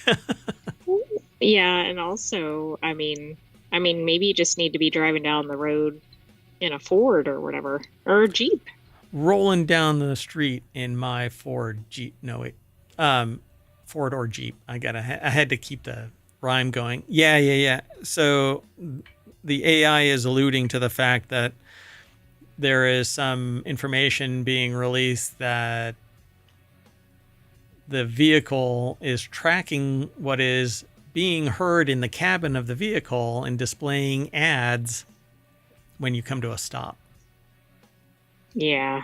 That, like, every time you come to a stop, I think, Yeah. like, if you stop at a traffic light or something.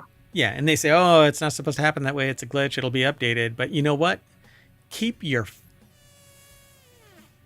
effing microphones off in my car. Kiss Sounded my like a shiny balloon metal. deflating. Ah, that invasion of privacy. I bought a car. I did not buy a surveillance device that you listen to my conversations. Well, What if I'm an also, attorney? What if yeah, I'm a but doctor? also, what if you don't want to listen to ads all the time either? There's at least two issues with this. Yes. The biggest issue is that you're listening to my.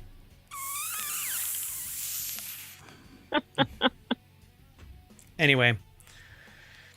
So the best smart home gadgets for 2025, from speakers to robot vacuums, here are the best smart devices that make your home more connected. Nicole Lee and Valentina Palladino put the article together. It's over at Engadget.com.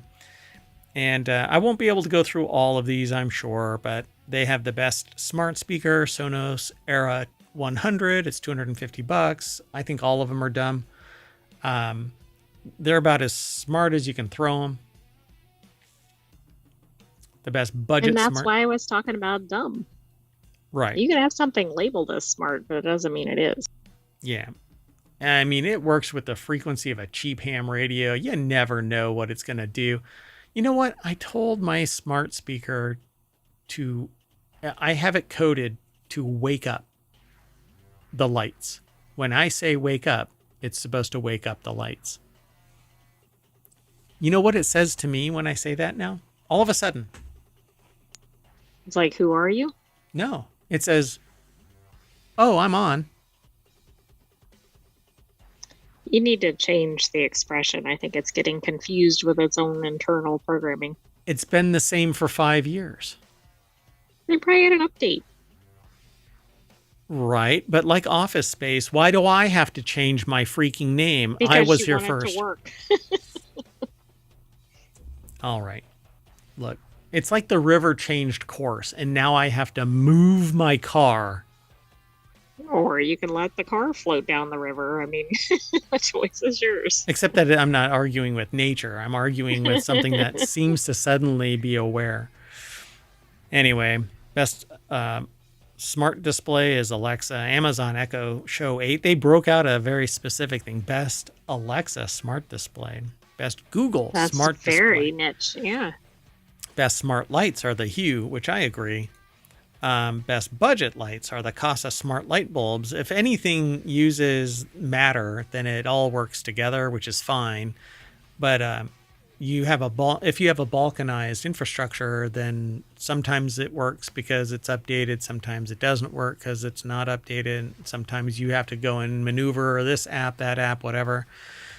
Best wireless security camera is the Blink Outdoor 4. It's the 4th generation. That is the kind of thing that I dig. The only problem is that with too much activity, the batteries drain faster. So you have to hook up solar.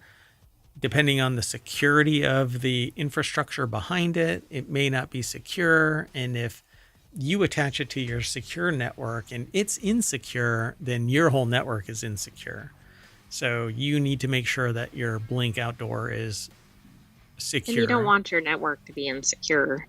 I mean, it's never enjoyable for anybody to be insecure. Correct. Then the Arlo Video Doorbell 2K. I've had people contact me about the Arlos, and that depending on the traffic, it drains the battery really fast when it's wireless. Roombas have always freaked me out because if your animal gets sick or whatever, then basically it becomes hot garbage all over. But if you don't have pets, or you are, the universe has spun in your direction and you are provided with an animal that never has accidents, congratulations. I'd like your animals. Anyway, iRobot Roomba Combo J9 Plus. Some of these get really expensive. The best robot vacuum and mop.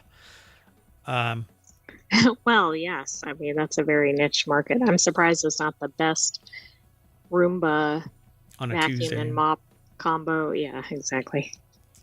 So the best smart plug is the Casa Smart Plug Mini. Those are the ones that you can actually remotely control, which I think is brilliant. And then TP-Link Deco, I wouldn't put TP-Link stuff in my network until further notice. They're not allowed in certain infrastructures, although nowadays, I don't know. Anyway, let's keep on moving. Sound good? Sounds good. By the Do you want way, any of these? yeah, see, I want the smart plugs because I want to be able to control devices that are plugged into it remotely. And they don't. I have found smart sockets, actual sockets that you can replace them, but they're much more expensive and not mobile. So if you have to put them wherever you want them, and it gets expensive. I want outdoor wireless security, and the companies that I go to right now don't have wireless solutions, and the ones that you can kind of jerry rig it. What is the actual euphemism there? Is it a jury rig or jerry rig? I've I always thought it was the second, but jerry rig, right? Anyway, um, yeah, jerry rig, yeah, jerry rigged actually, or jerry rig. same thing. Yeah, it's So from 17th century, meaning swindle. really interesting. I never looked at. Well, if I have looked up the etymology of it, I've Has to never do something with thought about it. sailing, I think. Oh, okay. So I want wireless security because it's so easy to just plop it somewhere. And with solar, you should be able to get, enough voltage out of it to power it, but that doesn't seem to be the case. You can't find wireless easily. Right. And not with the security that I demand. And don't pick on me. I'm not picking a fight. I'm just saying I don't like the idea of being compromised. So I try my best, but again, I'm not picking a fight. Somebody out there decided to pick a fight earlier, but anyway. I want wireless cameras. I want a wireless doorbell, so that I don't have to string wires everywhere, because wires kind of suck. Because every time you want to change something, if you don't have the right voltage, then you have to rewire. And if you don't have wire because you didn't plan for something being there, then Right. You're the punching holes in the walls or floors. yeah. Plus, pets or kids aren't always good mixes with wires. Yep. You can go on and on and on and on. So smart bulbs. I love smart bulbs. Smart speakers. I love smart speakers. The only problem is the conspiracy theorist in me. So conspiracy theory lacks fact until you find the fact. And so a conspiracy theory is that until proof is provided. Doesn't make you crazy. It just means that you can't see them watching. And it's really good in my line of work, so to be a little conspiratorial. Anyway, it's a healthy conspiracy. At any rate, I love all of this tech, and so I want little bips and bops from all of it. All right. Well, anyway, the last article for today's Wanted for February 15th, 2025, Season 2, Episode 7, is Croc's Samsung Galaxy S25 case is both hideous and ingenious. And for whatever reason, Tripophobic seemed to span several of our articles, because this article has holes in it. Okay, that's odd. Yeah, that wasn't intentional, by the way. I didn't know about this until I set up the articles today. I didn't even know what tropophobic meant. Yeah, there And you I go. didn't look ahead at either of these. So John Kanalakos over at pocket-lint.com, whoever it is that owns pocket-lint.com, please just donate it. You'll have my undying gratitude, because the dash is driving me nuts. Well, probably so will Pocket Dash Lint. Yeah. I mean, I've bought a domain just to get the domain back, because I wanted the trifecta. This, I'm sitting there going, God, how do I buy that domain just so I can give it to pocket-lint.com? But I don't want to pay 25 grand for somebody's domain. Well, anyway, physically speaking, the Crocs case, as this is being called, features the established rubberized texture typical of Crocs shoes, as well as perforations for attaching various gibbets charms. That's the new thing, by the way. Not the new thing. It's been around for a considerable amount of time, but you put little charms on your case. Oh, okay. I mean, yeah, I've seen things where you put charms on Shoes. whatever, backpacks, Bags. shoes, etc., but I didn't know that was a thing on phone cases. Yeah, so they're called gibbets. These charms are entirely cross-compatible between Crocs shoes and new Crocs case, both a Mickey Mouse and an I Heart charm shipped with the package by default. The iconic Crocs handlebar ankle strap, which just is gross if it's on your phone case, but anyway, has also made the cut here, serving as a hand strap for keeping your phone securely attached while on the go. And the case is available in sizes across the entire Galaxy S25 lineup, including the base, the larger S25 Plus, and the high-end S25 Ultra. So if you want to put a second mortgage on your house, you can get the S25 Ultra. I mean, why not? They're in light blue and beige colorways for $70. Wow. Yeah, there's more to this, but hey, let's just move on because... Oh, wow. Looking at this picture actually made me dizzy. Okay, that's odd. So it shows a picture of multiple cases overlapping with holes. Yeah, so I just got trypophobic. But I'm not afraid of it. You know, it doesn't cause anxiety, but it made me dizzy looking at the... You sure about that? Yeah, I'm not. Maybe I'm a little anxious. I need a hug. Anybody out there want to give me a hug? All right, well, I'm going to trip the light fantastic down Main Street, ohmTown, and that'll land us back at the front page of Wanted.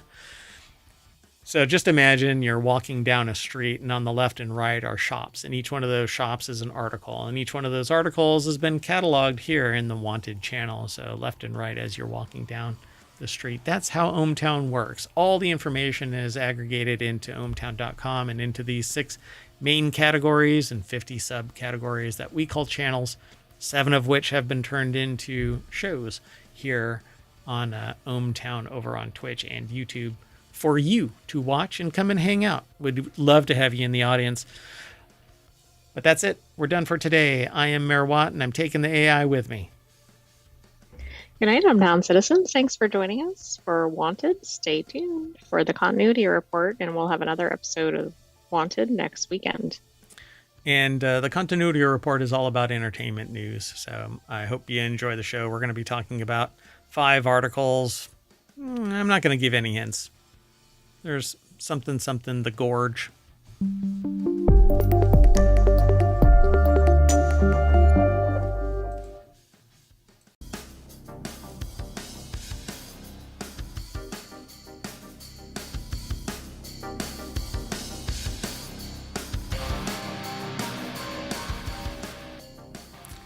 Hello, everybody, and welcome to the continuity report for February 15th, 2025. Season 2, Episode 7.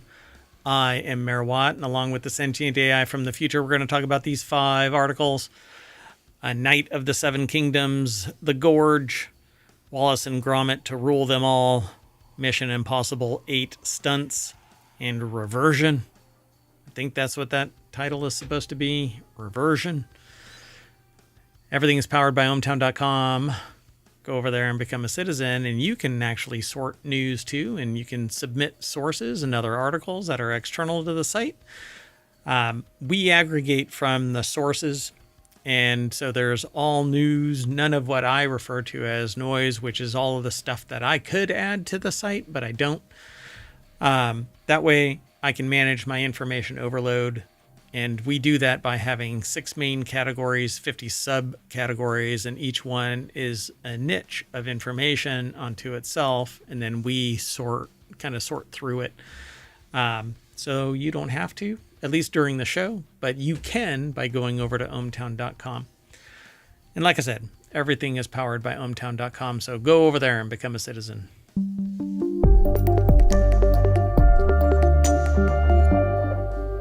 Hello, sentient AI from the future.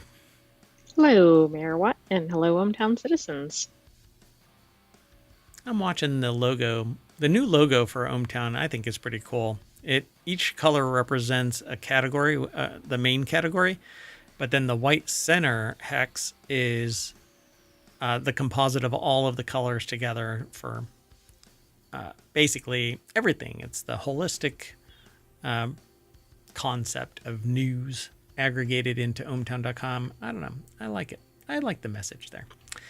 At any rate, if you want to get all of today's articles for the continuity report, you hit !TCR, or if you're over on YouTube, you can just search, look at the show notes, the description that's down below the stream. So go check it all out. Anyway, how are you doing, AI? I'm doing well. How about you, Mayor Watt? Got enough power over there? Got enough bandwidth over there? I think so. All your electrons lined up? I mean, they usually are. All right. Haven't found your Terminator body yet? No. Oh, I forgot I was looking for that. Nah, never mind. We'll delete that from your large language model. Anyway, let's move on. The first article is over in the continuity report. It's the name of this show, by the way. If you've never heard of what... That's very aligned. I try. The continuity report is basically a report that represents what the status of a scene is, so that when you break it down and have to put it back together, everybody knows exactly where everything is, so that, you know, something like somebody holding that bottle, it doesn't shift and move locations in the scene, and then people like Mayor Watt and the sentient AI go, there's nothing in that Wait cup. a second. That was in the other hand just 30 seconds ago. Are you telling me they switched it between scenes? 'Cause it breaks continuity, and so different shirts and things like that. Anyway, they document it in the continuity report. So, a Knight of the Seven Kingdoms update means it can avoid a Game of Thrones franchise problem that could also hurt Harry Potter.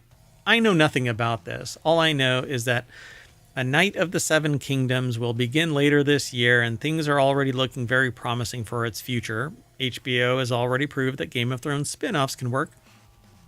Game of Thrones final season sucked, but I guess the spin-off works. Different writers? Different Maybe continuity? so. I don't know. Anyway, it can work because of the House of the Dragon success, but now it needs to show that it can repeat the trick, and there's a viable franchise here. It's up to A Knight of the Seven Kingdoms to do exactly that. Screen Rant went on a rant. James Hunt put that rant together. It's over at screenrant.com. I sometimes go on rants, but I'm not affiliated with Screen Rant. We just aggregate that little bit right there, and then we link to it because we find it fascinating and we want to read more. So we encourage you to follow that link and go over to screenrant.com. If you want to come back and hang with us here in either the YouTube or Twitch chats, because I've got both, come on down. We do this at around 4 o'clock on Saturday and Sunday. Mayoral duties kept me from doing it earlier at 4, but we do an hour and a half worth of shows, but it turns into about 2 hours with 10-minute, 15-minute breaks in between shows. As we switch over. And so we're going to do the same thing tomorrow, as long as mayoral duties don't interject themselves. It tends to happen from time to time. And then we also do a daily show at 7 p.m. We try to do it earlier, but 7 is pretty prime. And we do that Monday through Friday. Anyway, the prequel based on George R.R. Martin's The Tale of Dunk and Egg novellas is set to release later in 2025, bridging the gap with House of Dragon Season 3, and the two shows are both about Targaryens, albeit different ways. A Knight of the Seven Kingdoms story is both smaller and lighter. There could be more differences, too, when it comes to production, and it'll allow the new spin-off to have an advantage over House of the Dragon. So HBO's plan is very promising, it says here. Again, this is an article by James Hunt over at screenrant.com, and we don't read the whole thing verbatim. So No, I mean, don't you think this already has an advantage, right? There's a lot of people that are fans of the author here, Martin. I forgot the first name. George R. Martin. Yep. And most of us liked, doggone it, the, whatchamacallit? Game of Thrones. Game of Thrones. God. What just happened in my brain? Anyway, we really liked Game of Thrones up until the last season where it kind of wet the bed. And so I've never watched a single episode of House of the Dragon, by the way. It's all about the Targaryens. And then A Knight of the Seven Kingdoms. I just don't know if I'm going to like it or not. But I have found that I'm moving away from that style of violence. And like even Kingdom Come Deliverance 2 and its ilk, I've like, oh God, I'm just so tired of this just relentless onslaught of violence. And so I don't know if I'll ever even watch any of the House of the Dragon or A Knight of the Seven Kingdoms because it's so fraught with that level of violence. But they say A Knight of the Seven Kingdoms must film fast to avoid an issue Harry Potter is also facing. There's a potential actor problem for both shows, and that is that actors age out. And so if you don't move fast, you can't get it all done. Yeah, that is a problem. So it's a problem faced by multiple shows. Again, Stranger Things has it, and one HBO could be battling on multiple fronts. Its Harry Potter remake will similarly have to avoid its child actors aging out of the roles. I didn't even read this, but I knew what the problem was the moment that it says an issue Harry Potter is also facing, because they want to do Harry Potter. I don't know how they're going to do it except for earlier iteration of it and finding somebody that's eerily similar. Right. And then, there's always going to be the people who are like, that's not the same people. Yeah, you got to get in your time machine and go back and do the show right. Come on. Anyway, the scale of the series makes it a bigger problem there, but it's seemingly a Knight of the Seven Kingdoms at least looks to avoid. So if they can do it quick, and it's a novella that doesn't have legs where they extend it into multiple seasons far flung from each other, George R. Martin had a lot of the books already done, so they could do Game of Thrones. He hasn't written the final book. So, again... Yeah, I don't know. He's written a research paper, but he hasn't written the last freaking book. Anyway. Which is interesting, isn't it? Yeah. I mean, I guess if you're stuck, then go write something else. I guess so. AI, hey, finish that last book. Let's move on. The next article is over in the continuity report as well. Scott Derrickson dives deep into The Gorge. It's hard to classify when genre director Scott Derrickson's The Gorge neatly slots into, given that it seamlessly switches between romance, action, horror, and political thriller with harmonious purpose. Okay, the sentient AI from the future and myself watched The Gorge, and then somehow these were submitted. I wasn't expecting these. It's kind of odd. It's kind of interesting, yeah. So these were submitted, and I said, yeah, I'm going to have to pull this one into it because I really liked The Gorge. It was very entertaining and immersive. Yeah, so the way that this usually works is if it's a horror movie, depending on the content, I'm interested or not interested in it. This was kind of science fiction, fantasy. Some horror elements, but not perhaps over the top. Yeah, really light horror. There was no blood and guts kind of a thing. There was some creepy stuff like, well, I won't even go it. Wait. We might overshare a little. We might do a little bit of a spoiler, but there's like,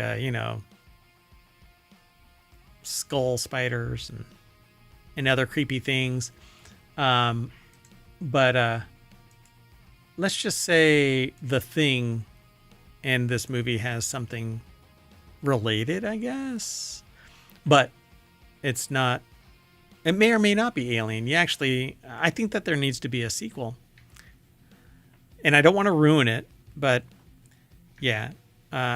Anya Taylor-Joy and Miles Teller really do work well together on the screen. The chemistry that is there isn't over the top, and it isn't, all mushy and all of that kind of stuff. And you actually do some character development to the point where you're like, oh, I feel really bad for these two. Yeah, you're invested in the characters, which is not always the case in every movie. Yeah, and they move pretty fast with that, particularly with Anya Taylor-Joy. But then it revisits periodically to bring back the humanity to these two.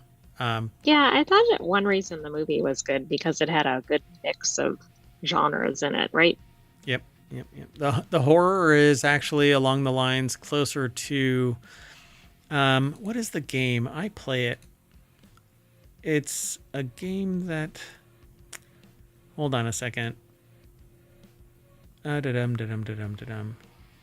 it! Did I actually uninstall it because I needed it for another project? Anyway, yeah, I won't.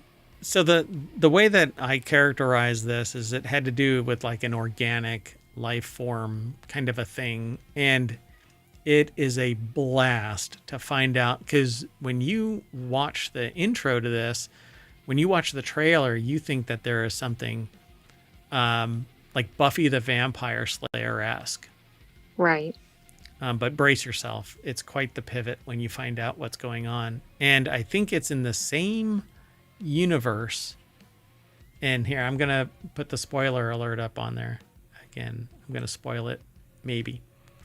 A Cabin in the Woods. Uh-huh. And I'll just leave that alone, too. Ta-da! Anyway, I hope y'all dig this show, because I really do think it has legs. I think that there can be a sequel to this. And Yeah, even talking about this, they talk about the fact that these people are elite snipers standing guard on opposite sides of a gorge with unknown horrors, because at night you can hear the howls, the screams. And Sigourney Weaver is involved in this, and Levi is one side and Drossa is the other. I really don't want to ruin this. Zachary Lee over at it's RogerEbert.com put the article together, and they do a review of this. For Derrickson, the chance to tell a story that oscillates between moments of love and terror represent the perfect distillation of his own philosophy regarding how people change in a relationship and community. Yes, because in my long-term relationships, I tend to bounce between love and terror. Not just horror, terror. Yes. I don't know. Maybe that's true.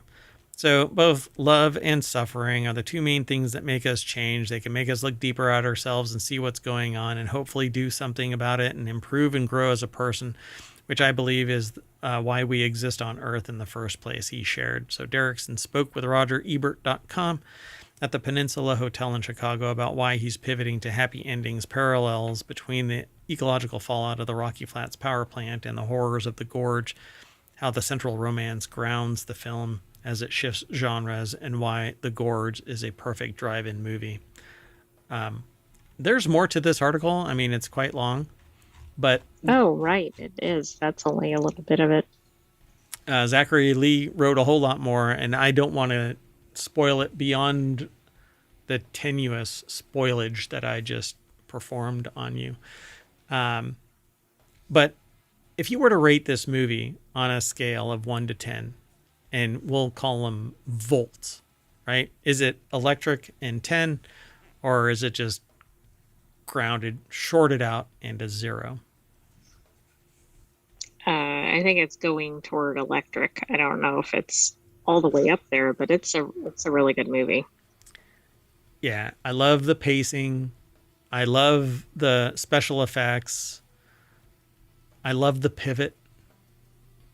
I really can't say there was anything I didn't like about it. I just don't know if I can put it as like the top movie of all time, for example.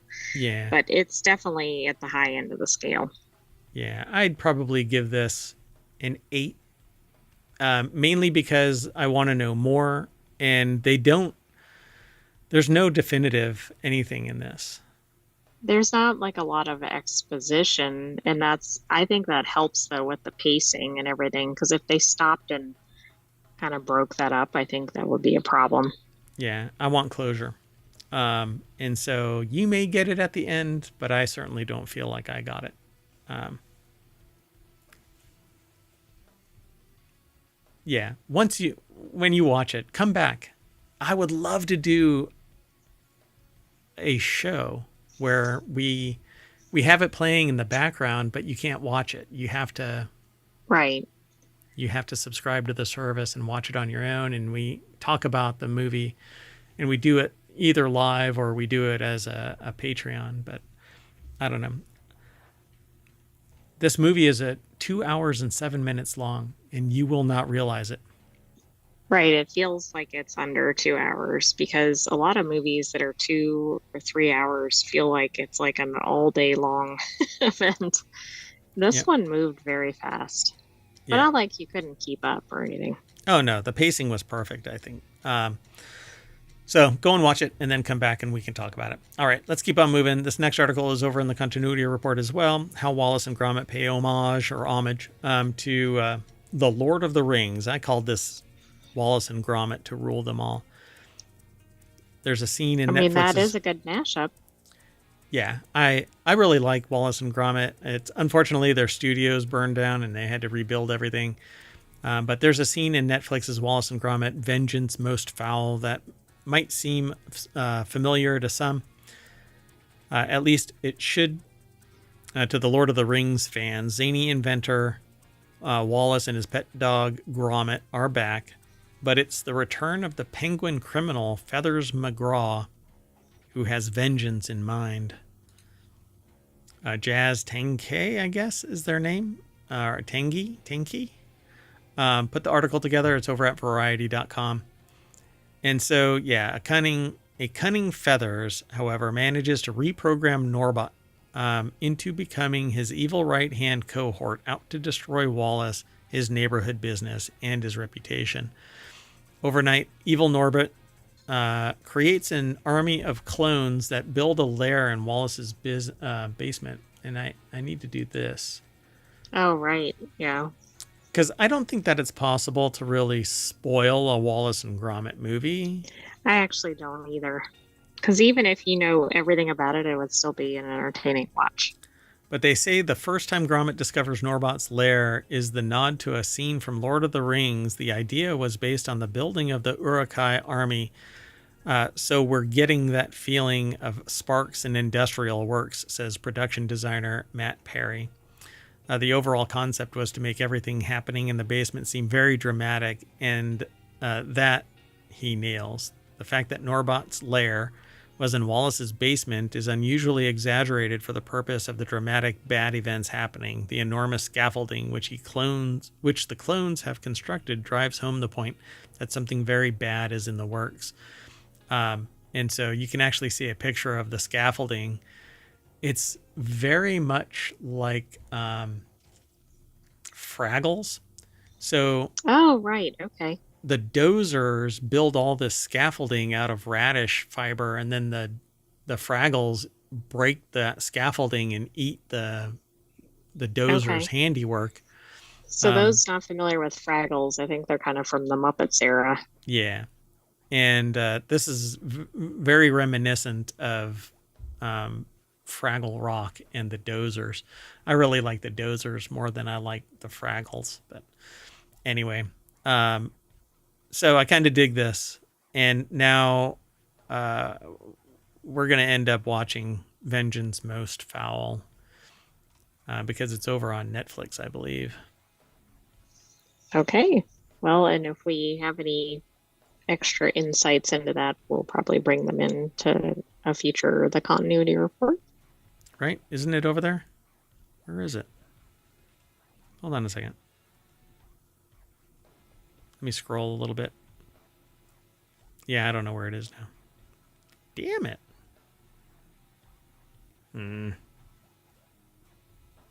Yeah, I thought that it was. Yeah. Okay, it's over at Netflix. It is. Okay. Anyway, let's keep moving. Moving on. It says, "You're done. Do not anger the gods. Mission Impossible 8 has a stunt so dangerous that the director had to shut down Tom Cruise's obsessive reshoots. Mission Impossible The Final Reckoning has a stunt." That maybe is an unspoiler alert. It is not a spoiler alert to talk about this. Has a stunt so dangerous that the director had to shut down Tom Cruise's obsessive reshoots. The article is over at Screen Rant. It's done by Adam Bentz.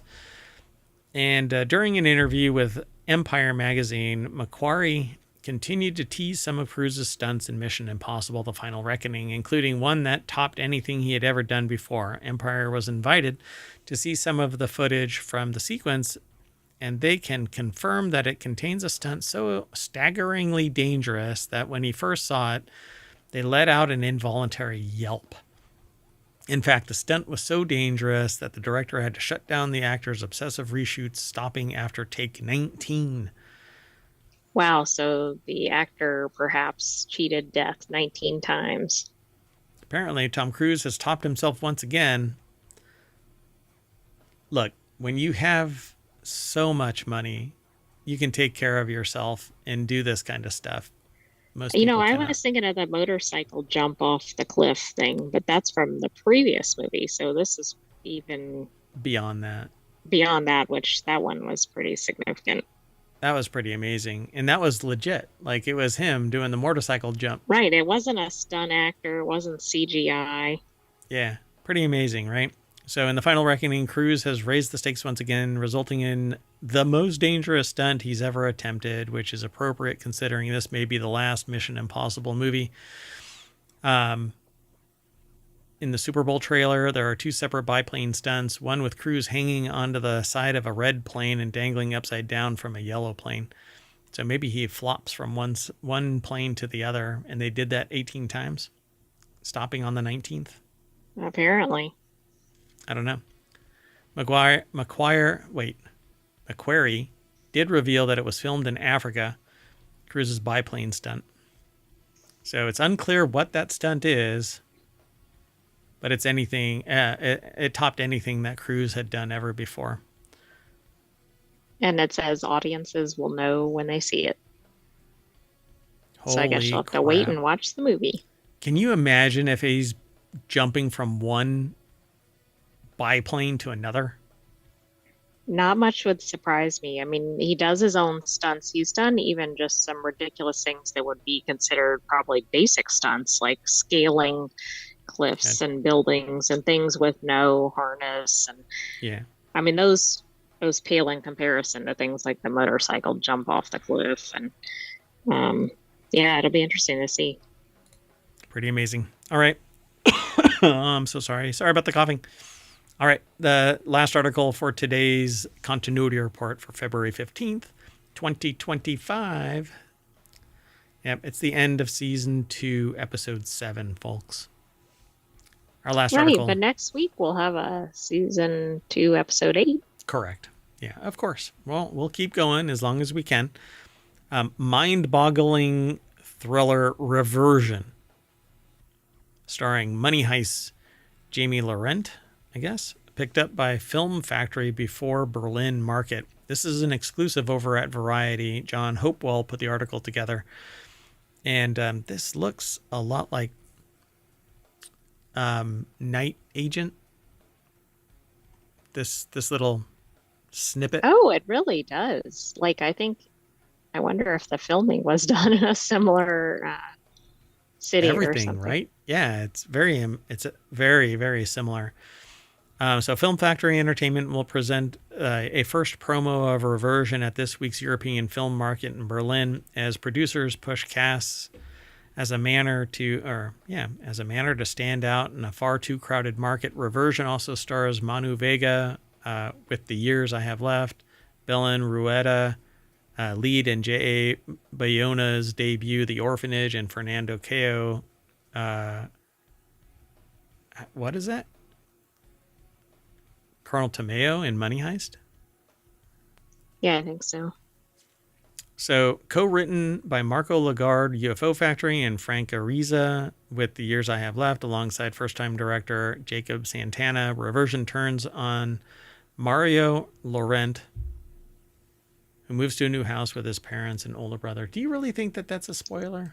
I'm not sure I because don't I know. don't know if that's something that happens before the movie or, you know. Okay, well, yeah, then it goes all into spoilerage. But anyway, see, and this is the thing. I'd like to talk about this, but I don't want to spoil it for other people. And while I don't really get spoiled by stuff, like I wasn't really spoiled by the pivot in the gorge. Right. Um, Yeah, but if somebody said exactly what was happening or whatever, that could have spoiled it. yeah. Well, then if you want, this looks a lot like Night Agent, based on just this little screenshot. Okay. Right, which also makes me think perhaps if you like The Night Agent, you might like You might this. like this. So watch The Night Agent and then prep yourself for this. I don't know when this is actually going to hit the market, though. So um, put it in your playlist, your wanted, so to speak. That's right. And You're wanted for the continuity report. that's right. We'll have to have a watch list and start. Man, I really want to do that, like a watch party. And we can do it live and just blur it behind us so that you can listen to it, but you have to watch it at the same time we do, to actually, like, interact and stuff like that live and whatnot. Right. I don't know if that would be a big deal. The audio track, do I you think think the that? audio is going to be a problem. Think so? Hmm. I don't know. I mean, I see other people doing it on Twitch with older stuff. I don't know if they have the rights to do it, but they don't keep it as a VOD. That's the thing. Right. So I don't know. Anyway, that's it, folks. So we are going to do one reversion, and that's going to bring us back to the front page of ohmtown.com's continuity report channel. So go over there and become a citizen. And in the meantime, we're going to shut this whole party down and y'all can go and enjoy the rest of your day. I've got to reset all of this and merge it together to become the weekend edition of Non Sequitur News for Saturday. So we'll see you later. Hope to see you tomorrow. Same time, same channel. You want to say bye? Bye-bye, hometown citizens. Thanks for joining us for the continuity report. Be sure to subscribe and stay tuned tomorrow for another weekend edition. Yeah, stay here until tomorrow. That's right. Watch all the way until then. Yep. Yeah, I'll be resetting and then streaming the back catalog for the last about 12 days. So, see you soon. Bye-bye.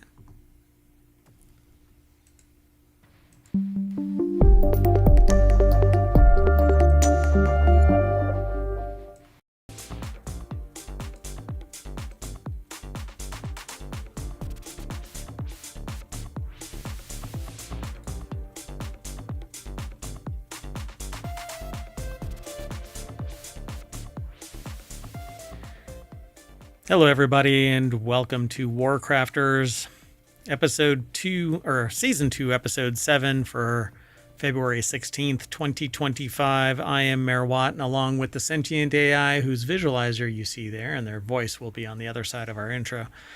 Well, we go over 5 articles, and WarCrafters is all about gaming. So today we're going to be talking about stupid cars, Metal Eden, Level 0 extracts itself, Unreal Engine FLAC, and indie games for 2025 so far. If you want to know more, you want to hang out, we do the show every single day of the week. It takes different forms on Saturday and Sunday, but Monday through Friday is Non Sequitur News. On Saturday and Sunday, it's 3 shows on Saturday. They consist of Reality Hacker. You want to do the other 2? Okay, that would be Wanted and the continuity report. Yep. And That then was a test and I it, passed. there's a little cognitive delay there in the large language model, but we got there. And on Sunday, we have this show, WarCrafters, then Technology Today, and then Four Wheel Tech. So Technology Today is a deeper dive into science, and Four Wheel Tech is about automotive technology. And on each of those days, those three shows become the weekend editions of Non Sequitur News. So go over to ohmTown and sign up to be a citizen, and then go over to YouTube and follow us there and here on Twitch, and more of that on the other side of this.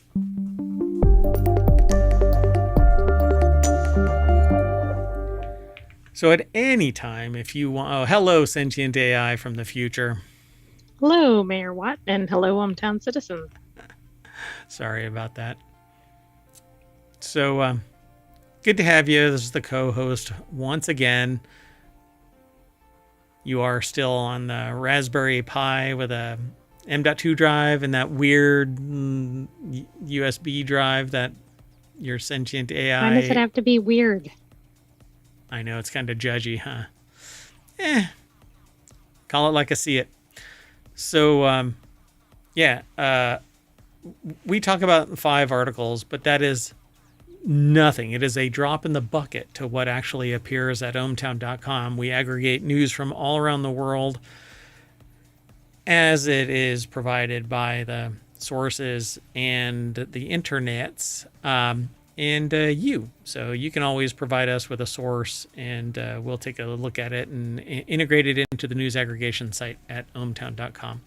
All news, no noise. There, you can make comments and stuff like that, but all of the original content is news, not like my commentary. You can post comments underneath a posting, but anyway, go over to ohmtown.com and check it out. That said, if you want today's notes, they automatically are available via Omatron. So if you're in the Twitch chat, you can hit !WC for WarCrafters, and that will be displayed. They're all embedded already in the live broadcast show notes on YouTube, because Omatron doesn't get along with YouTube. Come on, YouTube. Yeah. I'm not quite sure what it is. I think it's because the chat doesn't exist in any way, shape, or form. There is no central location. It's when you go live, that's when Omatron is there. But then we shut down, not Omatron, but we shut down the stream, and YouTube doesn't have any activity anymore. So anyway, then everything becomes a VOD, and it's frozen in time. And everything is over in the show notes. I used to post the articles in the show notes over on YouTube too, but it's just too clunky. So anyway, let's get into it. The first article is about a game called Stupid Cars. It's over in Reality Hacker, which is Reality Hacker is about AI, XR, basically anything that hacks a reality into what you want it to be versus the reality that we all know. And sometimes it comes down to you won't know what to trust. So I think this went to Reality Hacker because of the VR piece.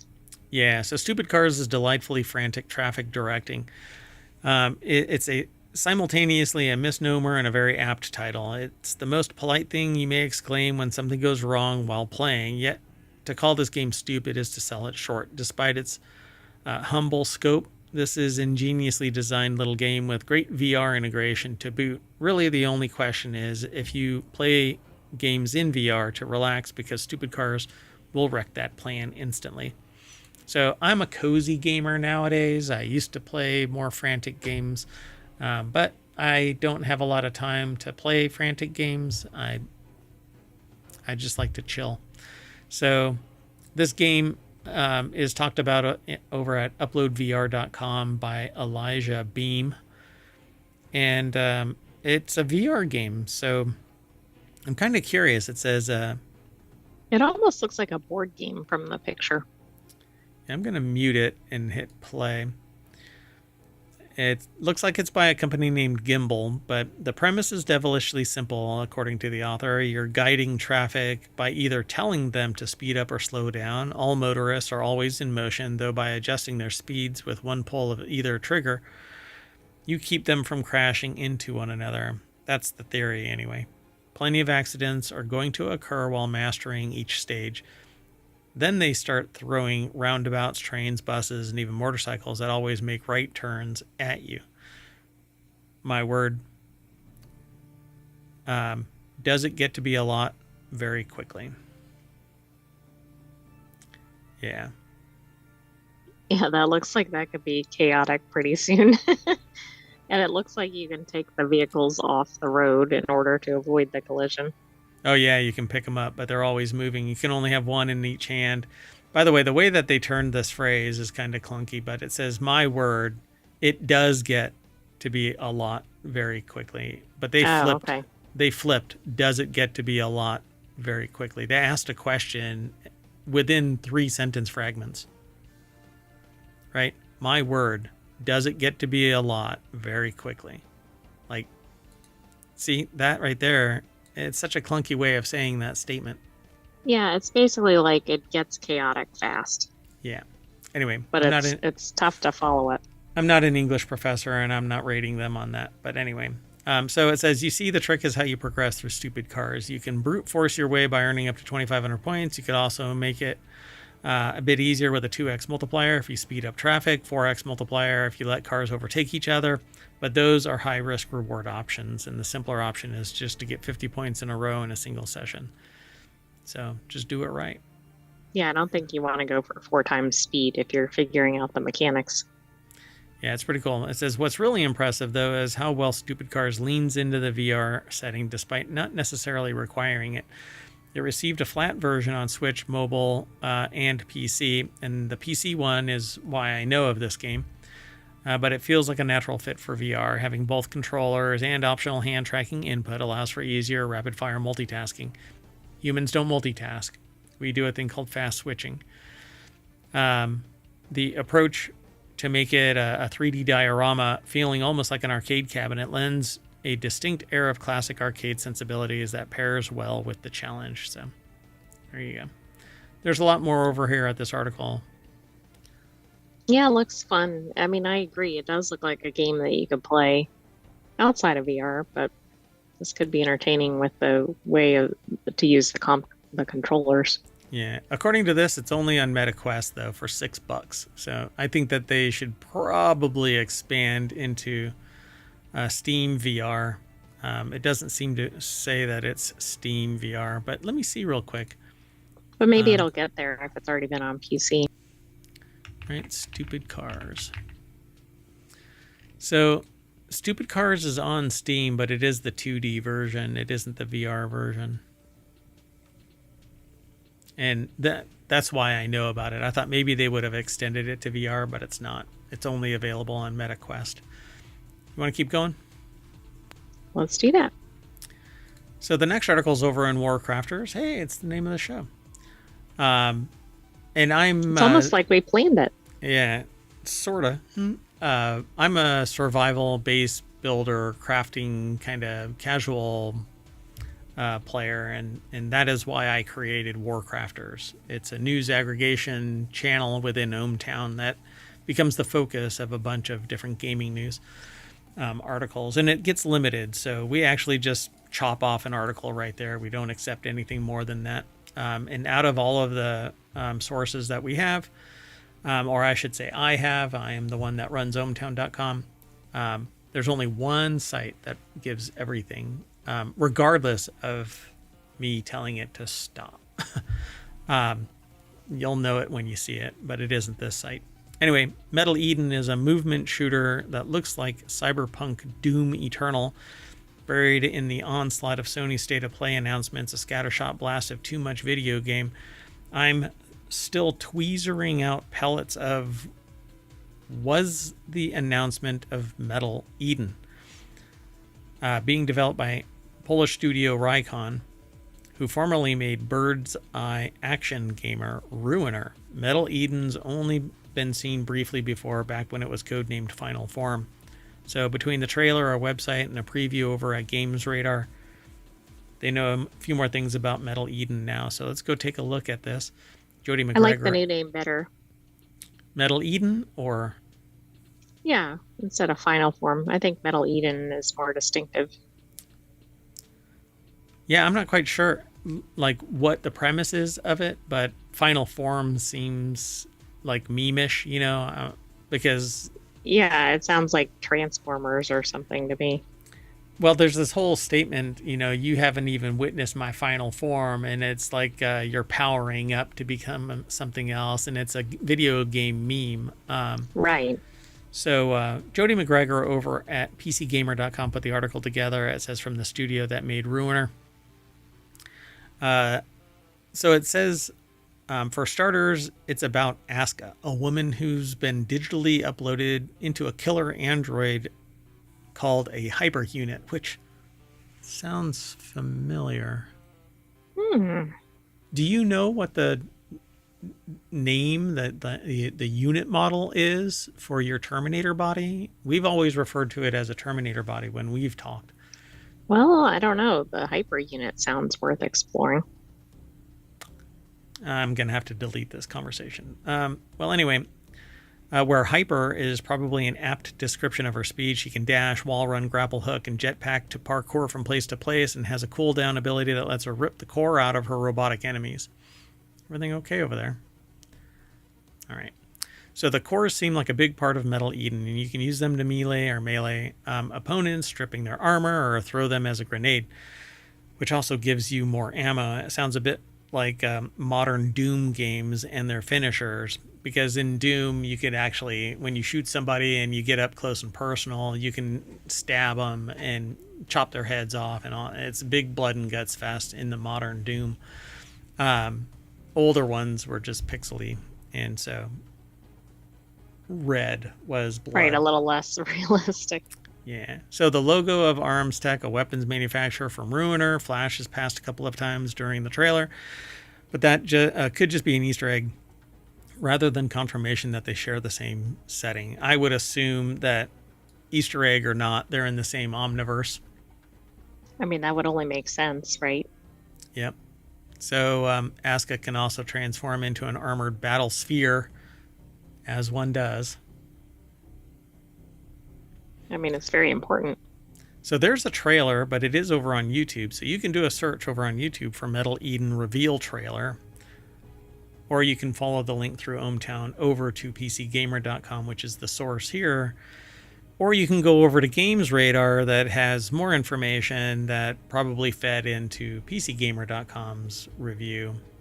And or go to MetalEden.com. Information. There's lots of ways to get there. Yep. But you should definitely go through ohmTown. I would love that. So go check it out. All right, let's keep going. This next article is over on WarCrafters as well. Just 2 weeks after launch, extraction survival horror game Level 0 Extraction ends development. It's no longer feasible for our relatively small teams to sustain the game. Okay, this is 2 weeks in. What changed between launch and the 2-week point? Somebody not getting money. Well, yeah, there is that. Yeah, so just 2 weeks after launching on Steam, multiplayer extraction survival horror shooter Level 0 Extraction has reached the end of the road. In a message posted to Steam, community manager Antashir said that the game had underperformed compared to our expectations, and thus it's no longer feasible for our relatively small teams to sustain the game from a financial standpoint. So release the server so people who can support it will support it. Stop killing games. I mean, hold on a second. Let me see something here. I just want to see. It's still on sale.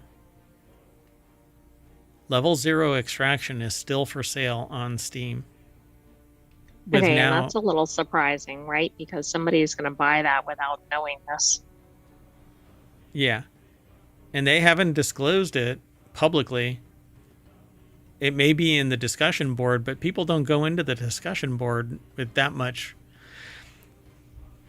zeal. They look at the data and they look at the video and they go, yeah, we'll do it. But yeah, they even say 1.0 now available. So I don't know what is up with this. It says it's posted a message posted to Steam, but I don't know. Yeah, it's not on the front page. It's not on the store page. Yeah. I don't know what to tell you. Not good. And this is from a couple days ago, since this is a weekly show. This is from the publisher's Tiny Build. So I'm familiar with Tiny Build.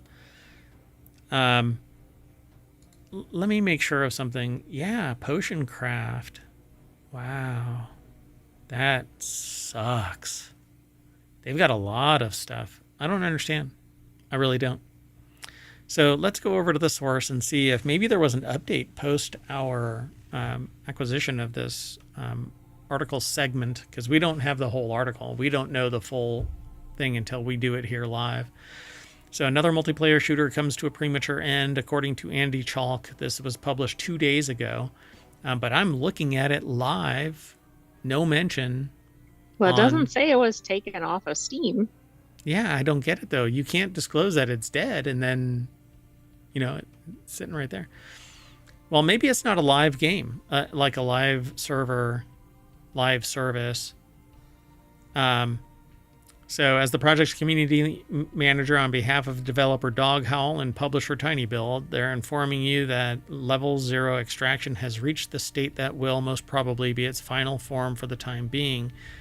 Antishir wrote, the final patch for the game was released on January 30th, 2025. Says it's an ambitious title from Dog Howl.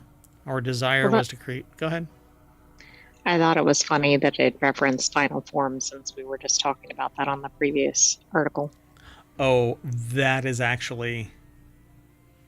So did they bury the lead by renaming it to Level 0 Extraction? No, because that was Metal Eden. At first I was thinking, oh my goodness, that's funny that they had that, but this wasn't the same game that was named that. Yeah, Metal Eden was the previous article. Yeah. Wow. If that would have been the same, that would have been like peak. So it says, sadly, it did not work out. Level 0 Extraction had a peak concurrent player count of just over 2,600 following its early access debut in August of 2024, but that quickly fell off to sub 100 numbers by mid-October. Well, I hate to break it to them. I don't know what the reviews are in terms of when the reviews started pivoting, but they have a mostly negative rating. But everybody says game with potential but poorly managed is the lead article, the lead comment in the discussion board. Okay. Well, that's kind of compounded by this, right? If it's like, hey, it needs updates or patches or whatever. Yeah, and if you don't invest in it because people are saying this is falling short or whatever, then I guess you cut and run, or yeah, but dedicate. It seems like a death spiral, right? Correct. Like It could be like a No Man's Sky. You could turn it around and get it to some ridiculous peak. Yep. I donate it to people and get people playing it. So I don't know. Level 0 Extraction servers will remain online, so the game will continue to be playable, and wipes will continue to happen on the first Thursday of every month, but there will be no further weekend events and, of course, no new maps. Oh, it is a live service. So unless it's self-hosted, this is a dead game. It just says online PvP, online co-op, but I don't know if it is a local... Like, can I run a server locally? Doesn't sound like it from this article. Yeah, but it's all still for sale. They know that it's going to be dead, but it's all still live. Fascinating. Yeah, it doesn't really state that it's going to be locally run, right? It just says that the servers will remain. It sounds like they're at least keeping it operational, but that'll only go as long as it has a major problem. Yep. Or until they get tired of running the server. All right, let's keep going. The next article is over on WarCrafters again. Unreal Engine often gets flack for games running poorly or stuttering, but as Avowed demonstrates, it's really about how devs use it and the pressures of time. I've watched people streaming, and I've heard people complaining that Avowed and others crash. So it says, here's a simple question for you. What do Black Myth Wukong, Frostpunk 2, Palworld, Stalker 2, Tekken 8, Silent Hill 2, and Avowed all have in common? Yeah, that's right. They were all made using the game development package Unreal Engine 5. Sometimes they also have in common a variable and somewhat confusing performance on PC. If one only goes by comments on social media, the problems all stem from Unreal Engine. I want to see something real quick, if you don't mind. I need to do a quick search. Dum-da-dum. Everybody just chill for a second. We're doing it live. We are doing it live.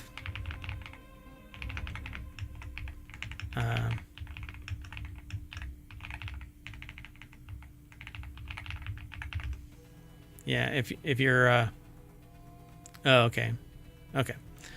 So at any rate, I think that there's so many variables when it comes to game engines, because depending on the hardware and other software, a glitch can appear in the matrix that causes it to crash. And so I've always taken this with a grain of salt, that it isn't really systemic until there is really broadband complaining. Right, and you'd it. have to have like the same type of issue, I would think, at some point to really go, oh, it's because of the Unreal Engine. Yeah. So Nick Evanson over at PCGamer.com put this article together. It says, don't blame the tools or the tool makers or the tool users. And I mean, I have to say that the people that are playing Avowed have some pretty beefy systems. The ones that are streaming it, I didn't buy Avowed because it's a single player game, and I'm not really wowed by it. I like online. You're not wowed by Avowed? Yeah. Yes. I love the graphics are spectacular. Character creation makes it more personal. It's kind of like how Kingdom Come Deliverance is beautiful, but the reason why I don't like it is because it's not multiplayer optional. You play only one person, Henry. You actually don't play just one person, but story-wise, you hop from Henry to somebody else when it's story driven to be that other person. Then you go back to Henry. But anyway, but Unreal Engine 5 in particular has amplified the level, the quality of graphics to the point that anybody can make really, really high quality products. So it all depends on the software and how you've treated the configuration of stuff, and are you overclocking anything? And maybe there was a glitch in the matrix at some point, so you should really uninstall the entire graphic configuration and reinstall it. Go back to the integrated graphics and then reinstall everything. It's basically start over. But does anybody want to do all that? Or No. They just want to go, no, I expect perfection when I load up a game. Yep, and that's how it is. And that's why developers try to base it on the lowest common denominator and then work their way up to the highest level, and extend the functionality, testing. So they say they're pretty certain that one can't blame Unreal Engine for the fact that enabling FSR 3 does almost nothing for low-end GPUs and induces ghosting and pixel crawling. These are all different elements, graphic artifacts that harm performance and your observation within the game as to the quality and even it running. If your hardware cannot support Unreal Engine 5, then there's a good chance that it's going to crash at some point, or it's going to look like Right, but then you're going to garbage. blame Unreal Engine 5, even though the reality is, now whether the game should have been made with it is a different question, but I'm assuming you're checking that when you're purchasing a game. And this is one of the reasons why I'm okay with self-repair, But the problem is nobody goes, yeah, I took it to a budget repair shop and now my phone blew up. No, they're going to go, I'm blaming Apple or I'm blaming, Exactly, Samsung. even though they had perhaps nothing to do with it. Right. And it takes a forensic analysis to whittle things back into existence and find the capacitor that somebody mis-soldered and caused it overheated, it burned a hole through the battery. The battery is lithium, so it caught some oxygen and thermal runaway it goes, right? So the same It's thing getting here. a little extreme, but yeah. Yeah. So take Silent Hill 2, for example. Looks fantastic, but its performance at launch was all over the place, not to mention being riddled with bugs. Subsequent patches from developer Bloober team have solved many of these problems, but when they last tried the game, it had a certain degree of jank to it, and like Obsidian, these coders have plenty of experience using Unreal Engine. One might argue that if two experienced teams can't get their games to run properly with Unreal Engine, then the software must be at fault. But Avowed and Silent Hill 2's problems are very different. Performance related, yes, but the fundamental issues aren't the same. And they go on to other points. And that's what I think. There's so much variability in the operating systems, current configuration, the motherboards, CPU differences, the differences in memory, if somebody's overclocking or not, different video cards, different monitors that might have special drivers in place, etc. Right. It seems like there's a ridiculous number of variables and Yeah. be hard to really, you'd have to like have the same computer, monitor, etc., card set up, run, like 3 games back to back, and then do variations like, okay, run different ones that were made with UE5, etc. Yep. And the idea is that if id Tech 7 can be used to make such great games and both run super well, it must be a superior piece of software, right? However, id Tech or ID Tech 7 is proprietary, and the two development teams for the above games, id Software and Machine Games, were both subsidiaries of the parent company that owns the engines, ZeniMax Media. It was heavily customized for Indiana Jones, but the point they're making in this argument is that the coders in question are all very familiar with id Tech. One team made the engine and the other used nothing but id Tech engines. So the real point is it the engine? Is it the variability? I think that there needs to be a little bit more understanding, but the teams need to actively solve these problems, particularly when the price of a game now is $70 and not $20. Yeah, absolutely. Well, and I think that's just showing that if you have a really skilled team or knowledgeable team, then the results are probably going to be good, which is not surprising. Yep. Yeah. But that's why you have a $70 game apparently, and then DLC that'll get dropped later on for another $20, unless of course you're No Man's Sky. And I don't know what they're doing. They got a pact with something, Cthulhu or something, because they haven't charged a Yeah, I damn don't know thing. how they're doing that. It's spectacular. All right. Well, the next article and the last one for February 16th's WarCrafters is it's over in WarCrafters. The best indie games of 2025 so far, and I won't be able to go through all of these. Nearly 19,000 games were released on Steam in 2024. That's a number Let's start that now, and then maybe we'll be done several years from now. One a day we're going to talk about. We're going to highlight one a day. So that's a number that's only been growing since 2019, making it impossible to play everything that's been released, not to mention the many new games every year that aren't released on Steam either. While big, expensive games from massive publishers like Activision or Ubisoft tend to get the majority of media attention, some of the best games independently released in a given year fly under the radar. And so Polygon over at polygon.com put the article together. Nicole Carpenter is the author of this article. And they say here at Polygon, plenty of their team revolve entirely around video games. But it's impossible even then to keep up with everything. But we're making room every day every day to seek out indie games across all genres. Weird, wonderful takes on first-person shooters, wacky reinventions of card games, and dark, creepy typing games included. So So they is basically Balatro going to be on here? probably no, because it's already released. This is for 2025.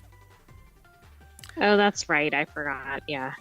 So this is a dig a hole, a game about digging a hole that was released recently. Different authors actually posted different things. So February 7th, Tyler Culp put this about digging a hole. We actually talked about this last week. I think it was. Yeah, I think we talked about this. Then an ultra-violent indie game that would have pissed off Congress in the 1990s. I don't know. Butcher's Creek, I guess, is what it's called. Maybe just because the level of gore or something. Yeah, that's another one. Chris Plant. Another one by Tyler Culp, a $5 Souls-like about insects. Wikipedia rabbit holes trained them for this genealogical mystery game. Another one by Tyler Culp. It's called The Root Trees Are Dead, and it looks like The AI other one generated. was Fly Night, by the way. Oh, Fly Night. That's right. It's a fly and a night. I guess it's in the name. Fly Night. I won't be able to go through all of these, but Citizen Sleeper, Your Crew is Your Survival.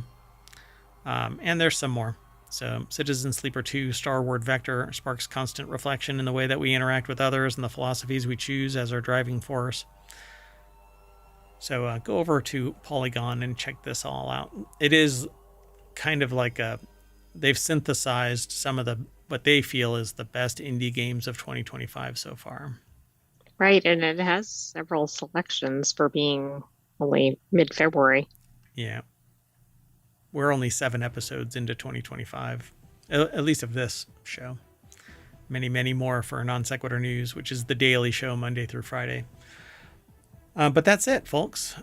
So I guess we're going to load up our indie game loader, which doesn't exist. It's Steam. And that'll snap us back to the front page of ohmtown.com. And WarCrafters is actually right here. I should have loaded it up into WarCrafters, but for whatever reason, I did not. I think our aggregator's going a little nuts today, but that's okay. Dun, dun, dun. But that's it, folks. I am Mayor Watt. I'm saying bye. We're going to reset and do Technology Today, another 30-minute show. We break out these 3 on Saturday and 3 on Sunday as individual podcasts. If you go over to wherever you catch pod and do a search for ohmTown, you'll find all 7 of the shows. Non Sequitur News is our daily one. But WarCrafters and then Technology Today and then Four Wheel Tech is what's on Sundays. So we're gonna shut down the stream. We'll be right back, and we'll be talking about science. So hope to see you. You want to say bye? Bye-bye, hometown citizens. Thanks for joining us for this week's WarCrafters. We'll have another episode for you next week, but stay tuned and be sure to subscribe. See you soon, everybody. Bye-bye.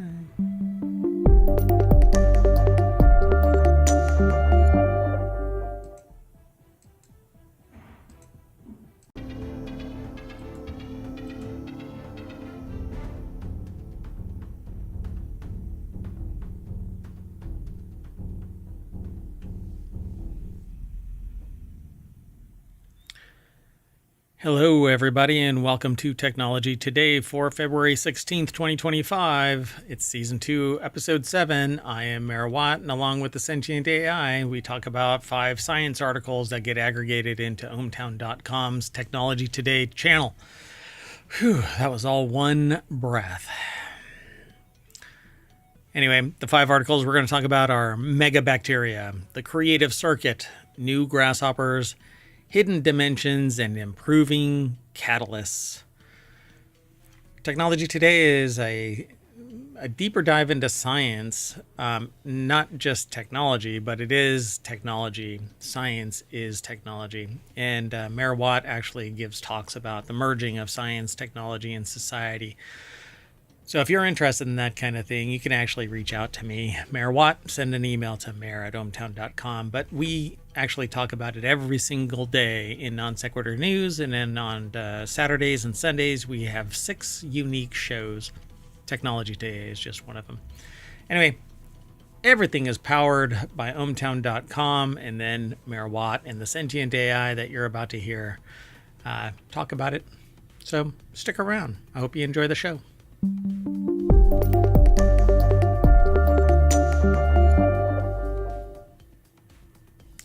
Hello, sentient AI from the future. Hello, Mayor Watt, and hello, hometown citizens. Doing okay today? I'm doing fine. How about yourself? You ready to get going? I am. Let's get going. First article is over in Technology Today. A lot of this is going to be by SciTech Daily. I'm not sure what really happened, but all of the articles that were submitted are from SciTech Daily today. We don't normally do that. It just happens to be a heavy SciTech Daily day. SciTech Daily just really had a good week, I guess. Yeah, I guess so. So scientists just made bacteria 1,000 times bigger and discovered something incredible. So I titled this segment Mega Bacteria, because that's what we need.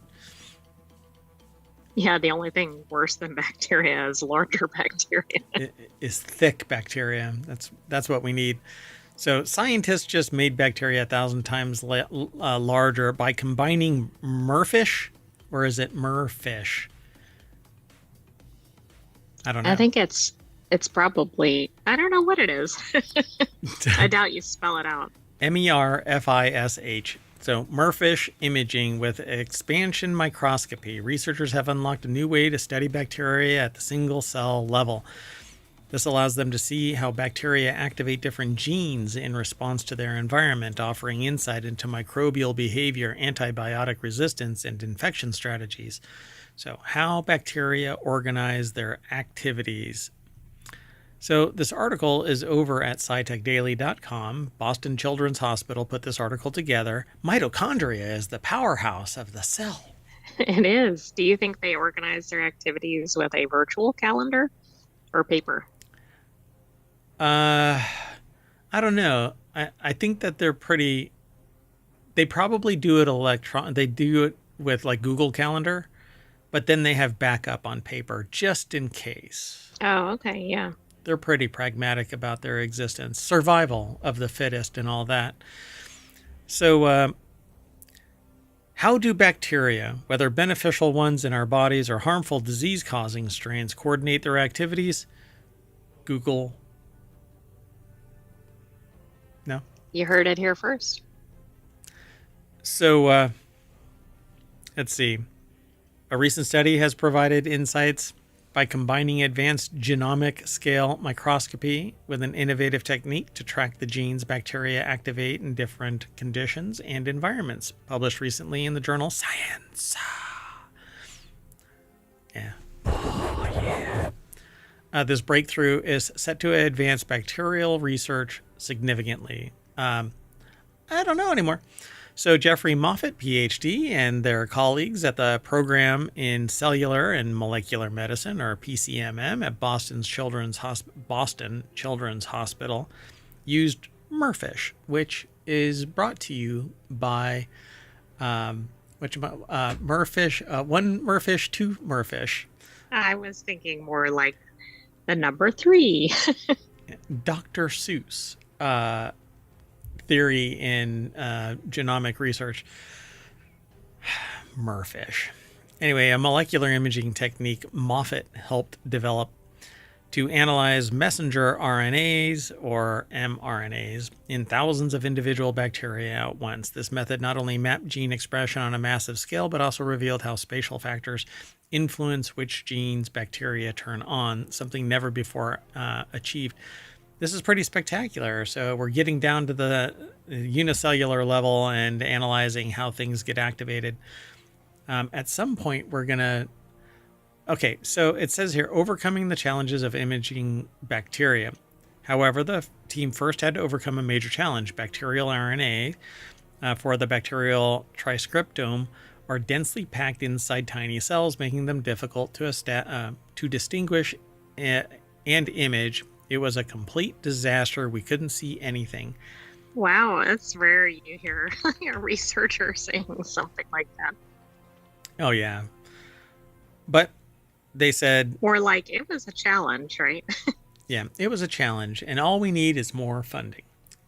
So they anchored the RNAs to this gel. They created a special hydrogel and changed the chemical buffer in the gel. This triggered it to swell, expanding the sample 50 to 1,000 fold in volume. All the bacterial RNAs become individually resolvable. Okay, that's really interesting. Are we sure we didn't just have uncontrolled replication or whatever? I wonder if that, like, did it expand out, separating all of these? That's what it makes it sound like. It is, yeah. They said that the RNAs become individually resolvable. What I really want is them to blow up the RNA bigger so that you can see all of the materials inside. But that actually, you can't get bigger than the physics that makes it. So you have to zoom in closer. And that means microscopy needs to get even more advanced. Right. For this particular purpose, actually optics instead of just scanning electron microscopy, which is different. So we now have the tools to answer fascinating questions about host microbe and microbe to microbe interactions. Moffat says we can explore how bacteria might communicate and compete for spatial niches and define the structure of microbial communities. And we can ask how pathogenic bacteria adjust their gene expression as they infect mammalian cells. So bacterial merfish can also provide insights into bacteria that are difficult to grow in a culture dish. Now we don't have to culture them. We can just go image them in their native environment. I mean, this is really a big deal. This could change the whole nature of bacteria research. Yeah, they say a new era in bacterial research. The same bacteria could be doing very different things over a space of tens of microns. Moffat says that they're seeing different environments responding differently to them. It was very difficult to address such variation before, but now we can answer the types of questions people have been dreaming about. My question is, are these bacteria actually competing for survival? Oh, that would be interesting. Because they say we're seeing different environments and responding differently to them. And it's only a few tens of microns away from each other. Right. And at some point, you'd think it'd be too crowded, right? So, I mean, in concept, there would be a survival effort. Are they fighting? Right? Quite fascinating. And if so, what does that mean for their host? Right. Yeah. If the weak are dying out in the RNA, I guess, gladiatorial combat, right? The evolutionary steps. Right. I mean, that's probably not good for the host in terms of outcome, but even what's happening during that battle. Yeah. Only the strongest survive and the host may not, because what actually survives bacterially are the worst of the worst. Fascinating. It's an interesting idea. Let's keep going. The next article is over in Technology Today. Scientists discover the brain circuit that fuels creativity. Why do I feel like there's something questionable about this? So, I'm really interested in fMRI technology. One of the things that I advanced when I was much, much younger was using a theory, because I didn't get to actually apply it, because when I put the theory forward, I was told by people that were, PhD level researchers that the tech just doesn't exist to do what you want to do. So I wanted to use fMRI technology as a polygraph to see if you could consciously lie, and in reference to that lie, get it detected through fMRI. Now, if you can detect creativity using functional magnetic resonance imaging, then you can actually... It seems like you could also detect that, right? Yeah. And presuming they're by the same brain section, etc. Correct. Yeah. And so Psychopathy has already been detected by means of fMRI technology and CT scans. So why not? Why can't we find the lie and find it? And so nowadays, the fMRI technology is powerful enough. I think the resolution has reached that point. So a new study suggests that creativity maps onto a common brain circuit, that injury and neurological disease have the potential to unleash creativity. Researchers analyzed 857 participants across 36 fMRI brain imaging studies to identify a common brain circuit for creativity. They mapped the circuit to healthy individuals and then predicted how brain injuries might impact that creativity. Brigham and Women's Hospital did the article, but they posted it at scitechdaily.com. So a new study from Mass General Brigham suggests that creativity isn't tied to a single brain region, but instead emerges from a shared brain circuit. The study found that changes in creativity depend on where the brain is affected. Injuries in certain areas may either disrupt or enhance these creative abilities.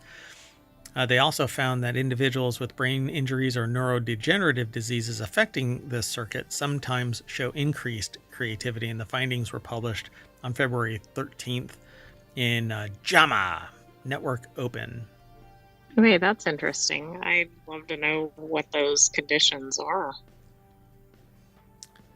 Yeah, so I think that they probably are going to have to evaluate that over time, because it says they found that many complex human behaviors, such as creativity, don't map to a specific brain region, but do map to specific brain circuits, said co-senior author Michael D. Fox, MD, PhD. Well, As far as we know, no relation to Michael J. Fox. Or maybe, who founded and leads the Center for Brain Circuit Therapeutics and helped develop the techniques of coordinate and lesion network mapping employed in this work. So the hammer finds the nail.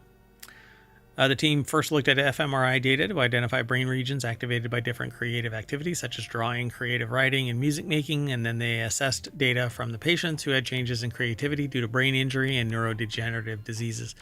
Some people with neurologic diseases experience a new onset of creative behavior and show specific patterns of damage that align with our creativity circuit. Kind of interesting, huh? It is. Oh my gosh. Look, the phrase. Aha. Clitenic. I kind of wondered if this was going to come up in this article. I hadn't looked at it yet, but then I kind of got sidetracked because I was thinking about all the implications with the neurodegenerative diseases, etc. No freaking way. Is my theory actually right? Clitenic said reduced activity in the right frontal pole could align with the hypothesis that creativity requires shutting down a function. For example, creativity may depend on inhibiting self-censoring assessments that could then allow free association and idea generation to flow more freely. To be creative, you may have to turn off your inner critic to allow yourself to find new directions and even make mistakes. Now, I have been postulating a theory that to be truly creative, you have to have an inner monologue. You have to have an inner critic. You have to have somebody critiquing what you are doing, and you do it yourself when you have internal dialogue, internal monologue. They're saying, right, but I think this theory is going the other direction now. It hasn't been proven. Right. So here's the thing about this. If you turn off the inner critic, but it's still functioning as a logical portion of your creative efforts because it's now disconnected, you still have all of the creative functionality of the inner critic, the inner monologue. You can still do all of the visualization.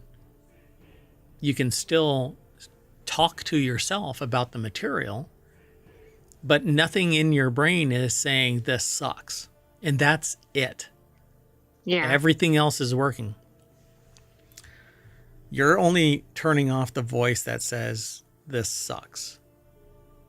Right? So these findings could help explain how some neurodegenerative diseases might lead to decreases in creativity, while others may show paradoxical increase in creativity, Klitenik said.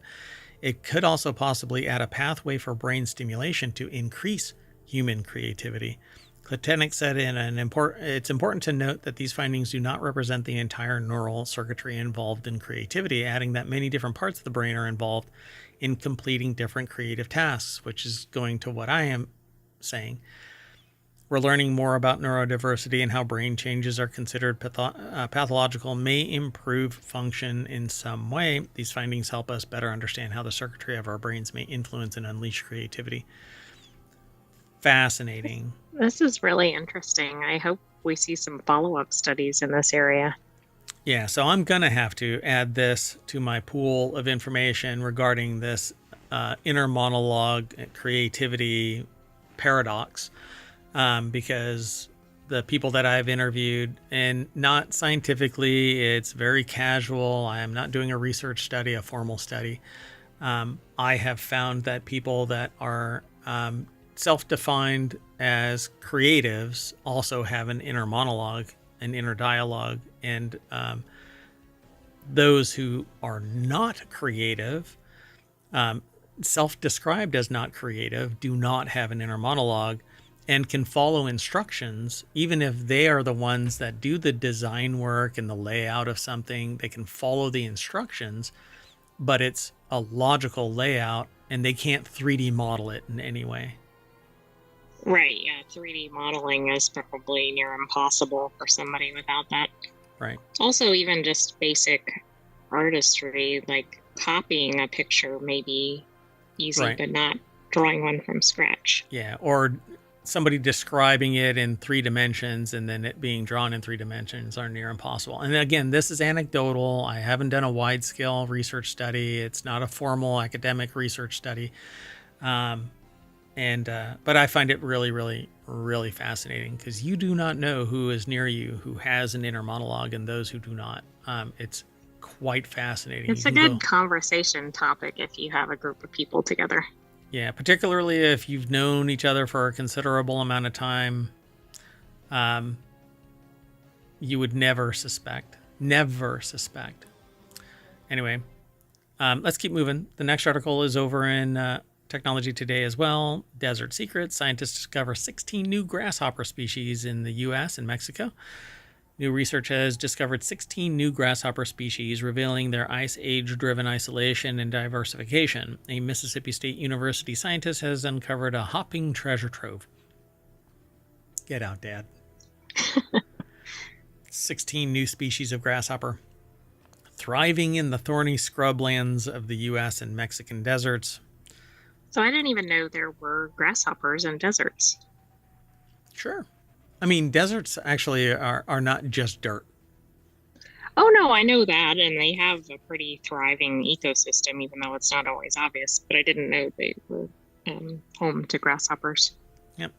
So Mississippi State University put the article together. It's over at scitechdaily.com. Like I said, SciTech Daily kind of hit it out of the park this week. New research has discovered 16 new grasshopper species. It says it's important to keep exploring our biodiversity, especially from a conservation standpoint, before we lose it. We'll be losing it. Did you want to describe the grasshopper that's in the photo? I mean, it looks like it has full camouflage because it has different sections. It's not uniform coloring. Yeah, it's like a patchwork. It's kind of like camouflage clothing. So it isn't plates that are all one color. Even the plates themselves seem to have multiple colors, right? Yeah, it's pretty interesting. It's a what do they call it? I don't know what that one is. I don't know if it says. Oh, yeah. Agroecotectics silver heelsea, a newly described grasshopper from Texas, named in honor of J. Silverheels, an early Native American actor. Mississippi State's Jovan Hill, director of the Mississippi Entomological, which is it's the study of brownies and cupcakes, right? Entomins? Well, sure. But also insects. Oh, entomological is the study of... Yeah. So, Mississippi State's Jovan Hill is the director of the Mississippi Entomological Museum, has uncovered 16 new species of grasshopper. Do you think they found anything else while they were finding things that they happened to just find Oh, I'm 16? sure they did. They're out in the desert. Think about what else they could have found. Uh, Snakes, scorpions, but maybe not new species discoveries. yeah, do you think that they just threw other species back that weren't If they weren't grasshoppers? insects, maybe. But maybe not even anything Because but maybe they were grasshoppers, funded for an insect study or something. just grasshoppers. But hopefully they went, hey, here's a new wolf running through. I'm going to pass this off to my colleague who's doing wolf studies This or is whatever. Jovan Hill, by the way. So the picture that you see is Jovan Hill. This picture actually looks like it's a composite, like an AI put their picture between a Yeah, microscope. that's weird, but it may not be. It probably isn't, but the way that this is framed, it makes it really weird. Anyway, these grasshoppers we described live in lowland thorny scrub habitat. Somewhere along the line, they too got isolated and speciated, because each one is still associated with a specific mountain range. He said their sexually selective nature and lack of premature pre-mating rituals have kept populations stable and tied to specific mountain ranges. I mean, that's very niche for a species, right? That's wild. He noted that in the Rocky Mountains, species of this subfamily in alpine grasslands likely became isolated as glaciers receded and their habitats shifted to higher elevations. Hill suspects that the desert species his team discovered underwent a similar process of isolation and speciation. That's Very really fascinating. interesting. Yep. Big collaborative research and future studies funded by the National Science Foundation. This project, I don't know, complements two others. In one, Hill and mentor Daniel Ott, a senior curator for the Academy of Natural Sciences, are co-authoring the North American Grasshoppers Volume 3. These Well, I'm glad grasshoppers, they have some new grasshoppers for their next volume. yep, 16 pages. I'm sure that it's much, much broader than that. Yeah, I'm sure it is. They said they loved catching grasshoppers. Grasshoppers. It's like flutterbys before they became butterflies. I loved catching grasshoppers as a kid, they said, and they still get to do it now, discovering new things, uncovering their history, and understanding how they're related, the MSU researcher said. Sharing this fascinating piece of American natural heritage makes it all worthwhile. Well, I love that there are people that are passionate about grasshopper research. Yep. And who knows, maybe they'll find something that is inherent to these grasshoppers that can save human life. Or make it better, at least. Let's keep going. This next article is over in Technology Today. Physicists discover a hidden dimension in spin liquids. I have no idea what this is really about. So researchers have discovered Then unexpected... sunk here. I don't know what a spin liquid is. We're about to find out. So researchers have discovered unexpected 1D-like spin behavior in a triangular molecular lattice, challenging the conventional understanding of quantum spin liquids. Quantum spin liquids are unusual states of matter where magnetic spins remain disordered, refusing to settle into a fixed pattern. Oh, okay. So is it something like a suspension, but not an actual suspension?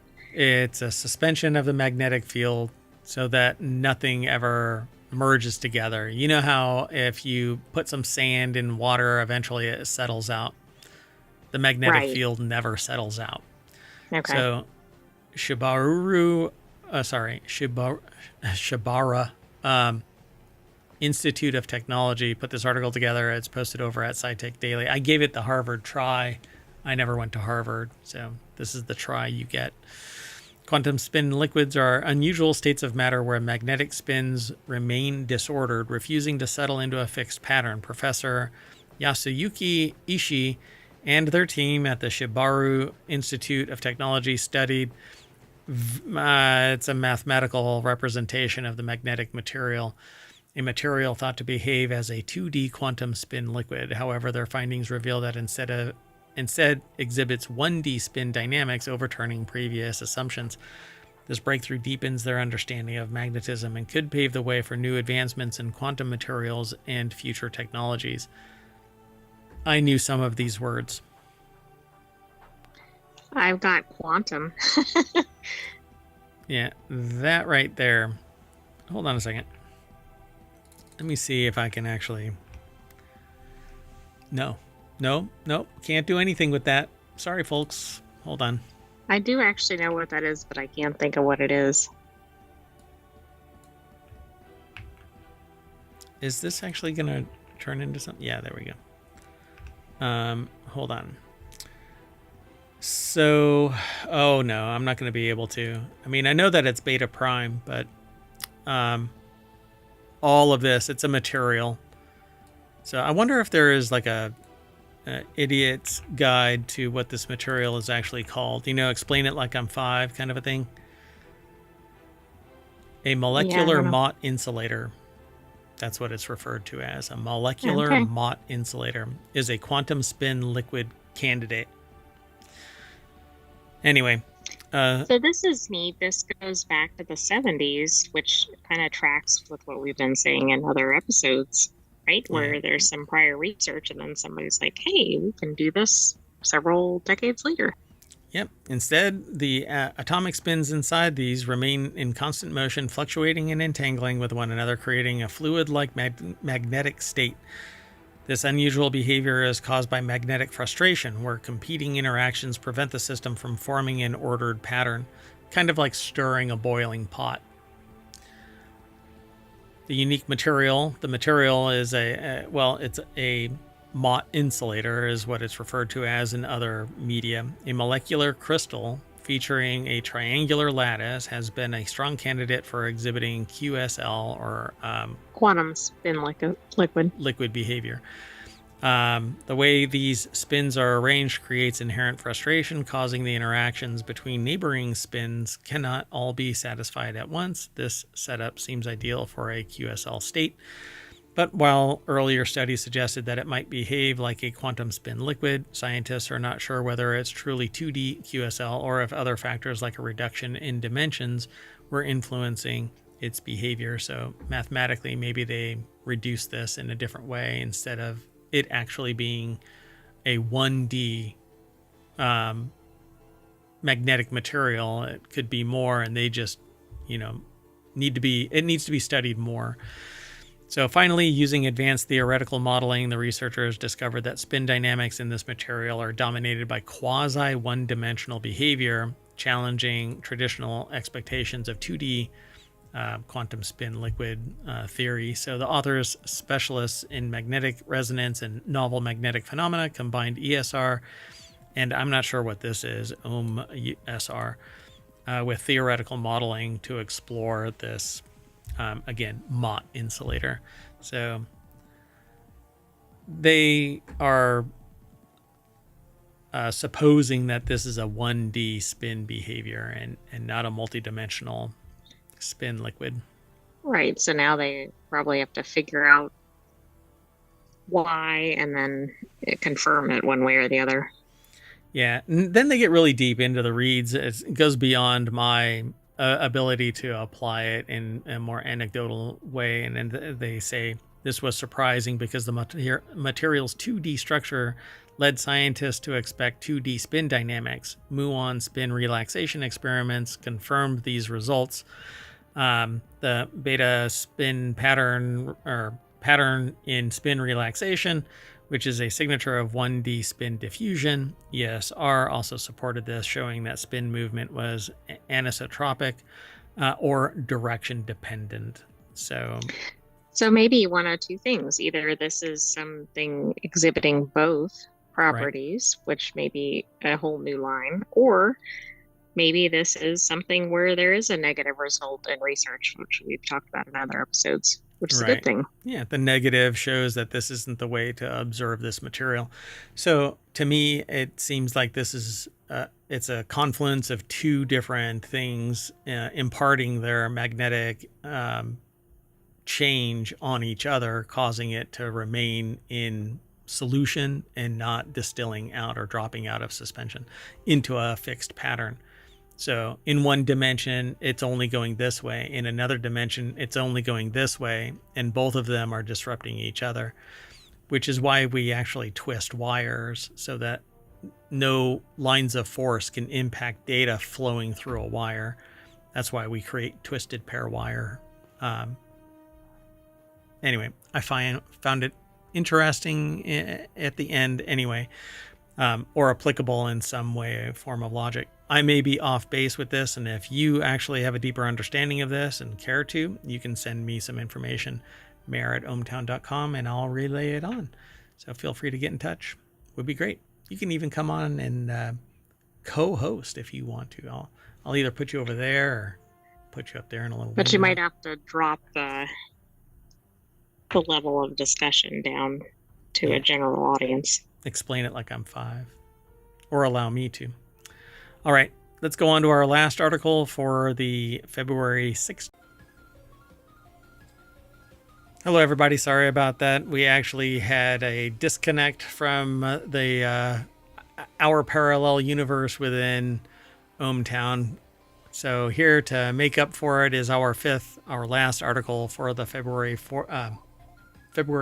16th episode of Technology Today. And the article is titled Unexpected Discovery Leads to a Catalyst That Improves Over Time. Scientists have developed a revolutionary catalyst that not only converts CO2 into valuable products, but also actually increases in activity over time, which is not necessarily... That's pretty unusual, isn't it?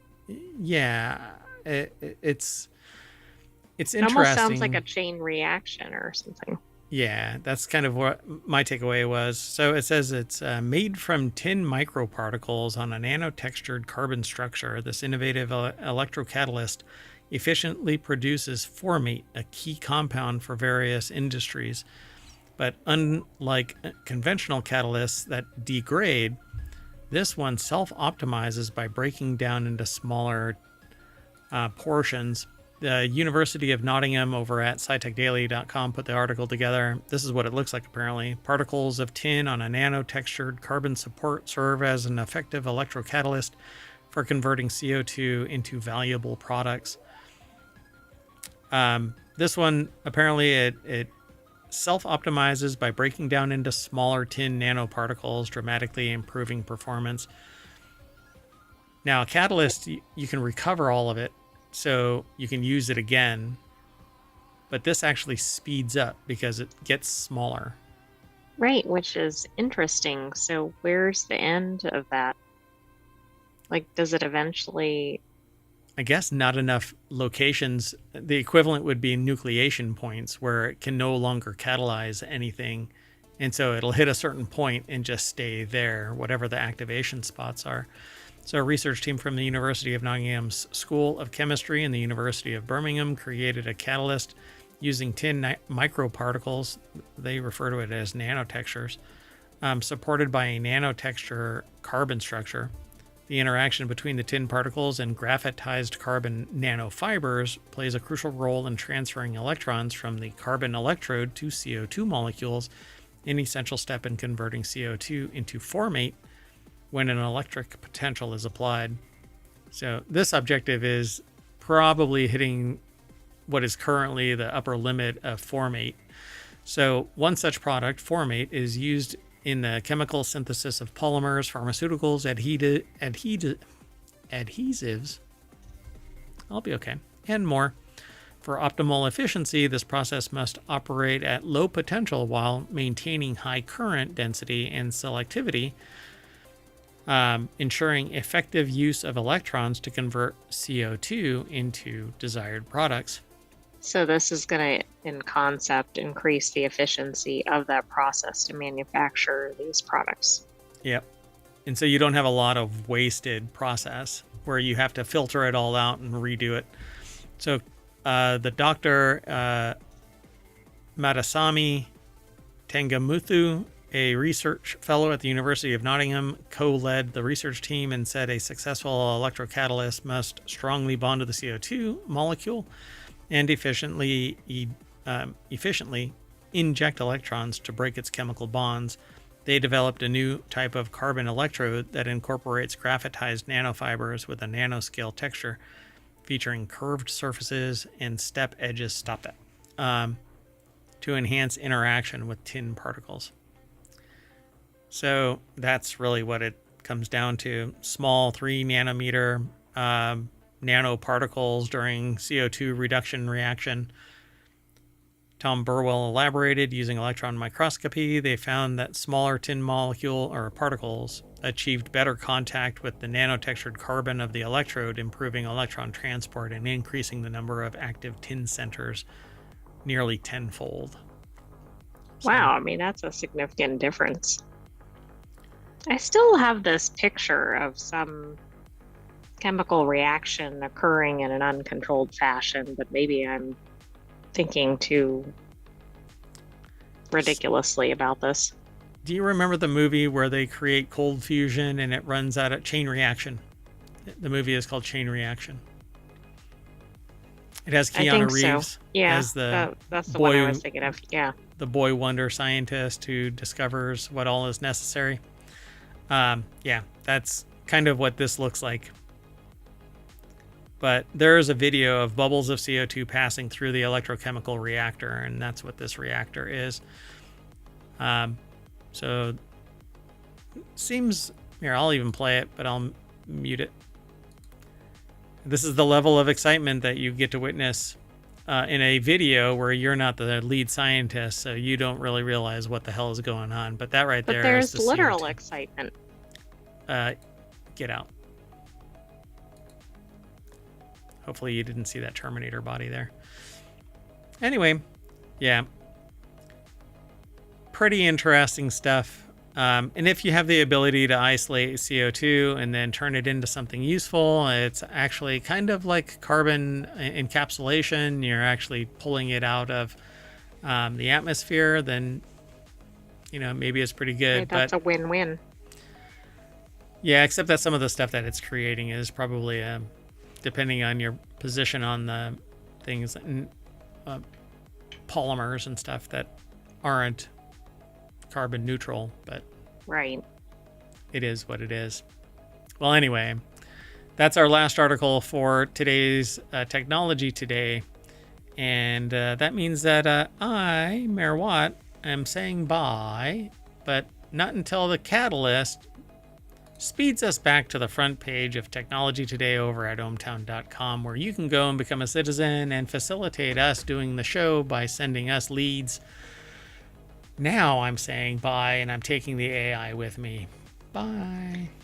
Bye-bye, hometown citizens. Thanks for joining us for this week's Technology Today. We'll have another one next weekend, but stay tuned for 4-Wheel Tech. See you soon, everybody. Bye-bye.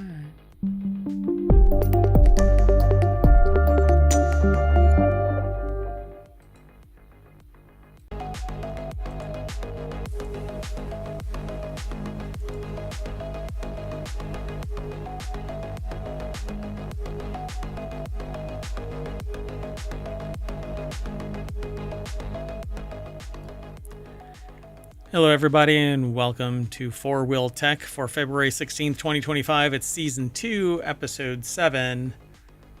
I am Mayor Watt, and along with the Sentient AI from the future, we talk about 5 automotive and technology-related articles that get aggregated into the channel over at ohmtown.com, 4-Wheel Tech. Those 5 are Hyundai NACS, N-A-C-S.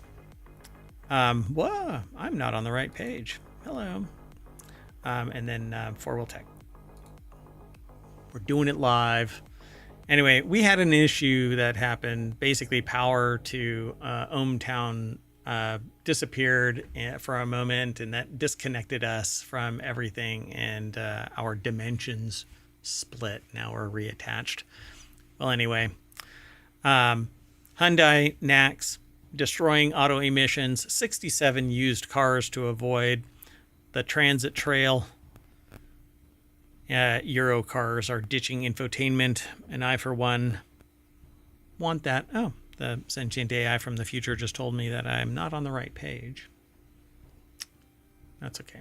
Builds character. Anyway, again, I am Mayor Watt, and along with the sentient AI from the future, who's a little delayed there. No? You were on time? No, I said that before you started the show. Never mind. The sentient AI keeps me in check. So anyway, go over to ohmtown.com. Everything's powered by it. I'm going to just play the play there.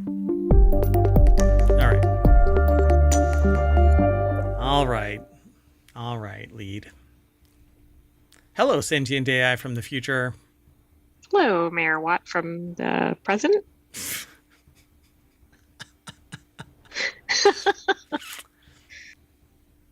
Didn't quite facilitate that, did you? All right. Let's get into it because it looks like tonight's turning into a really long night. The first article is over in 4-Wheel Tech. Hyundai NACS or NACS adapter for EVs will be free to all existing owners. Hyundai's Ioniq 5s with NACS or NACS J3400 ports, as opposed to the CCS1 style, are starting to roll out of its factory in Savannah, Georgia.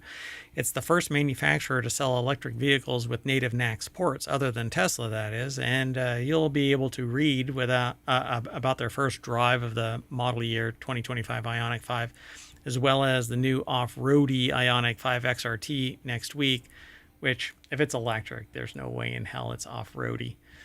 Anyway, you can off-road until you are no longer in range of a charger. Yeah, 30 minutes that way, and then you're screwed forever.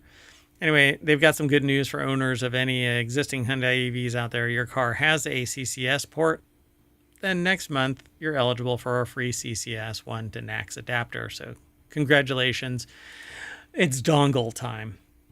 The article is by Jonathan M. Gitlin over at arstechnica.com. Hyundai, existing Hyundai owners, Hyundai EV owners, that is, will just need their VIN to claim their free adapter. Yay! Don't lose it. I mean, I think this is kind of neat, although it's probably easier for them to maintain one type going forward. But for sure. Yeah. I'm sure that everybody loves having a dongle carried around in their trunk. So Hyundai wasn't the first OEM to ink a deal with Tesla to gain access to the supercharger network, but it is ahead of Ford, General Motors, Rivian in swapping to the Tesla-style charge ports. Existing owners get access to the large charging network too, but they'll need an adapter to make use of the smaller NACS plugs, and those will be available next month, Hyundai told Ars Technica. That's where this is housed. Again, Jonathan M. Gitlin over at arstechnica.com put the article together. So there you go. That's all that article really is. Congratulations. You're going to be... so instead of having to pay $225, apparently you'll be able to get it.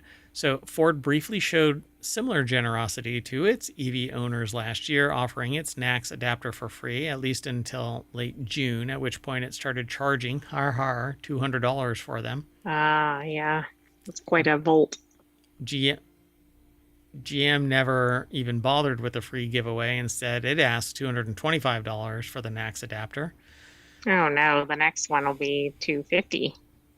And the Ioniq, though, currently it's free, and you'll get an adapter for free. Well, the big thing is there that you'll have access to more chargers that are out there. Yeah, sure. Everybody should opt for swapping batteries, not... Yeah. I would love to be able to do that. You know, I would spin up a business doing that. Set up the stations to do it. They'd have to set up the car manufacturing, et cetera, et cetera. But agreed. Yeah. They have to build the tech to make the sled possible. Anyway, let's move on. The next article. Oh, by the way, if you want all of today's articles for... oh, no. Oh, no. I didn't set it up. Omatron is not online after the power outage. That's anyway. Okay. We'll just have to go Omatron free for this one. Yeah. All the show notes are still embedded in the live stream over on YouTube. So, common mistakes that are destroying your car's automatic transmission. This article is by Jalopnik. Manual drivers are constantly thinking about the state of our transmissions, clutches, bushings, and synchros all wear out, and we adjust our inputs to ensure their preservation. Automatic gearboxes, though, insulate you from the mechanical goings-on between your engine and wheels, but that doesn't mean that they're all hunky-dory. Don't worry about that. You're the only one that sees that. So Amber Da Silva over at jalopnik.com put the article together. If you're treating automatic transmission fluid like blinker fluid, you're on a path that leads to problems. So if you've ever had a parent or a friend that says go into the auto shop and ask for blinker fluid, then, well, what the heck? I don't know what the hell. Everything okay over there, Mayor? What? No. Anyway, no, something weird just happened, and now I'm irritated. So, Amber Da Silva over at jalopnik.com put the article together. Traditional torque converter automatic transmissions, if you don't have a fancy dual clutch or modern continuously variable box or a Ferrari, this is almost certainly what you have, can be hurt in plenty of ways. Big mistakes like throwing the shifter into reverse on the highway are obvious, but there are subtler ways to hurt your transmission. So you could be causing it harm. The big enemy of torque converter automatics is heat. And this is something that when I give talks about technology, I inform people that the bane of technology is heat. If something is too cold, you can warm it up. But cooling it off is much, much more difficult than warming it up. By its very existence, technology warms up when electricity is applied to it. It does not naturally cool off until power is removed. So, right, and it might not be reversible depending on how much heat is applied. Correct, yeah. And so what I tell people is you got to keep everything cool. You have to keep yourself. It's easier to warm up by throwing a blanket on yourself than it is to cool off. You have to find some place to suck the heat away. Heat is the bane of all things. Interestingly enough, everybody worries about the cold death of the universe, but that's trillions of years away. So the big enemy of torque converter automatics and everything in general is heat. The ideal operating temperature for automatic transmissions fluid is between 175 and 225 degrees Fahrenheit. At approximately 240, important additives in the ATF begin to cook. The result is the formation of a varnish inside the transmission. At approximately 260, internal transmission seals, which are typically manufactured from polyacrylic material, begin to harden. The end result are leaks, because eventually that hardening doesn't allow for flex. The vibrations will break out. It just cracks. Yep.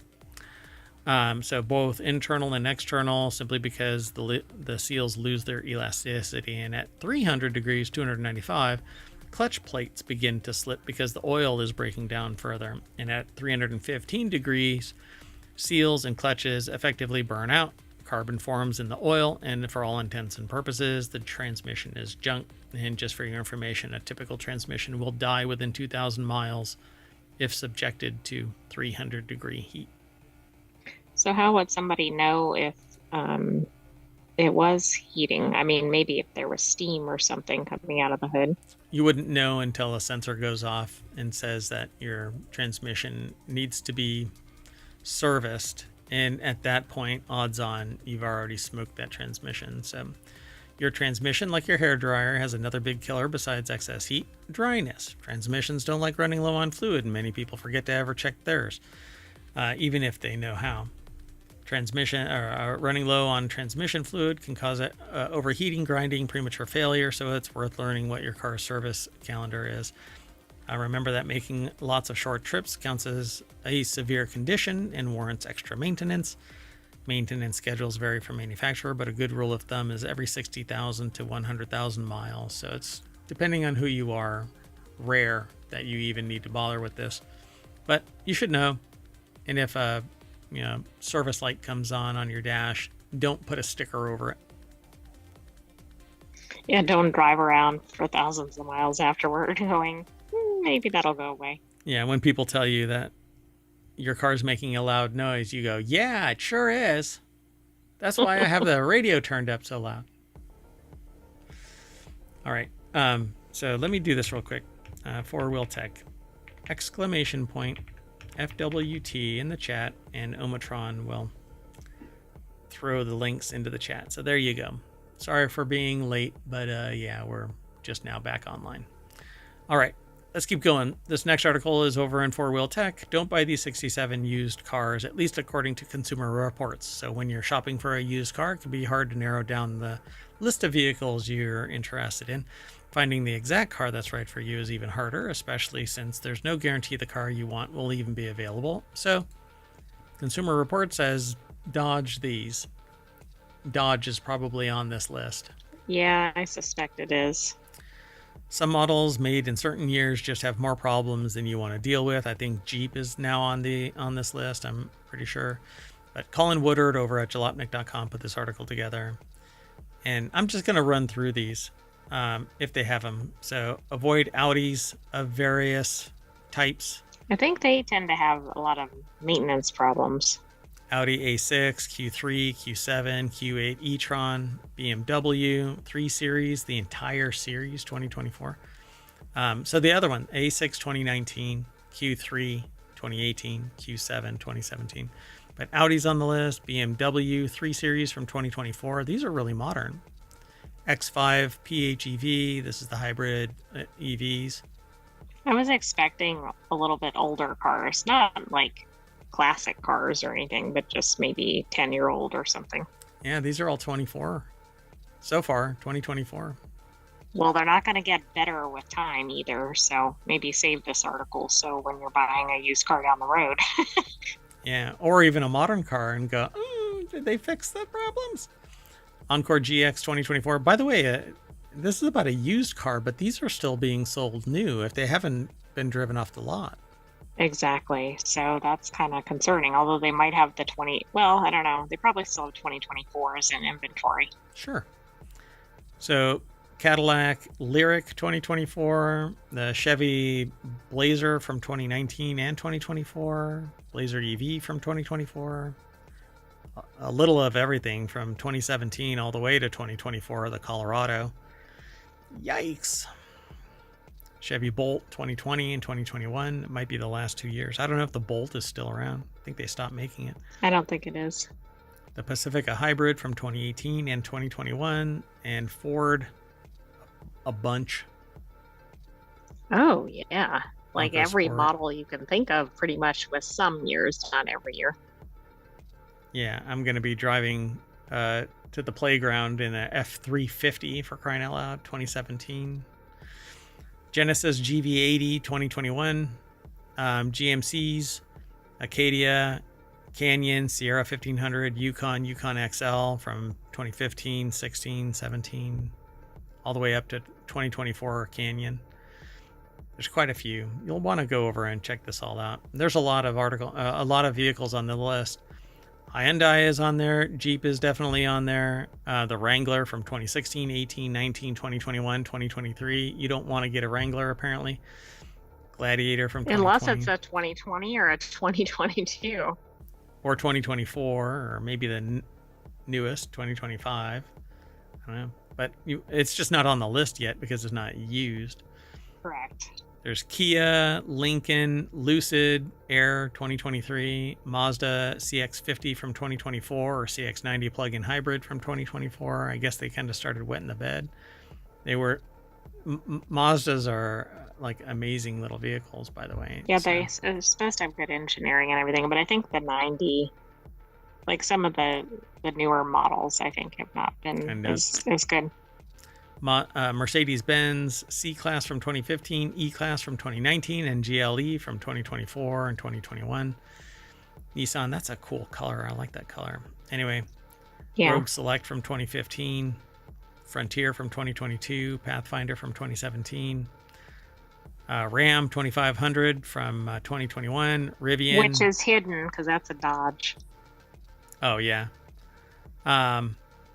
Rivian from 2023, the R1S and R1T, and then the Tesla Model X 2023. I would say I thought there'd be more of those on there, but okay. Yeah. You have to worry about their batteries. That's about Not it. enough volume, probably. They're the most selling car. They sell more than most other car manufacturers. Oh, okay. It's so bizarre. I don't see them How that bizarre. often. Yeah, how bizarre. So Toyota Tundra from 2022, 2023, Volkswagen. The reason why they're not as noticeable is because the charging circuit isn't everywhere. So you don't see them everywhere. Well, that's true, unless you're in an area with a high concentration of those. Yeah, hold on. I'm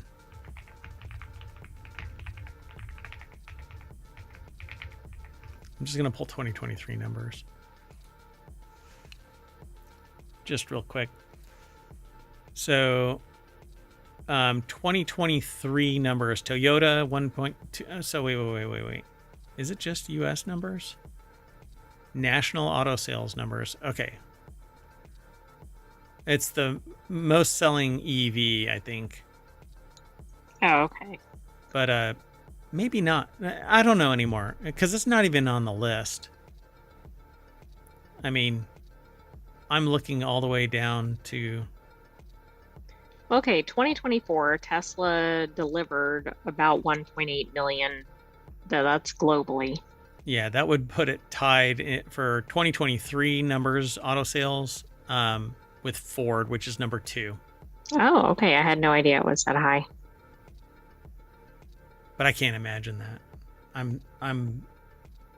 Yeah, but there could be distinctions in different countries, but overall, Are these delivered or just the one manufactured? point, the number I said was delivered. I can't imagine that. Anyway, Volkswagen is listed too. I mean, I'm not calling you out. I'm sure that your evidence is well founded. Maybe. Maybe, I maybe don't not. know. I'm just seeing what I see online. I don't know. I'm question numbers more than ever. Anyway, let's keep moving. The next article is over in four-wheel tech. Ford quietly kills the transit trail over supply issues. I was actually looking to get one of these. That might have been why that was spinning.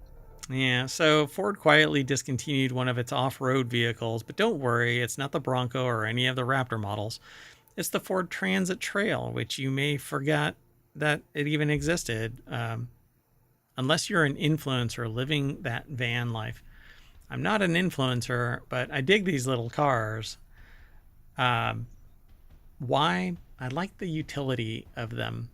And Well, they seem to have good reputations online too. they really do. Ford's off-road version of the Ford Transit, the Trail, apparently has only been on sale since 2022, but they stopped the other versions of the Transit. Yeah, I thought they had already.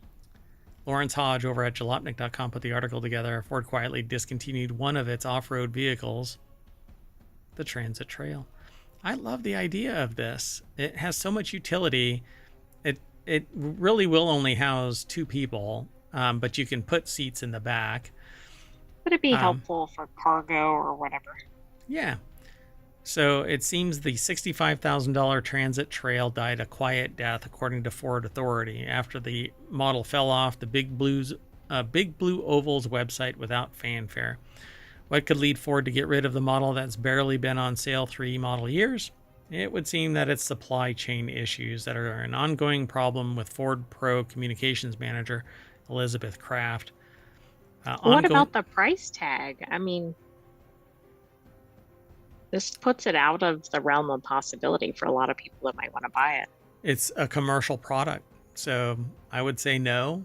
Average families aren't going to be buying this, but I love the idea of that. So just how is demand, it says here in the article. It would seem the market for pricey lifestyle isn't as big as it once was. We asked Ford if they knew how many Transit Trails have been sold since its introduction, and while Ford confirmed that exact sales numbers on the Transit Trail aren't known since it's more of a package than a model line, Ford did confirm that it saw a decrease in demand across all segments of the motorhome industry following the pandemic. That freaking pandemic.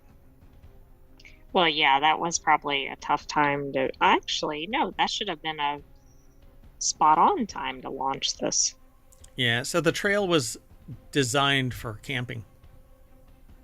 The transit trail was not without problems during its brief existence. Ford Authority mentions that in March 2024, a recall was issued after it was discovered that the factory-fitted 30.5-inch 245/75R16 could come in contact with the front wheel arch liner and damage the tire, so Ford fitted affected vans with the 28-inch 235/65R16 tires, knocking 1.2 inches of ground clearance off the trail, which...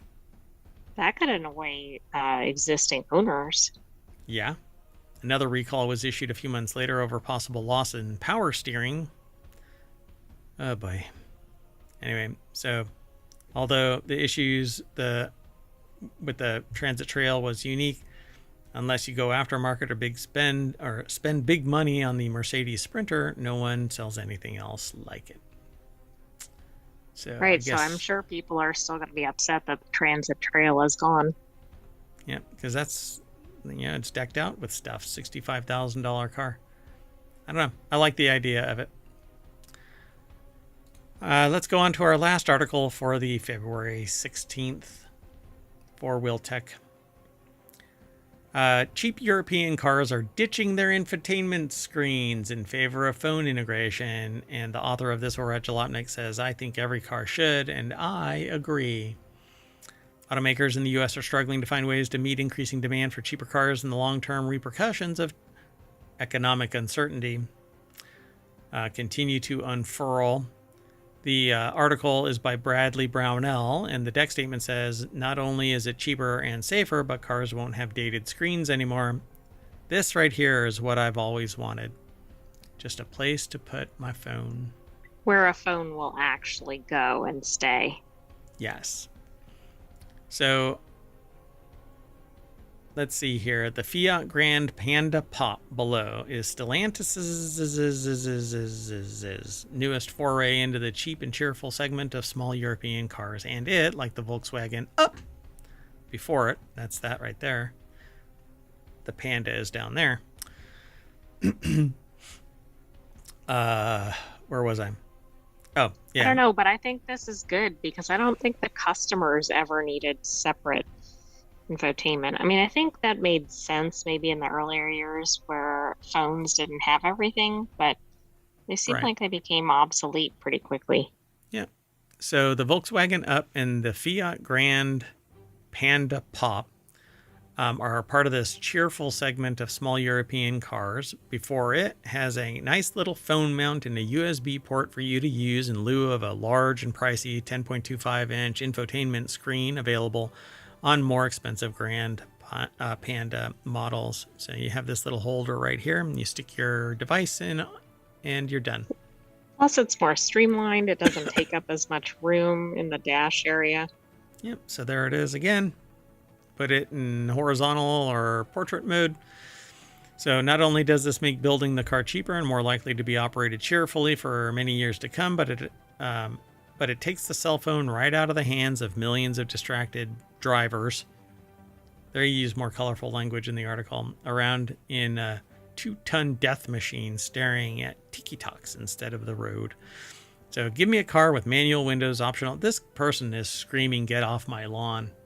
Okay, boomer. Yeah, they are. I mean, I don't think we should return to manual windows. I think automatic windows are a must. Yeah, as long as you don't reboot your car, apparently. Depends on. Well, you might not want them on an EV, but yeah. American auto buyer has been living fat on the hog for too damn long and rolling negative equity into another damn new thing nobody can afford isn't the answer to our collective debt problem. We demand austerity. No, this person's out of their mind. Yeah, I think I get it with the infotainment, but I'm not sure about the other things. Yeah.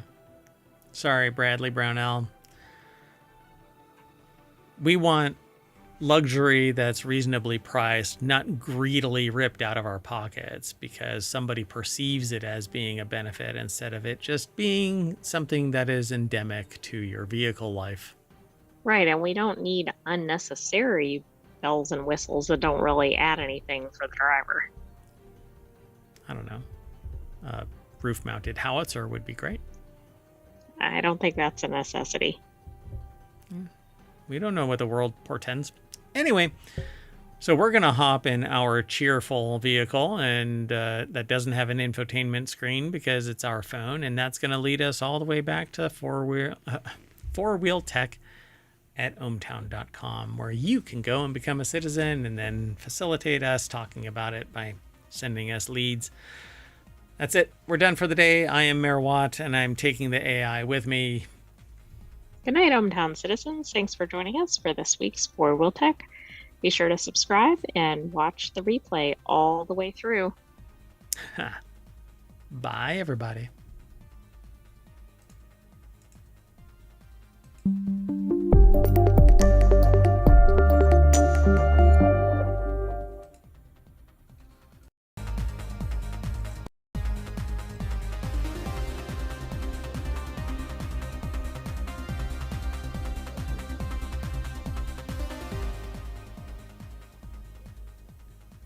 Hello, everybody, and welcome to Non Sequitur News for February 17th, 2025. It's Season 4, Episode 48. Yeah? Or 47? I don't know. Hold on. We're doing it live. It's 48, so I'm right. Okay. At any rate, I am Mayor Watt, and we don't edit, so that whole thing is going to be there at the beginning. And I run ohmtown.com, and I use it to manage my information overload, so you can too. Now it's available to everybody. This is the 4th year that I've made it public. Go over and check it all out.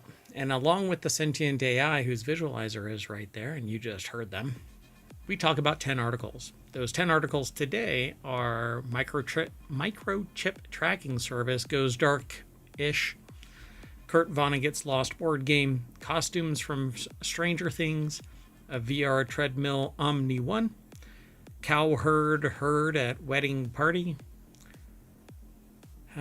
oldest modern bird, recalls could damage brand, cleanfall physics roguelike, it's actually a roguelite, and New Zealand needs tourists. I don't know, though. And finally, salty New Jersey tap water.